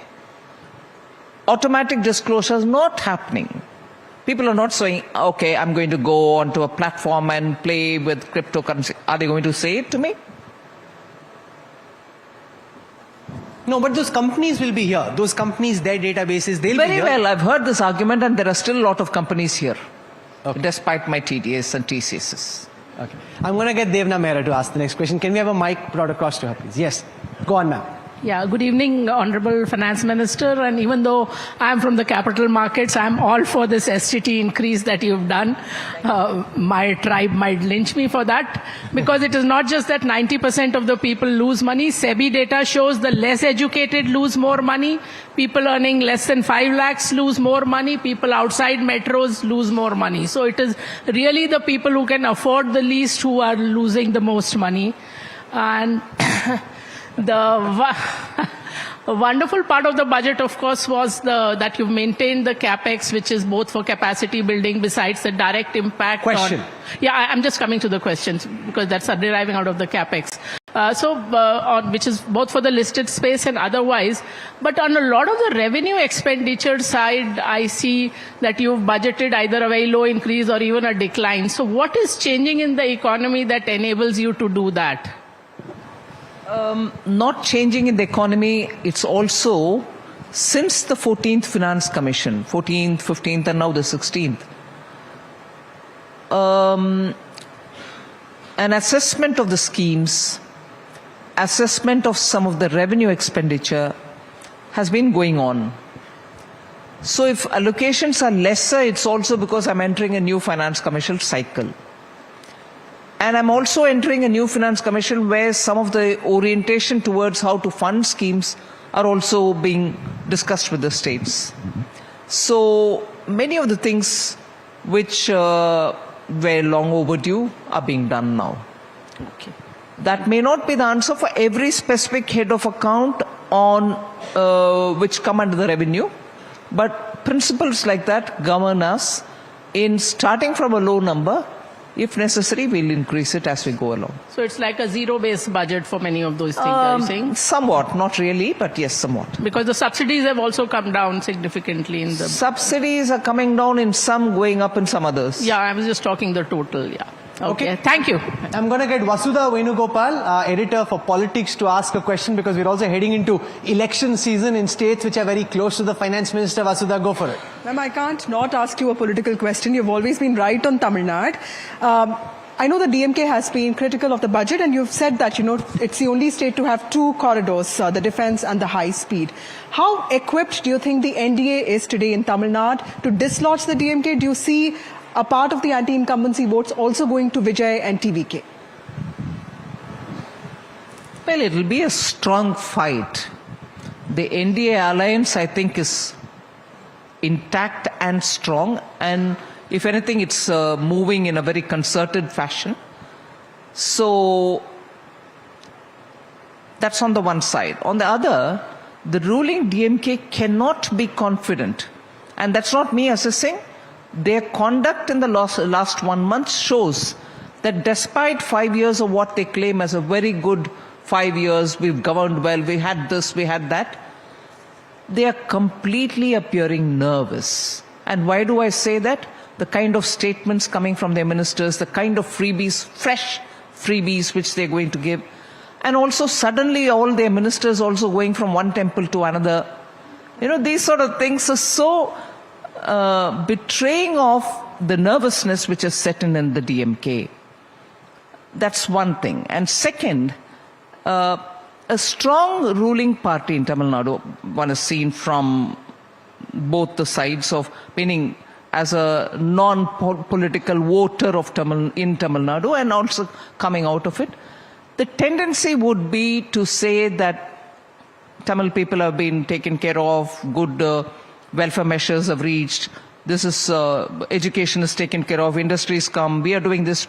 The narrative wouldn't be center versus state for a state election. There have been state elections alongside a Lok Sabha, then of course you'll talk about both. Otherwise you will get a feeling that is Tamil Nadu so immune that it doesn't want to talk about anything to do with the center or the national politics. That's how the environment used to be. Now it's more, hit at Modi, say that the center is not doing anything to us, rather than talk about your local, which is your usual forte.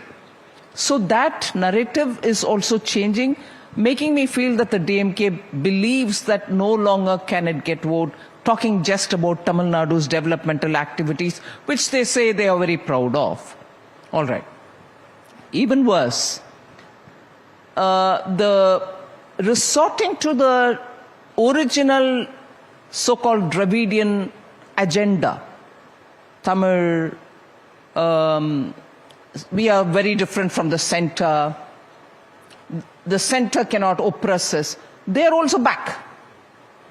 If you're confident on your track record, you won't go to your pet themes, which were necessary like early 60s, 70s, you had to do it because you were pushing the Congress out. Today, the Congress has given it to you in a platter that even Congress is not interested in standing up to you. They're divided completely. And just a couple of months before an election, and on this, I think I want the media to work more. Your alliance partner is looking for partners elsewhere and saying, we're not sure whether we want to be with you. Your partner, you are in government, you are in power.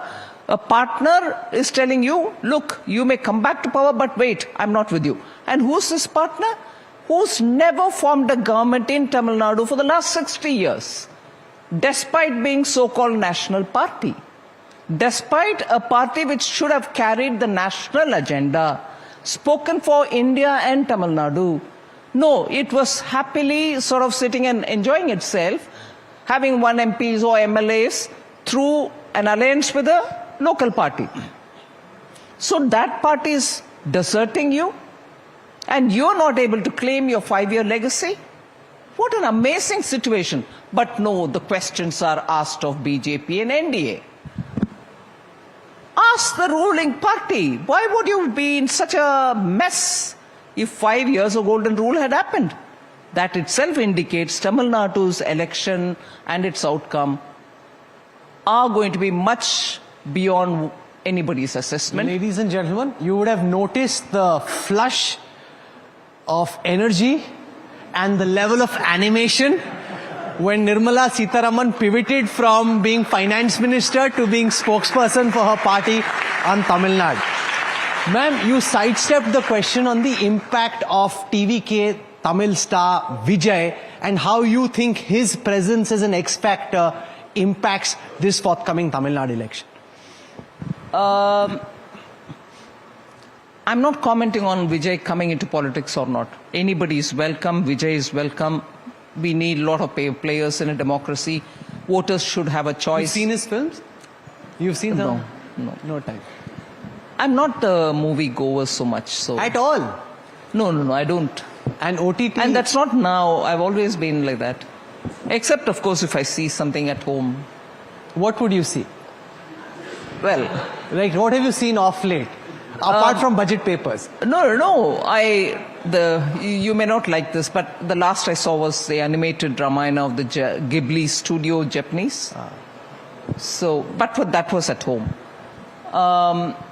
No, so Vijay has created quite an impression on the ground. You hear conflicting reports about women in the rural areas, women in the urban. Rural, urban, Tamil Nadu is a very urban state. And women do have their own views about who's going to serve them better and so on. He will have an impact on the election. To what extent is got to be seen. And whose vote is he going to take away is a question. Is he going to take away all the supporters of DMK, particularly the women? And women in Tamil Nadu politics have a very, very powerful voice.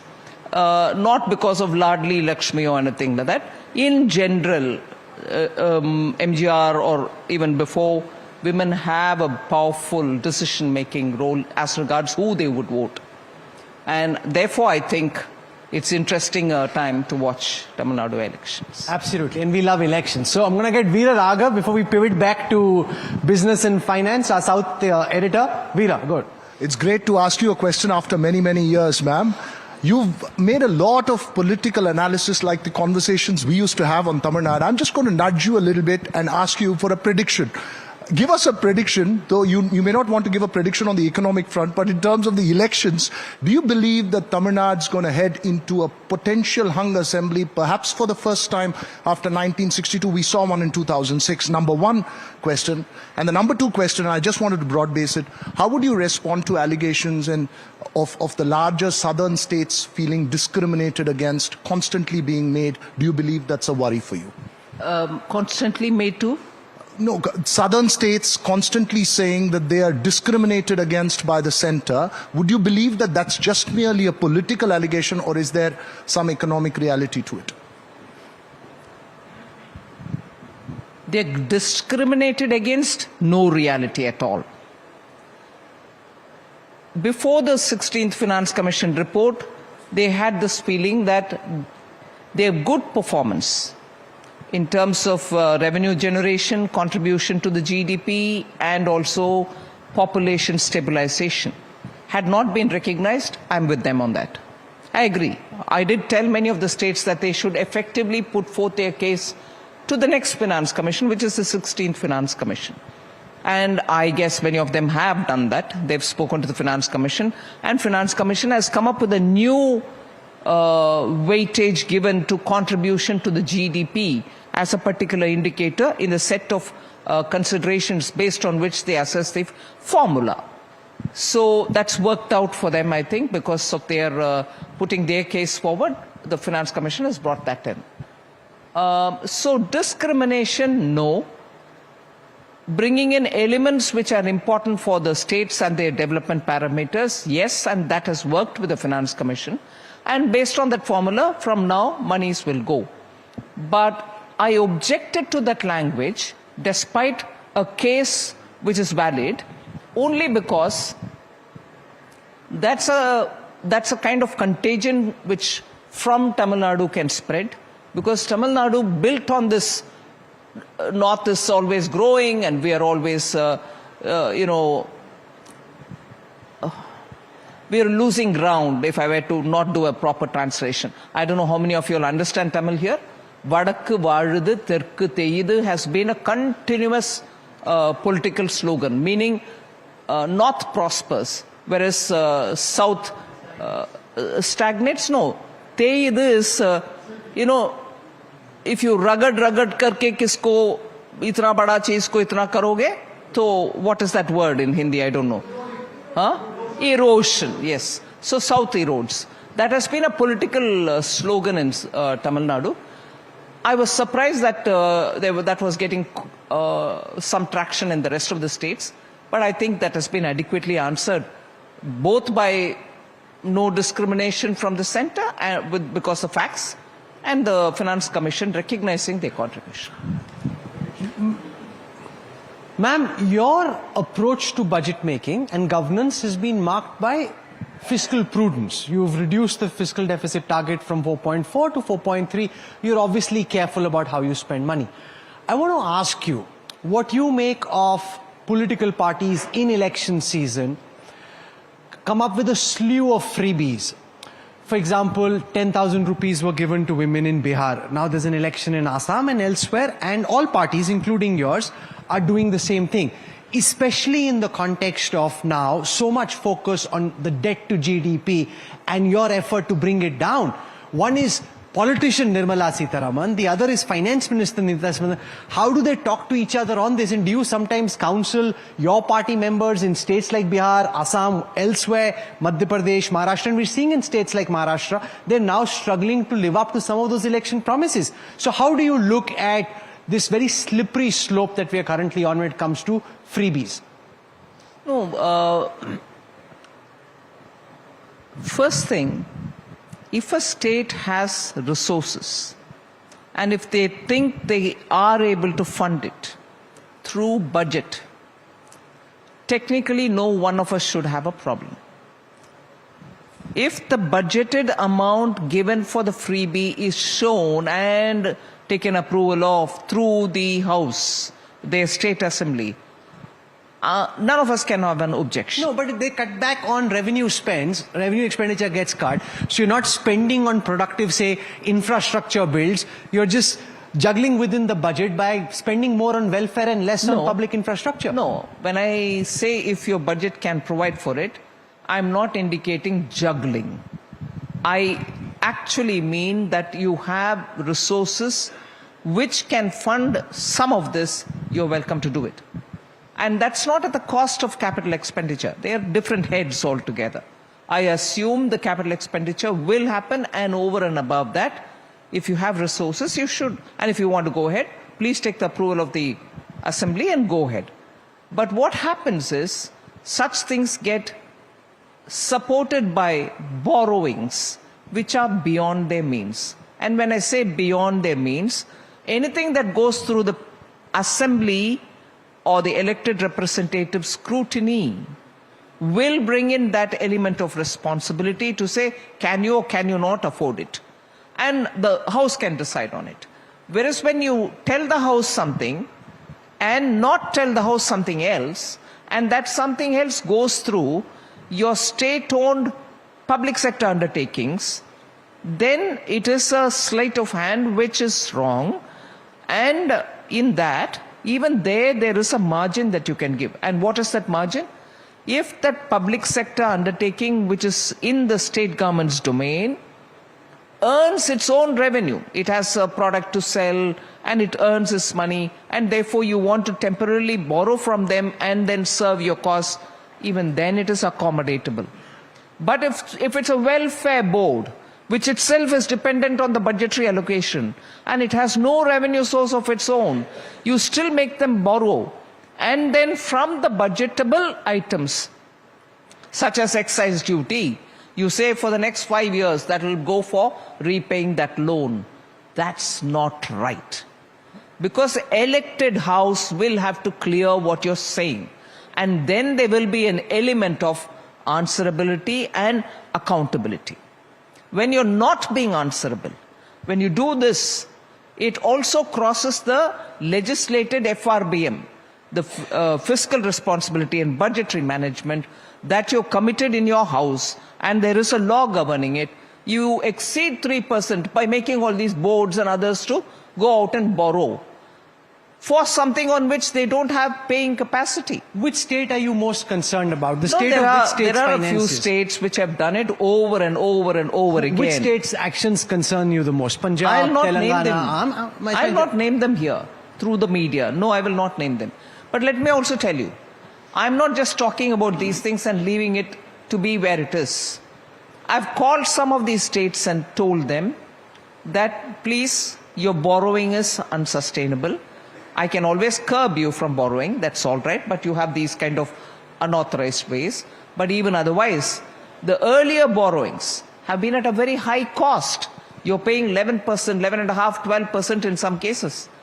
I've invited them to sit with the Finance Ministry's officials and restructure their total debt basket so that the interest which they pay can be, the burden can be brought down.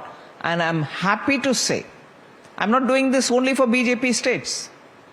Opposition-ruled states have benefited from it. And I would say here again, not taking the name, a chief minister went to the Assembly and thanked me. He doesn't belong to my party.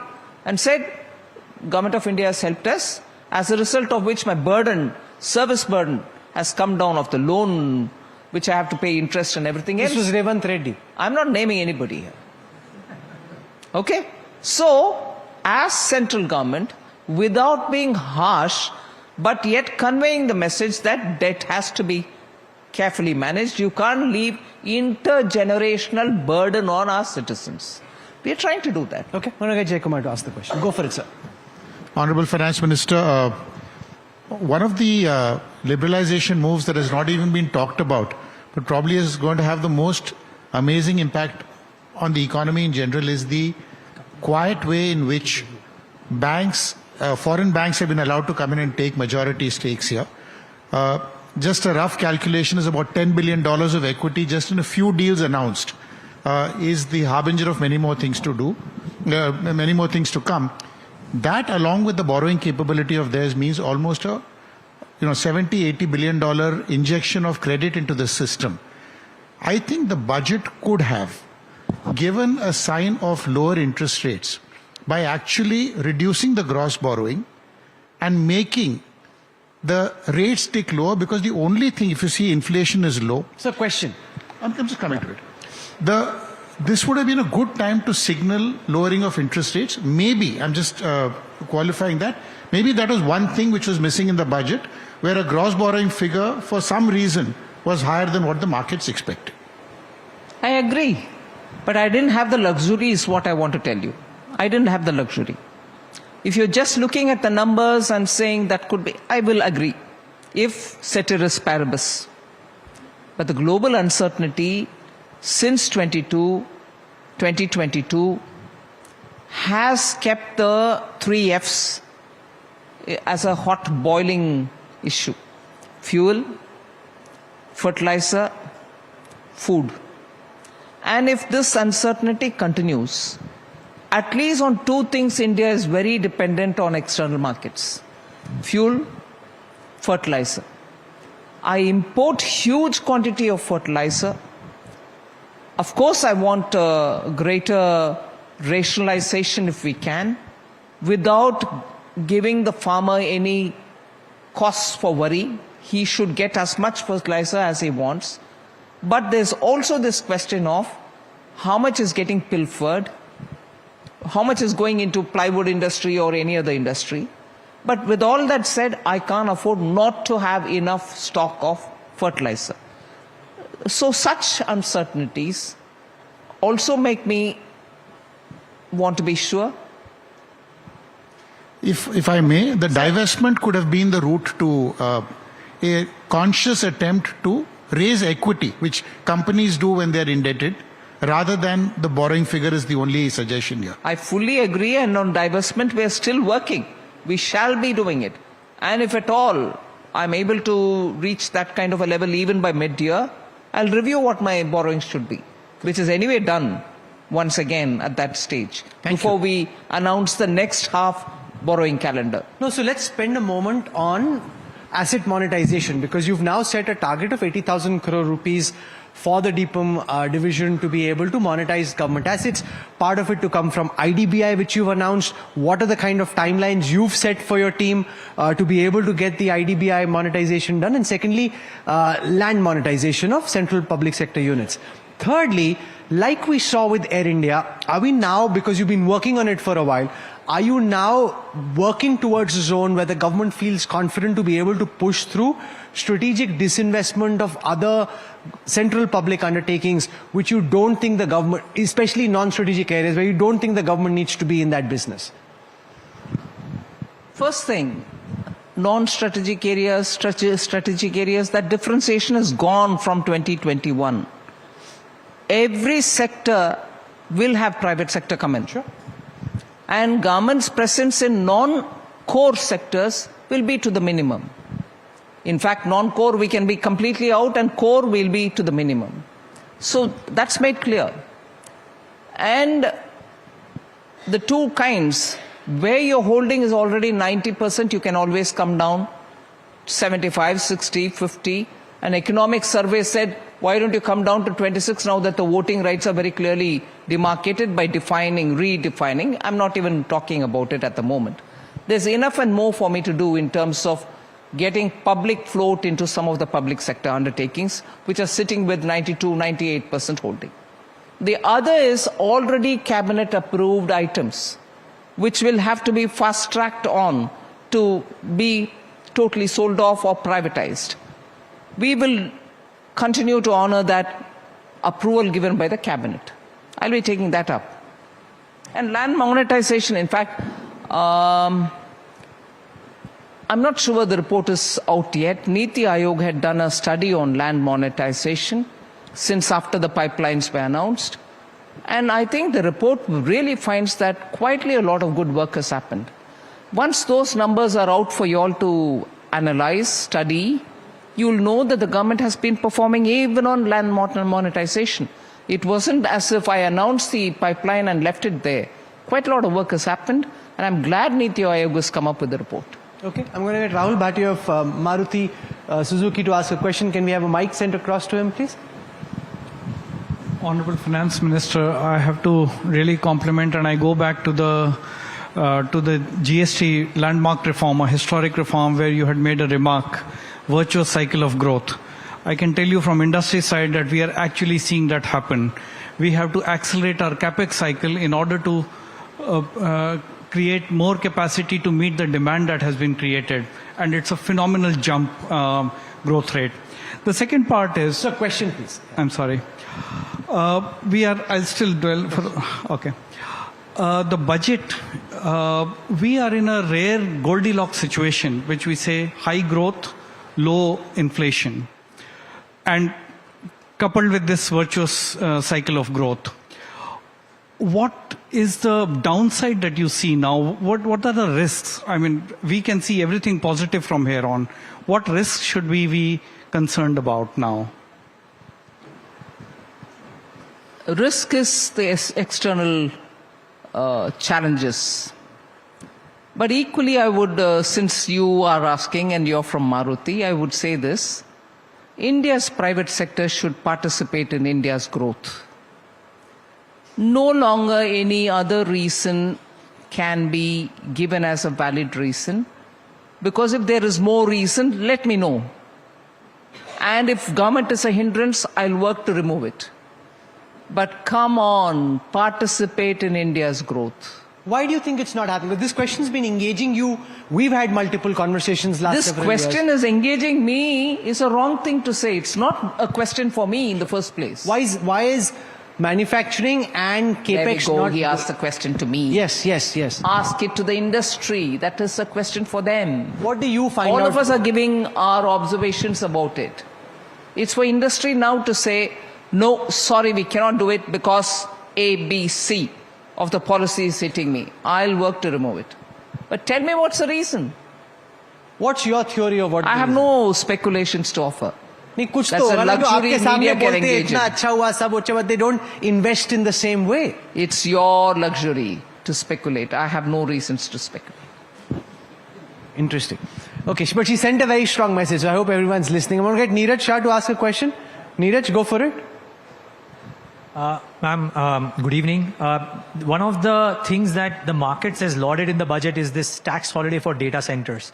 I was wondering if there is a thought of, if this attempt succeeds, to have more sectors in order to attract FDI, or is this a one-off because it's got some AI connection? Well, nothing is one-off. They're all part and parcel of a larger scheme of making India more investor-friendly, making India more manufacturer-friendly, and so on. So we'll keep doing this. But this was a landmark, sorry, which is what I was asking. 22 years is a landmark. You wanted big-ticket announcements. You wanted things to be done in a big way. What are your calculations on the impact of this announcement on the tax holiday for cloud services and data centers as a spur for future investment over and beyond what's on the horizon at this moment? How many more data center projects do you think can potentially come to India? And the fact that data centers are huge energy guzzlers and therefore it requires a massive spur in investment on energy production, which is something which is one part of this data center equation which doesn't seem to have been addressed, at least from what we can see in the public. Since the last budget, we've been talking about the small modular reactors.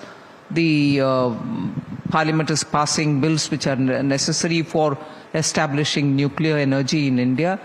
The push for renewables still continue. We have also given a lot of announcements about pumped storage, which is also green. And therefore, the emphasis on making India energy self-sufficient is in place, and we are doing everything it takes to make sure that we are able to produce more. No, so to what extent can it be a spur for? I won't. You must have done some calculations. You have done some modeling before you make that announcement. What does that modeling look like? It looks very good. Okay, looks very good. I'm going to get Nisha Podar to ask a question. Go for it, Nisha.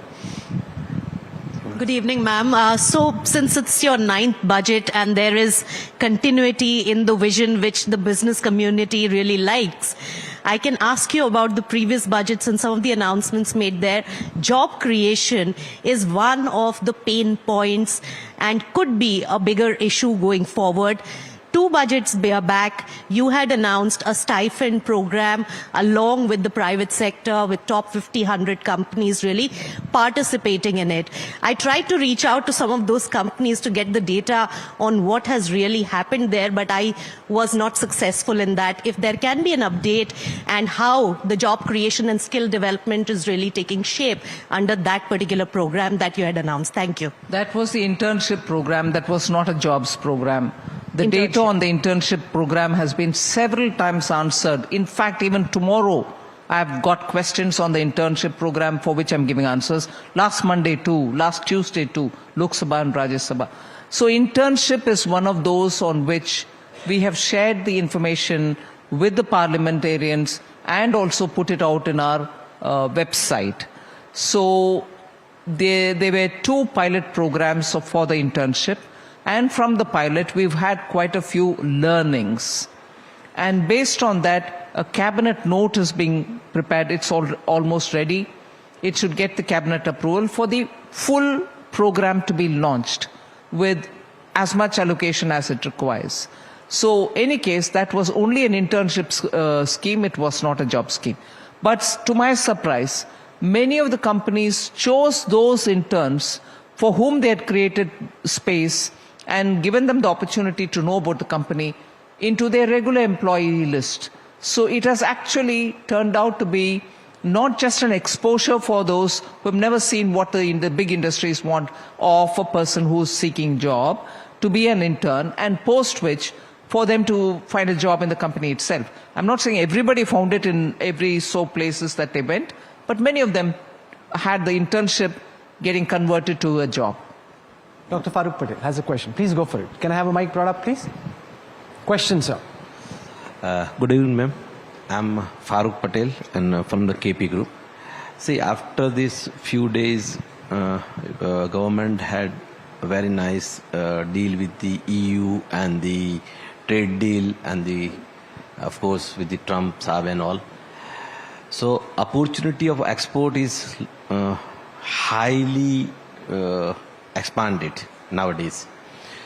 In that case, our group is in renewable energy, and what we are watching, the neighboring country is our competitor. So if we want to go to outside and do some development outside the India, so how Indian bank will support us, and how the insurance of India will support us, and the government how they will come into the agreement to make sure and secure our investment outside the India, like Africa and all. See, in very many countries, we have a bilateral investment treaty signed. There are some countries with whom the negotiations are going on. So for Indian investors who go abroad and invest, the best way is if there is a bilateral investment treaty, you're getting covered. Even otherwise, project exports or investments abroad can also benefit, because if there is an agreement between the 2 countries, not really investment protection, but tax avoidance or tax evasion. You have the double taxation avoidance agreement with many countries, like we have it with all the 27 countries in European Union. We have it also with many other countries other than European Union. That also helps you, because there's a clarity on where you pay the tax, how much do you pay, what happens if you don't pay in one place and you pay it on the other place, and so on. These are the broad ways in which the government also, through its embassy, helps our investors who are outside. These are specific ones which I've mentioned. They can be separate understanding between one country and another through a bilateral, some other agreement, not investment protection, and so on. But it depends on the country you're going to. Okay, General Messner has a question on defense spending and on the defense budget. Go for it, sir. Ma'am, good evening. Rather not on defense spending. My question is, ma'am, this time Chabar port, no allotment has been made in the budget. It is of great strategic significance in terms of security and economic interest to India. Even now, President Trump is putting a lot of pressure on India. So how are we going to maintain our national interest by retaining our flexibility and, of course, whatever investment, I think $120 million we have made, how do we retain a hold in Chabar port because of the north-south corridor also? Thank you. Yes, you're right. There's not been any allocation, but I understand the importance of Chabhar. The north-south transit route was also linked to that, going up to Moscow through the Central Asian republics. And also it became linked to the rail corridor as well. At the moment, this is all I can say. I'm sure. Are you an ex-serviceman? You seem like one. Yes, of course. You seem like one, and seem like one. That's a compliment. That's a compliment, General Master. But you'll understand if I can't say anything more beyond this. Okay, I'm going to get Alex Matthew to ask a question. Go for it, Alex. From the perspective of ease of compliance on the payment of tax, a lot of work has already been done.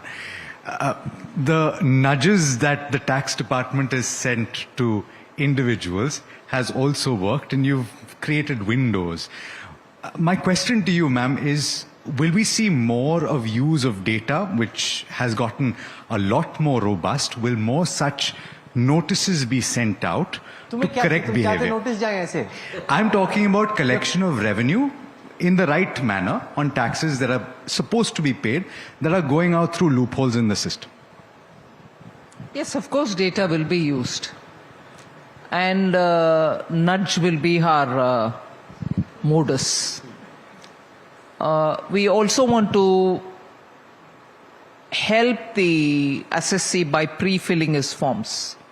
Because most often we find assessees miss out on declaring some things. When you pre-fill it, they understand you've got the information. Some of them are very honest enough to immediately admit, saying, oh yes, that was a miss from my side. So we will be adopting these methods so that our collection efficiency improves. I'm going to get Nasir Salim from Flexi Capital to ask a question. Go for it. Thanks, sir. Thanks, Rahul. Good evening, Finance Minister.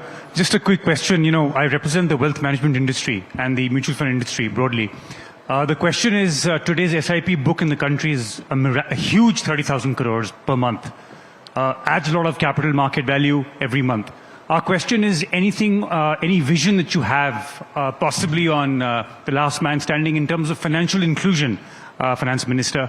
What can we do better to take this to the last man standing in the line in terms of inclusion? I think you have done well, much to the surprise of many who still believe small savings is the only way Indian householder can keep his savings safe. But I think the way in which the mutual fund industry and the wealth managers have shown that it is possible to earn with a bit of a risk, but sumptuous amounts, even for the retail savings person, retail investor who's come into the market. It has surprised a lot of global investors as well, because even with all the fund flows going out, our markets have survived on the back of the retail investor. I think greater investor education is important to build awareness about how effectively even a retail investor earns from the markets. Because it's not just anymore talking about risks in the market. Because of good governance, board-driven governance, reportage, and also because the MCA's website is available for people to see if all the reporting which is being heard and spoken about is true or not. You're able to cross-check on the annual returns that the companies are filing. And therefore, today, the awareness among general public is very good, but we need to strengthen that with greater confidence-building mechanisms, which only industry can do, which only businesses and market players can do. And I think, therefore, the wealth managers will also have to come every now and then and speak about how effective is participation in the market going to be. Okay, we can go on for a very long time, but we're kind of coming to the tail end of this conversation. Gurmeet Chadha has a question. Go on, Gurmeet. Hello, ma'am. Ma'am, despite the fiscal prudence India has shown, our fiscal deficit is lower. RBI has cut rates by 125 basis points. The capital market, the bond market is not showing enough transmission. So let's say a 20-year government bond is the same rate, so government is borrowing the same rate, I am borrowing a rate. My home loan is 7.1. So something is off here, and that is not leading to transmission. Could India also consider, like West, a change in the tenure? So our weighted average cost of capital is 7.3, 7.4, which is way high for somebody who's doing such a good job on fiscal prudence. can we reduce the tenure from 13, 14 years to 7, 8 years? A little bit more clarity on, let's say, OMO calendar. I think somewhere this is rubbing off even on the equity market also. So if some thoughts can be done there. Yeah, sure. I agree with you, but I can't really speak on what exactly I'm doing because this is the best time to do it. What better than being live on NDTV Profit and telling us what you're doing? That's the whole idea of having that you. question will immediately spike up or spike down the market. And tomorrow you will say the headlines that NDTV gave made the, market go volatile and so many people have lost or so many people have gained and thrash me again on it. No. I'd rather say when I'm ready. Will we thrash her? Not at all. We won't do that at all. Aap aaram se jawab de do, no problem. Oh, thank you. See, we tried. At least we tried. That's all that we can do. So we'll wrap up here. We've had an absolutely fantastic town hall with the Finance Minister.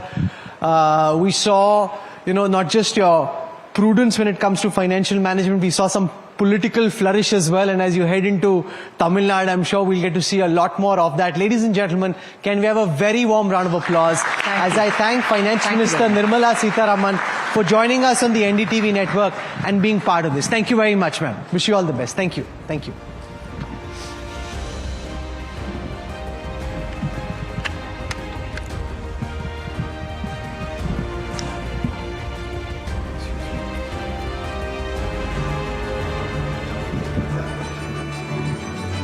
Ladies and gentlemen, as exciting as that conversation was, and those last two in particular, we haven't drawn this evening to a close just yet. We've got more lined up for you. As you can see, the frenetic activity on the stage next to me.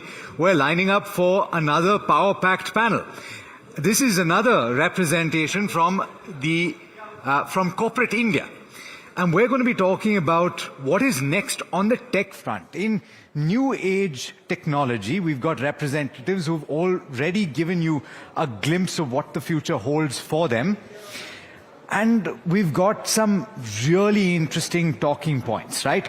From the perspective of the manufacturing side, we've got Mr. Gujral, who is the managing director of Sirma SGS. There's quite a bit of action that has been done from the perspective of policy that I'm sure Mr. Gujral will want to speak about, PLIs, etc. He had started speaking about exports.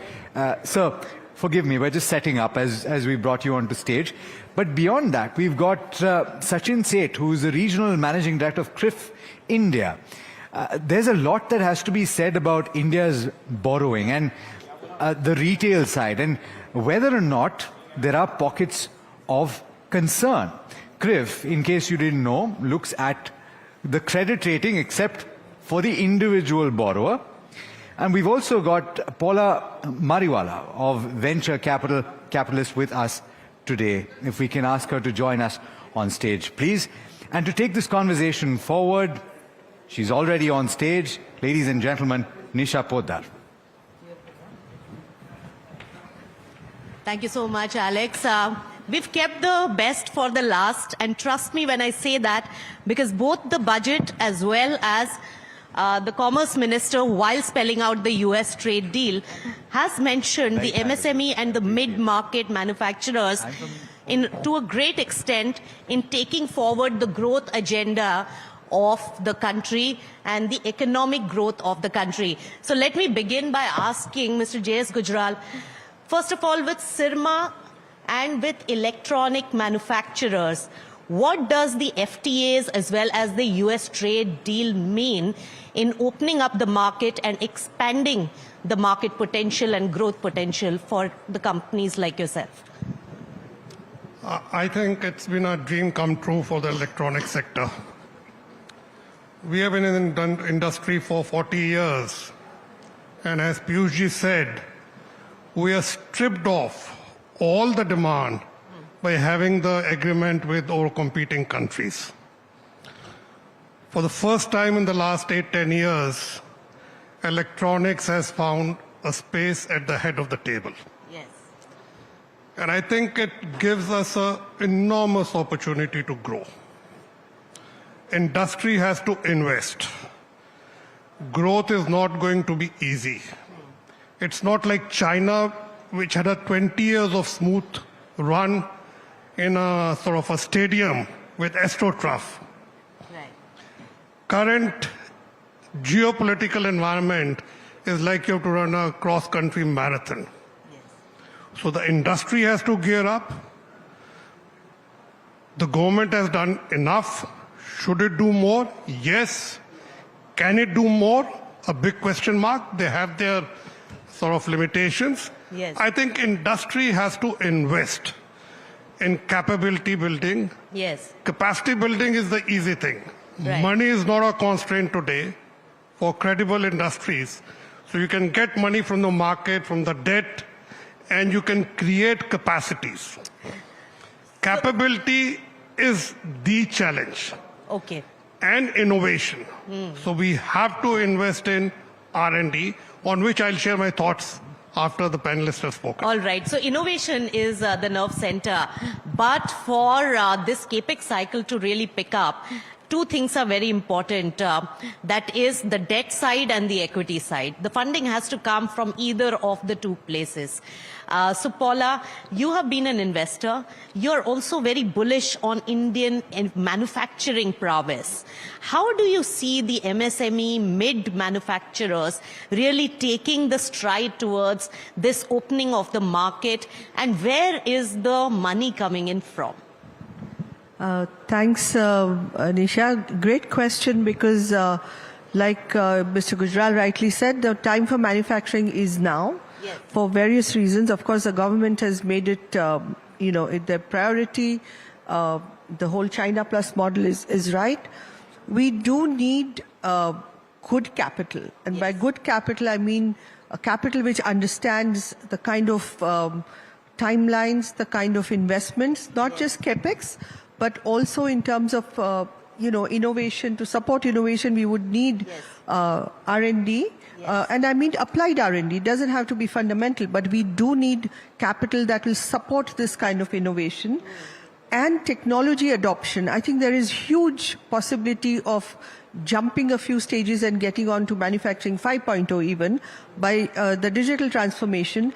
And capital can support this. And equity investors like venture capitalists who understand the role technology plays, I think they have to shift, gears a bit. Yes. And apply it now to manufacturing industries, to things like electronics, defense, and various sectors where one can really add a huge amount of efficiencies by adopting IoT, process controls, data, and so on.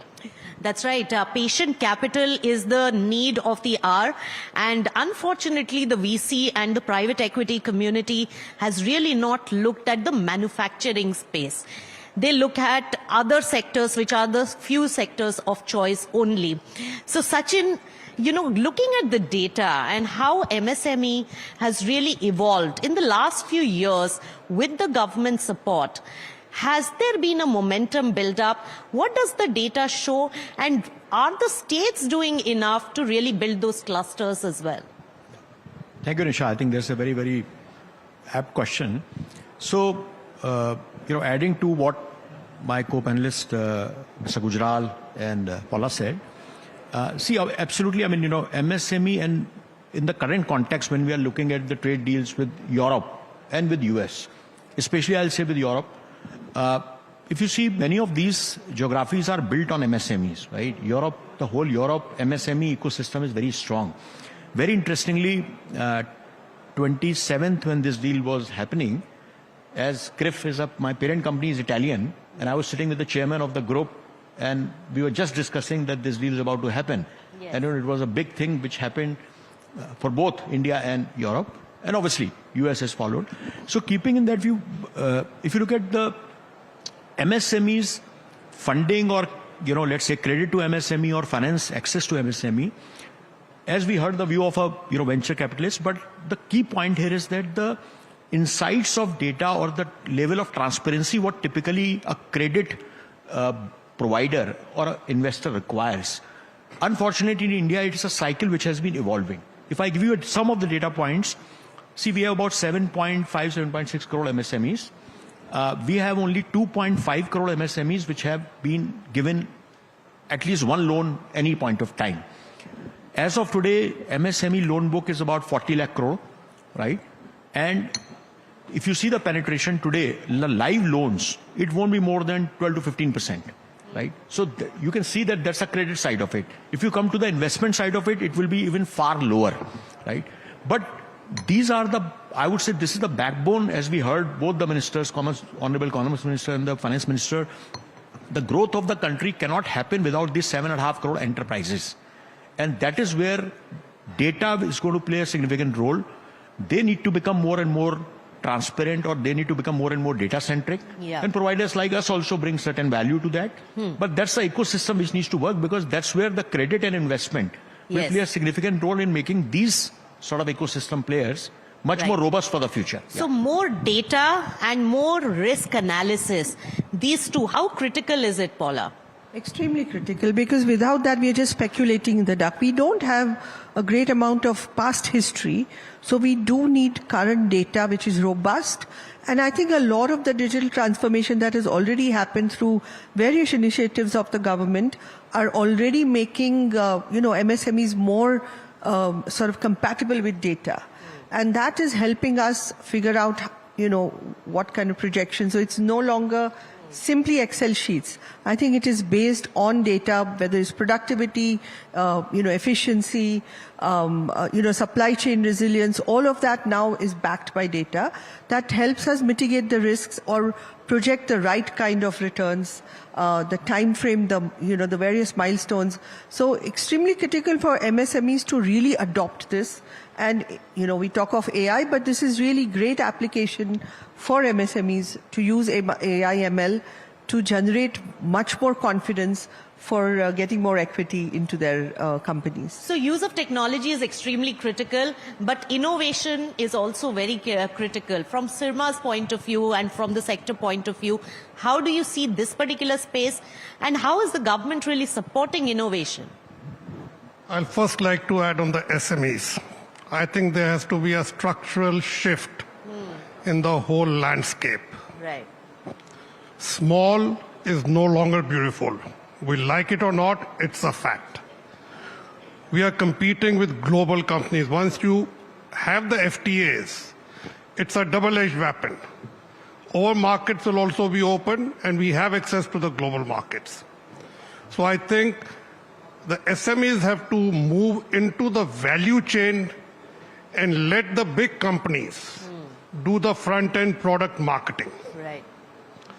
And transitioning from a small scale to a medium scale to a large scale is comparatively easy if you're organized, if you're professional. We were less than $100 company, $100 million company 3 years ago. Yes. Today we are approximately $550 million.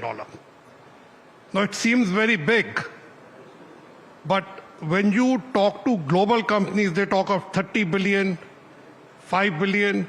Jabil is an EMS company. It's a $35 billion company. And the entire electronic manufacturing landscape in India, leave aside the Foxconn, including Dixon, us, all the listed space, is nowhere near that. Does this US deal, opening up the market in several other regions as well in the world, does that give you that opportunity, and is it easy to convert into an exporting sector? Absolutely. Absolutely. We have been exporting for almost like 30 years to Europe. We have not been present in America to a large extent. America is a key market for us going forward. Till now, our exports are about 1,000 crores, and 65%, 70% of that is to EU. Servicing export markets requires a DNA. Yes. Please imagine a customer sitting 8,000 kilometers, 15,000 kilometers, or 4,000 kilometers, and you are feeding his factory line.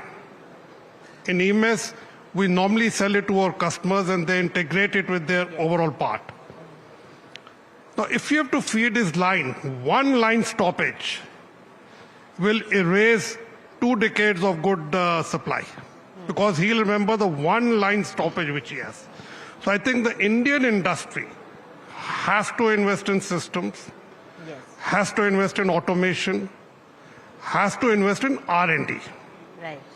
And R&D, we are small companies, 1,000, 2,000, 5,000 crore companies earning 500 crores. How much they can spend in R&D? Yes. Unlike China, where the government funds it because it's not a democracy, it's a dictatorship. So I think for innovation and R&D, we have to adopt the cluster approach, Yes. where industries should join hand, comparable players should join hand, form a R&D company. Each one of the manufacturing companies, say 5 electronic manufacturing companies, create a R&D company. Each one of them is a shareholder in that company. So there's sort of convergence of interest. Yes. On or alone, on a standalone basis, R&D would be a non-starter because all the companies are listed, and unfortunately, you have to go to the markets every quarter with results. Yes. So you have to compete also, and you have to collaborate also. That's the nature of the new age, sectors, any which ways. But how can investors really play a critical role, Paula, over here? And will the opening of lucrative markets at lucrative tariff rates, will it attract equity investors into R&D, patient capital, because it will lead to higher exports and potential of higher income? See, if we want to grow this ecosystem and it can be really lucrative, I think this is absolutely necessary. Your total R&D spend of our country is still less than 1%, even though it may have increased, but as a percentage it continues to be low. And if you look at all economies which have scaled, there has been substantial investment in R&D. Yes. I think as patient capital, this is a key area of interest, and we have seen it in space, for example, and defense, that investors have come in and have funded with with very measured capital, albeit it has, started a whole phenomena in certain sectors that funding R&D can lead to innovation, and very quickly we have seen a couple of listings that have happened by funding R&D. They were from incubators, Agnipath and so on. So I think now there is a trend and there is a confidence. And most importantly, there are now role models. There are companies, like Mr. Gujral's, Equus, and so many others, who are actually showing that this can transform, whether it's, their position in the world or just potential of spinning off many other companies like that. I agree we are still very small as a hardware industry or research-based, but that gives us opportunity. As investors, we want to see growth potential. And I think that is now coming up. All right. So while equity investment is easier in terms of getting it in and utilizing it, but it's still a much more expensive way of really fundraising. But debt is what really fuels this particular space. And out of all my analysis and talks with MSMEs, the biggest concern and challenge in this space is the credit, availability of credit. Now, Sachin, from your vantage point of view, how is the credit risk developing? Many banks shy away from this. Also, the cost of acquisition is high. But how is the risk propensity? Because till that comes down, not many lenders would be attracted. Yeah, very valid question. So I'll just give a couple of data points and come to the specifics what you asked. So one more point which I wanted to bring to the table is that the MSMEs across the board, if you see across the states, we are seeing a slightly different kind of behavior from credit perspective. In fact, some of the states credit adoption is significantly higher. And if I give some of the reports we have published every quarter, in fact, as of last quarter, UP was almost 20%, 20.7% growth of credit, whereas some of the states were, let's say, at 10 to 12%. Now, why I'm giving this number? Because this number has some root causes. When you look at the credit assessment, you look at basically in a holistic manner. Now, sometimes some of the states have followed the approach of a cluster-based approach. Approach in UP is called ODOP, which is one district, one product. So basically, they have very innovatively created a sort of a pockets wherein your leather manufacturing, textile manufacturing, plastics manufacturing, even hardware manufacturing, it's happening in pockets. So for credit assessment also, it becomes very easy for a bank or NBFC because they exactly know that what kind of business this company is doing, what is the input, what is the output, who is a supplier and who is a buyer, right? Not only in addition, I mean, this is not about talk about the credit bureau or credit worthiness point of view.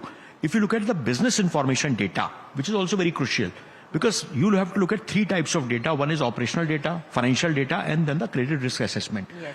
I think operational data and financial data is also equally important. And that's where a bit of awareness, bit of education, literacy, etc. works, right? But coming back to the point what you said, definitely there is a bit of risk averseness in certain types of lenders. And also one point I want to make it here, credit is not just about credit. Credit is about at what cost you get the credit. Yes. In fact, if you get the credit at 10%, your competitiveness versus you take a credit at 18% is going to be significantly different because it in some businesses, you just can't produce 8% extra profit to service that debt, right? So which means that the better you are in terms of your prudence, in terms of managing your financials, keeping your data, working with providers on submitting that to the right set of lenders, that's where the game changes. And that is precise the point wherein certain NBFCs have been very aggressive. And also the type of loan you take, which is if you take a secured loan, the loan will be at a much lesser risk, right? Yes. So, public sector banks and NBFCs have been very aggressive. Private sector banks are also there, but obviously they have to look at very cautious approach. I know it's a long answer, but I thought I'll give you a whole perspective of what is the credit cycle for MSMEs. So of late, the second tier banks have started looking at MSMEs as a growth opportunity. But the cost of acquisition, the risk propensity has to really match. Paula, family offices can play a very important role in domestic pool of capital where they come from the industrial side, where they themselves know manufacturing. Can they play a bigger role in providing that much needed heft to the MSME sector? Absolutely, because this is a perfect match. We don't have to plan for non-linear returns, but prudent returns, along with planning credit, debt. So I think as industrial families or business families, we understand both are required. And it doesn't dilute, the balance sheet. It actually just strengthens it. So if there is equity infusion by, let's say, family offices or businesses, along with the understanding that, one can generate good debt, it's a win-win on both sides. And I think, getting sort of a more of a consortium approach here again, where, some of the family businesses come together or investors come together to really focus on this sector and collaboratively invest. I think that can be great. Corporate VCs is something that we have missed out completely in our country. Yes. But corporates really traditionally have also invested in smaller, companies, Yes. which can innovate much faster. They're more nimble, Yes. and that can really feed into the innovation that's been talked about, and really, bring in much more scale, much quicker.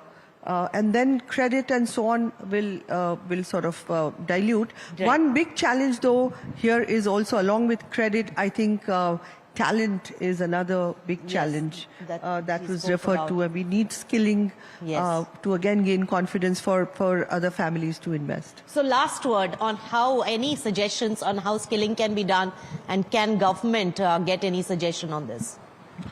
See, at the top level, the policy measures are well in place, but at the ground level, that culture is yet to percolate. Custom clearance is still a pain. There's a lot of inverted duty structure. You import a machinery at zero, but if you want to make that machinery and import some critical parts, you pay 10-15% duty. So we have been told that this is in the works. It should be a thing of the past. Yes.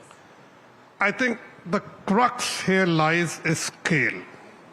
And for scale, industries like us, which are 5,000-7,000 crore companies, have to collaborate. Yes. The government has come out with a 1 lakh crore R&D fund, where 50% will be given as a low-cost debt at 3%, or something like that. Now, if I have to invest in R&D, my balance sheet would have a constraint. But if 4 companies can collaborate and say, we put in 2,000 crores in R&D over a period of 5 years or 7 years, the government gives 2,000 crores, and that company selects a product. There's no point of 10 companies doing R&D in the same product. All right, so collaboration and then government Private sector support. level. That is required in the mid to smaller companies to really attract talent and also attract rightful credit and therefore innovation. Thank you so much, all of you, for sharing your insights. Thanks to all of you for patiently hearing and participating in our conversation. Thank you. For these lovely panelists. Nisha, thank you so much. All right, with that, ladies and gentlemen, it falls to me to thank all of you for having participated in what has been a rather momentous NDTV Profit Conclave 2026. We've got several headlines that will hold us in good stead over the course of the coming week. Thank you so much for your patient listening, both in this auditorium as well as all of you tuning in from your homes and wherever else you might be. It is my pleasure. A massive thanks, of course, to our stellar speakers, guests, panelists, and of course the audience. Of course, a mention to our sponsors. This event has been co-presented by NSE, co-powered by LIC and Apollo Tyres, special partners Niva Bupa, APIS and Adani Airports, energy partner KP Group, NBFC partner Capri Loans, associate partners Rumta Steel and Generali Central Life Insurance, data and insights partner CRIF, impact partners Adani Power, Adani Ports and Logistics and Adani Solar. As we draw this event to a close, all I have to say is thank you very much and stay tuned to the NDTV network.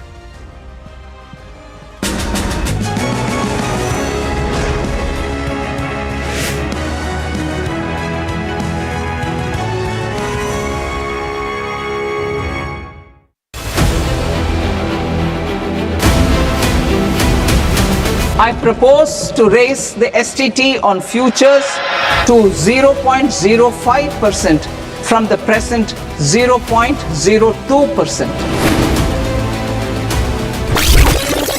There's a buzz of a potential hike that could happen when it comes to options STT, and this could be major negative coming in.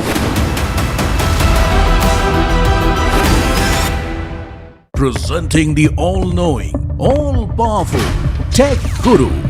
Whoa. Guru? I'm no guru. Okay. I'm just a guy who loves his tech. A show where the mysteries of megabytes and motherboards shall be unraveled. Bro, nobody talks like that anymore. This is all about connected ecosystems, EVs and AI that you can use in your daily life. That's what we do on Tech 360. Real talk, real reviews, tech that you can actually use. Tech has changed. So should your tech show.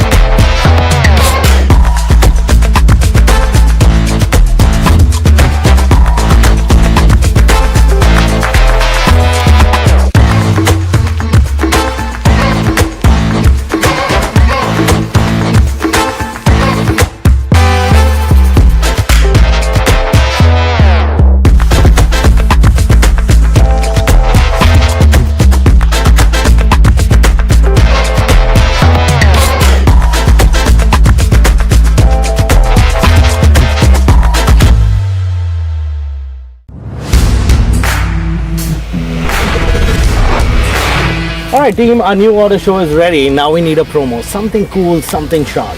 Well, I'm sure we'll be having outstanding reviews, solid suggestions, Expert advice, the latest trends. It's a lot simpler. We'll help people make the right auto decisions. It's got the cool stuff, geeky stuff, serious stuff, all of it, so that you can discover, decide and drive. I'm Siddharth Sharma and I am your Automate.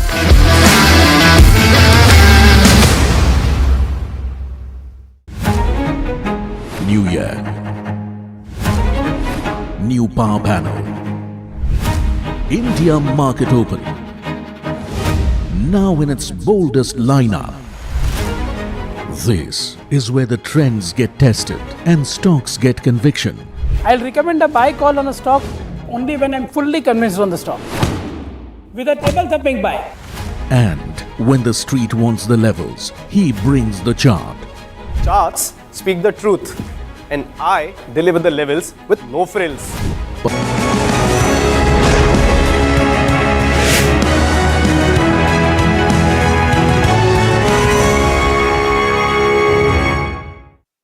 To kick things off, the first conversation of the day, it's titled The Economics of India's Next Decade. Please welcome on stage Praveen Chakravarti, economist and chairman of All India Professionals Congress. Joining him on stage, GVL Narasimha Rao of the BJP, former member of Rajya Sabha and former member of Standing Committee on Finance. Please, big round of applause, ladies and gentlemen. And with that, it's over to NDTV 24/7's editor politics, Vasudha Venugopal.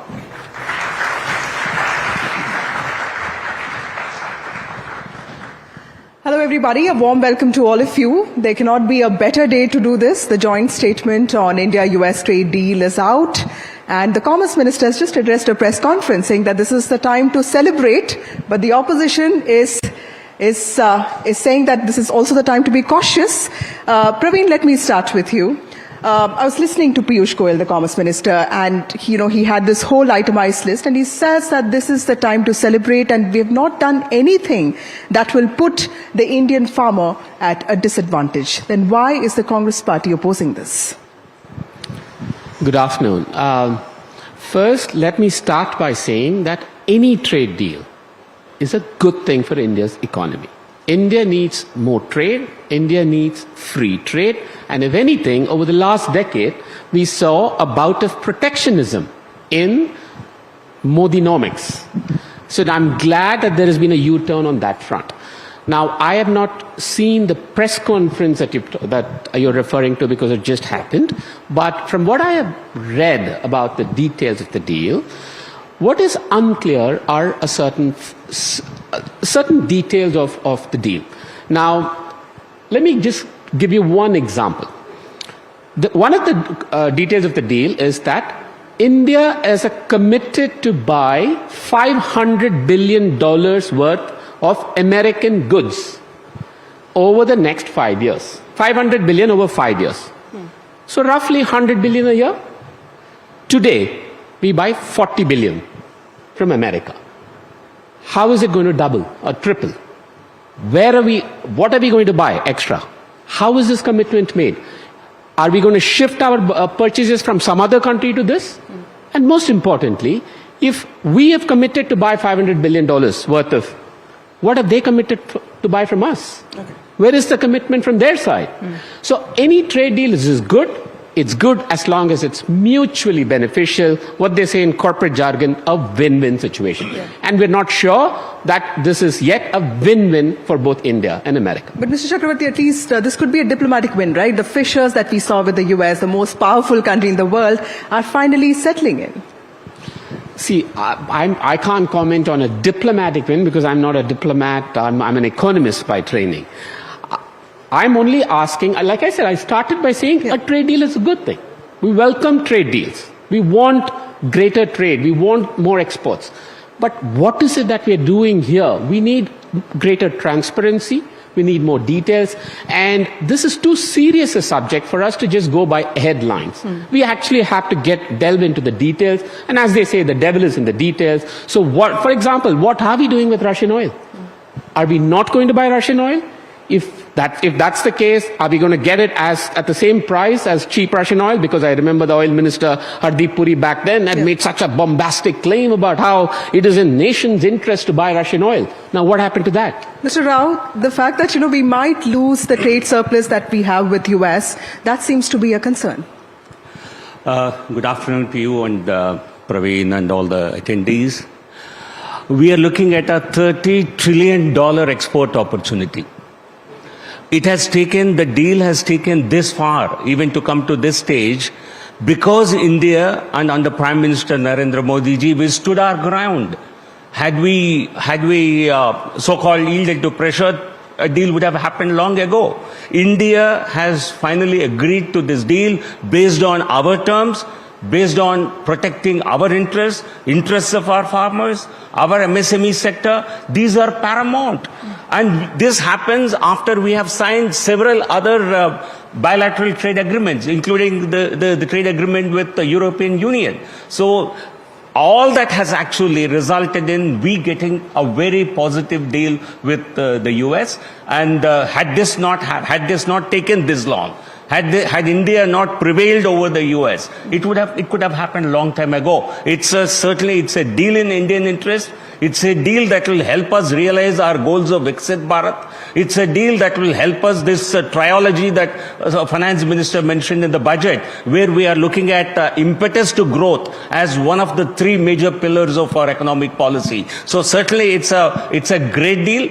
And its deal protects our interests and also boosts our growth. I think Indian exporters have a lot of good news to cheer about today's development. Mr. Chakravarti, two questions. This non-tariff barriers is being talked about, because it will bring down delays and compliance. And of course, the fact that, the deal is finally done, So what about the non-tariff barriers and the fact that the government is very clear that interests have been shielded? Do you think that those are positives? See, as far as the non-tariff barriers are concerned, specifically around quality control orders in the textile sector, I think the Finance Minister announced it in the budget, the Chief Economic Advisor had it in his economic survey, and that's a good thing. The abolition, because I've held that the imposition of non-tariff barriers was wrong in the first place. So now if they have learned from that and then removed it, it's a good thing. We keep going back to protection of farmers, and this is in the India's interest. I would like to believe that. I want to believe that. I want to believe that this is good for us, good for the country. Where are the details? Okay. Where are the details, sir? The details came out only today because till yesterday it seemed like a tale of tweets, right? Because there were many tweets. But finally we do have a paper now. Why did we not get the details? Because the Parliament wasn't running? No, I think a lot of finer details have to be worked out. It's a question of you have a strong negotiation. You don't really sign on a deal prepared by somebody else. Every point has to be agreed upon. What we have is a framework, and this is certainly a final agreement is on the cards. Actually, Piyush Goyal ji wanted to make a statement on this in Lok Sabha. And you know how the Parliament was not functioning. There was a stalemate over the last 5 days. So therefore a press conference had to be held. Opposition could make an issue out of it, why a statement has been not made on the floor of House. I hope at least sense will prevail. Opposition will allow the House to run on Monday when it convenes for the next week. And certainly there can be a statement from the minister. We will have a budget discussion next week.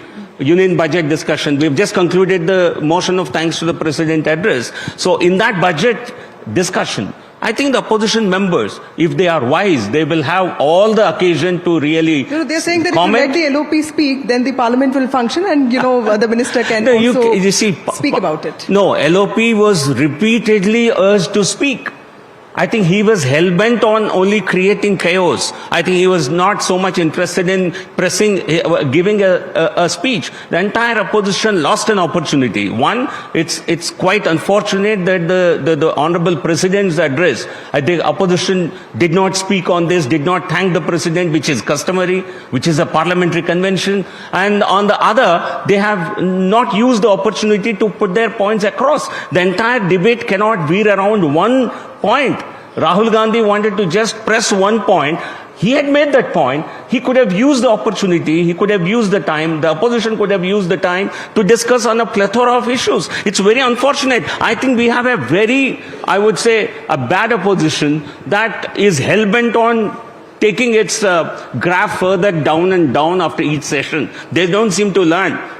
I will not say we are happy about it. We are sad about the the death of parliamentary democracy, but we are happy about the non-functioning opposition. Mr. Chakravarti, the Prime Minister spoke for 97 minutes. That was also with disruptions. And BJP feels that it is because of the opposition that the details of the trade deal could not come out specifically in the floor of the House. The last time I checked, India won independence in 1947, which meant we have the freedom, and we presumably have a freedom of speech in this country.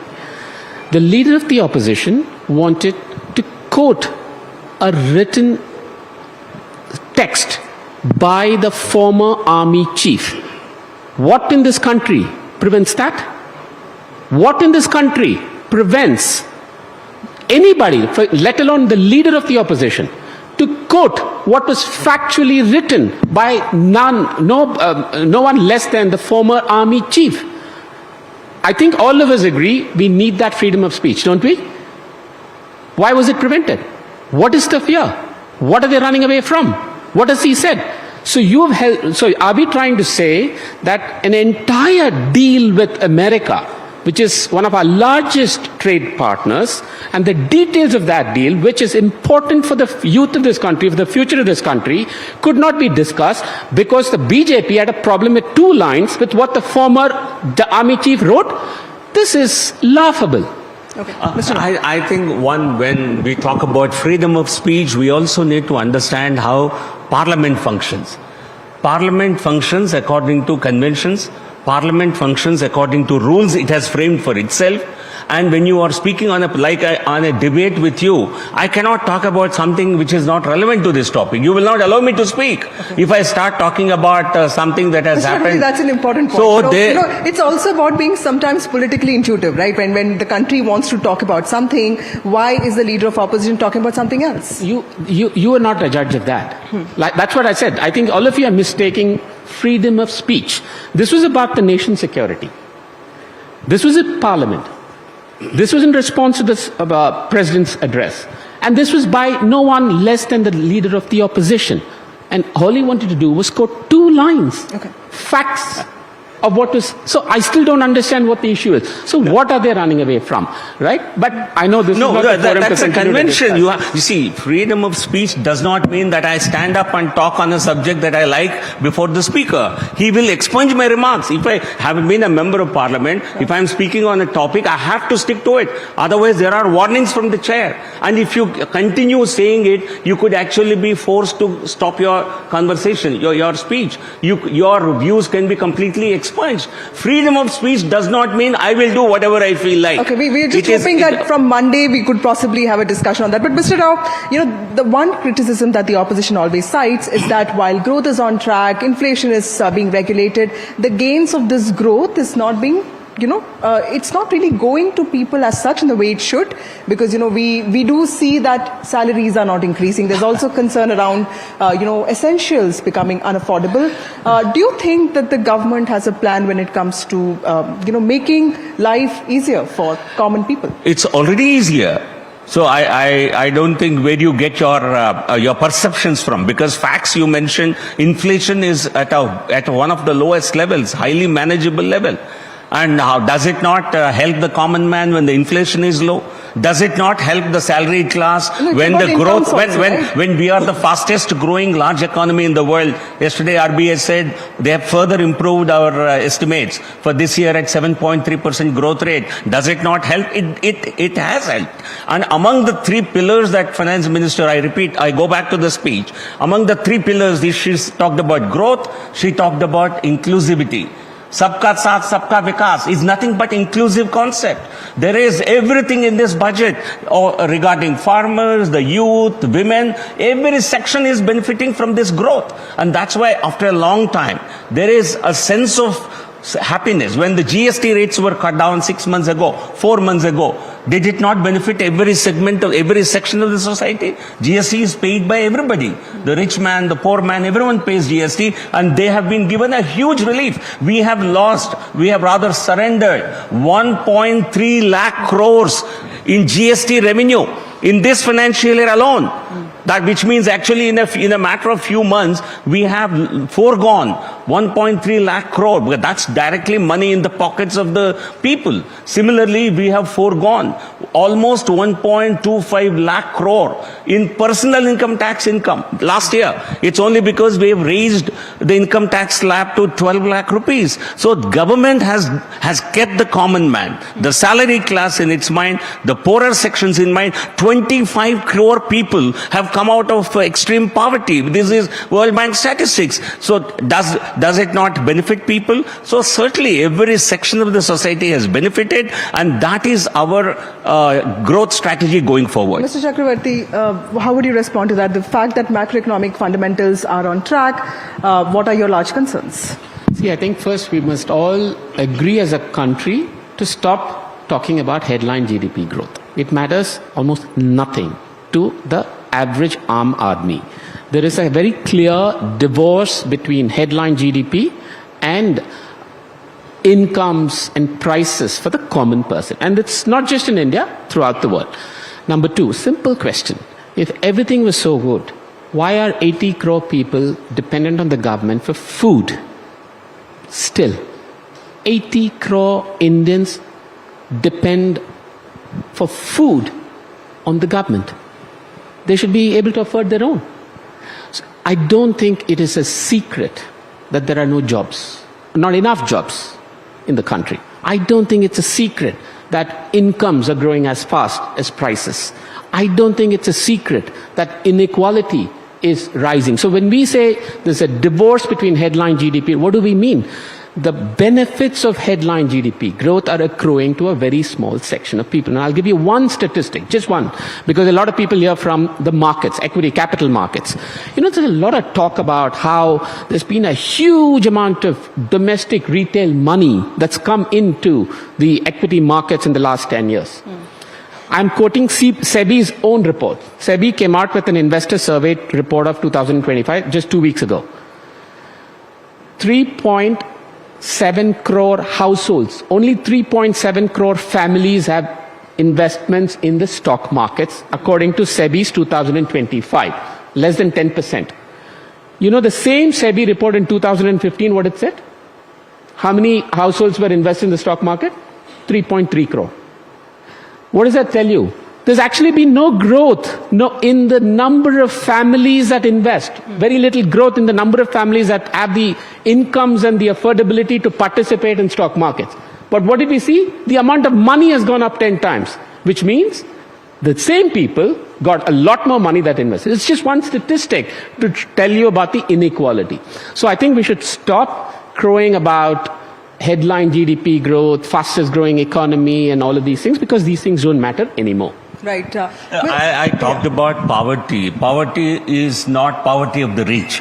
Poverty obviously is something that relates to the underprivileged sections of the country. When so many crore people have risen above poverty line, if that is an international finding, not a finding given by a government agency, you have to believe this growth is happening with equity, with access to resources for every section of the society. Secondly, when we reduce GDP, I am repeating myself, does GDP, the GST, lowering of GST, does it not benefit every section? The problem is the Congress party tends to believe some odd statements that India's economy is down in the Trump or down in the dump or whatever. So whereas the whole world considers India as a bright spot in the economy. Mr. Chakravarti, are you being overly critical? Because from fragile 5 in 2014, today we are fourth largest economy in the world. Has it happened only through headline GDP numbers or some kind of fictional numbers? This is the world accepting India as a rising superpower. We are fourth largest. We will be third largest. You left us at one of the 5 weakest economies. Today we are the fourth strongest economy. So that tells you a criticism against the Congress party by the ruling party that, when you call us a dead economy, you're also sort of diluting the confidence of investors, and also the fact that you don't recognize the merits in whatever reform the government has attempted to do. First, my friend GVL said India's economy is down in the Trump. I hope it's a Freudian slip. No, I'm just kidding. You're not blaming Trump for our ills, are we? No. See, when it comes to, confidence in investors, I think we as a nation are confident enough to face the truth and facts. We don't need to fool ourselves. We don't need to fool ourselves by saying everything is hunky-dory when it is not. Or we don't need to fool ourselves by saying everything is bad when it is actually good. Okay? So if someone says it's a dead economy based on whatever, that doesn't dent confidence. I mean, are we that meek? Are we that fragile? We're not. Every business can make their own decisions regardless of what the others say, right? And we're confident as a country, as a nation. It's Rahul Gandhi saying it, right? So That's you're fine. the leader of opposition saying it. I'm not saying I'm not saying he's wrong. I'm responding to your point about it dents the confidence. Why should it dent the confidence? But why if should it's dead, if it's dead, it's dead. If it's not dead, if it's alive, it's alive. That's a debate. You can debate that. Okay? So it doesn't need to dent. I mean, let's not hide behind these nationalistic kind of sentiments of, oh, you can't say anything negative and we're not that weak as a country. We're very, very strong. We can face the truth. But talking about states, do you think that there is a general concern about the fiscal status of many states? Because every state, be it opposition ruled or BJP ruled, there is a sense that there is a lot that's being spent on welfare. You spoke about Tamil Nadu. There's also Bengal. Both of these states are going to polls. Is that a serious concern, the debt that states are in? I think, and this is a matter of serious discussion, so I don't want to politicize any of these things. On that front, I think as far as our macro and fiscal situation is concerned, first thing, I think 2026 budget will go down in history, the history of Indian budgets, as the first time where we start looking at union and states combined from a fiscal point of view. So it's not enough to just focus on union budget, but it's important to focus on states budget. So it's a very important point that you bring up. Why do I say that? All states combined spend more than the union government today. 40% of union government's 40% of India's tax revenues come from GST. GST is not decided by the union finance minister on the union budget. It's not decided by one state alone. It's decided by the GST council. Debt. The union government, the finance minister said, we are now going to move to debt to GDP as a metric. Yeah. The union government's debt to GDP is 56%. She's promised to bring it down to 55% next year and go down to 50% in 5 years. It's laudable. It must be appreciated. But the concern is this. What's happening to states? All states combined, their debt is half of the union government's debt. All states combined, their debt to GDP has actually gone up from 22% to 28%, and it's only rising further. So when international ratings agencies, foreign investors look at India and India's debt to GDP, they don't look at only the union government's debt to GDP. They look at India's debt to GDP. Okay. And that is a serious concern. So you're right that if you take states like, say, since you mentioned Tamil Nadu and Punjab and Haryana, their debt levels have gone up 10 times in the last 15 years. And that is a little worrying. Okay.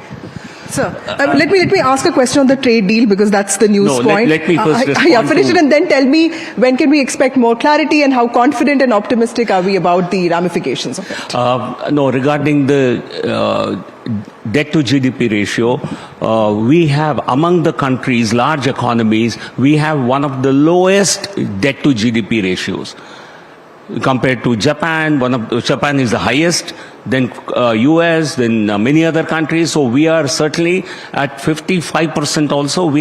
That's a very good metric when you compare it against other large economies of the world.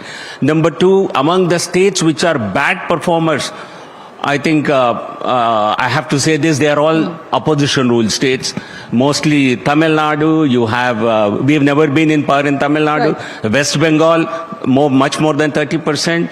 Punjab, one of the worst performers. There are many other states, smaller states, but they have other geographic and other economic considerations. But the worst performers are opposition-ruled states. So certainly going forward, if Praveen agrees, I think people of these states, Tamil Nadu and West Bengal, they all must vote for a change of government. They must vote for NDA, because NDA means Modi-led governance, Modi-ji-led governance means better economics, better management of the economy. Like I said, I was going don't keep politics out, but it's been dragged in. Haryana and Maharashtra are actually some of the worst states in terms of Not debt. Maharashtra. Maharashtra has a very large GDP. Okay, so the battle therefore- lines are drawn. Let's now wait for the ministers to come and speak more on this. Thank you so much. Thank you. Thank you.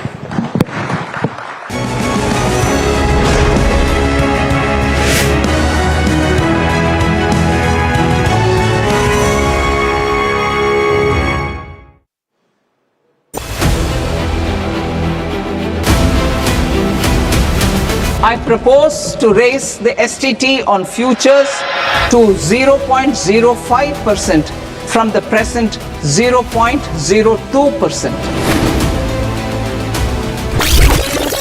There's a buzz of a potential hike that could happen when it comes to options STT, and this could be major negative coming in. Presenting the all-knowing, all-powerful Tech Guru. Whoa. Guru? I'm no guru. Okay. I'm just a guy who loves his tech. A show where the mysteries of megabytes and motherboards shall be unraveled. Bro, nobody talks like that anymore. This is all about connected ecosystems, EVs and AI that you can use in your daily life. That's what we do on Tech 360. Real talk, real reviews, tech that you can actually use. Tech has changed. So should your tech show.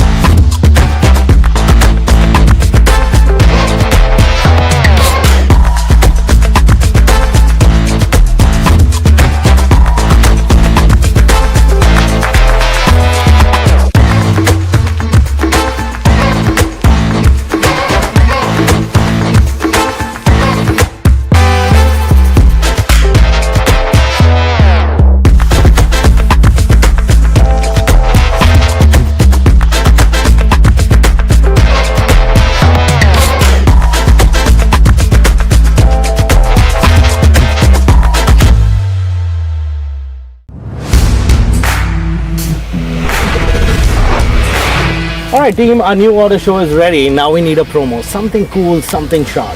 Well, I'm sure we'll be having outstanding reviews, solid suggestions, Expert advice. The latest trends. It's a lot simpler. We'll help people make the right auto decisions. It's got the cool stuff, geeky stuff, serious stuff, all of it, so that you can discover, decide and drive.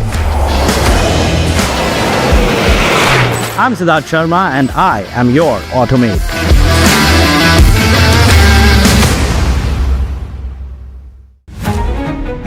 New year. New.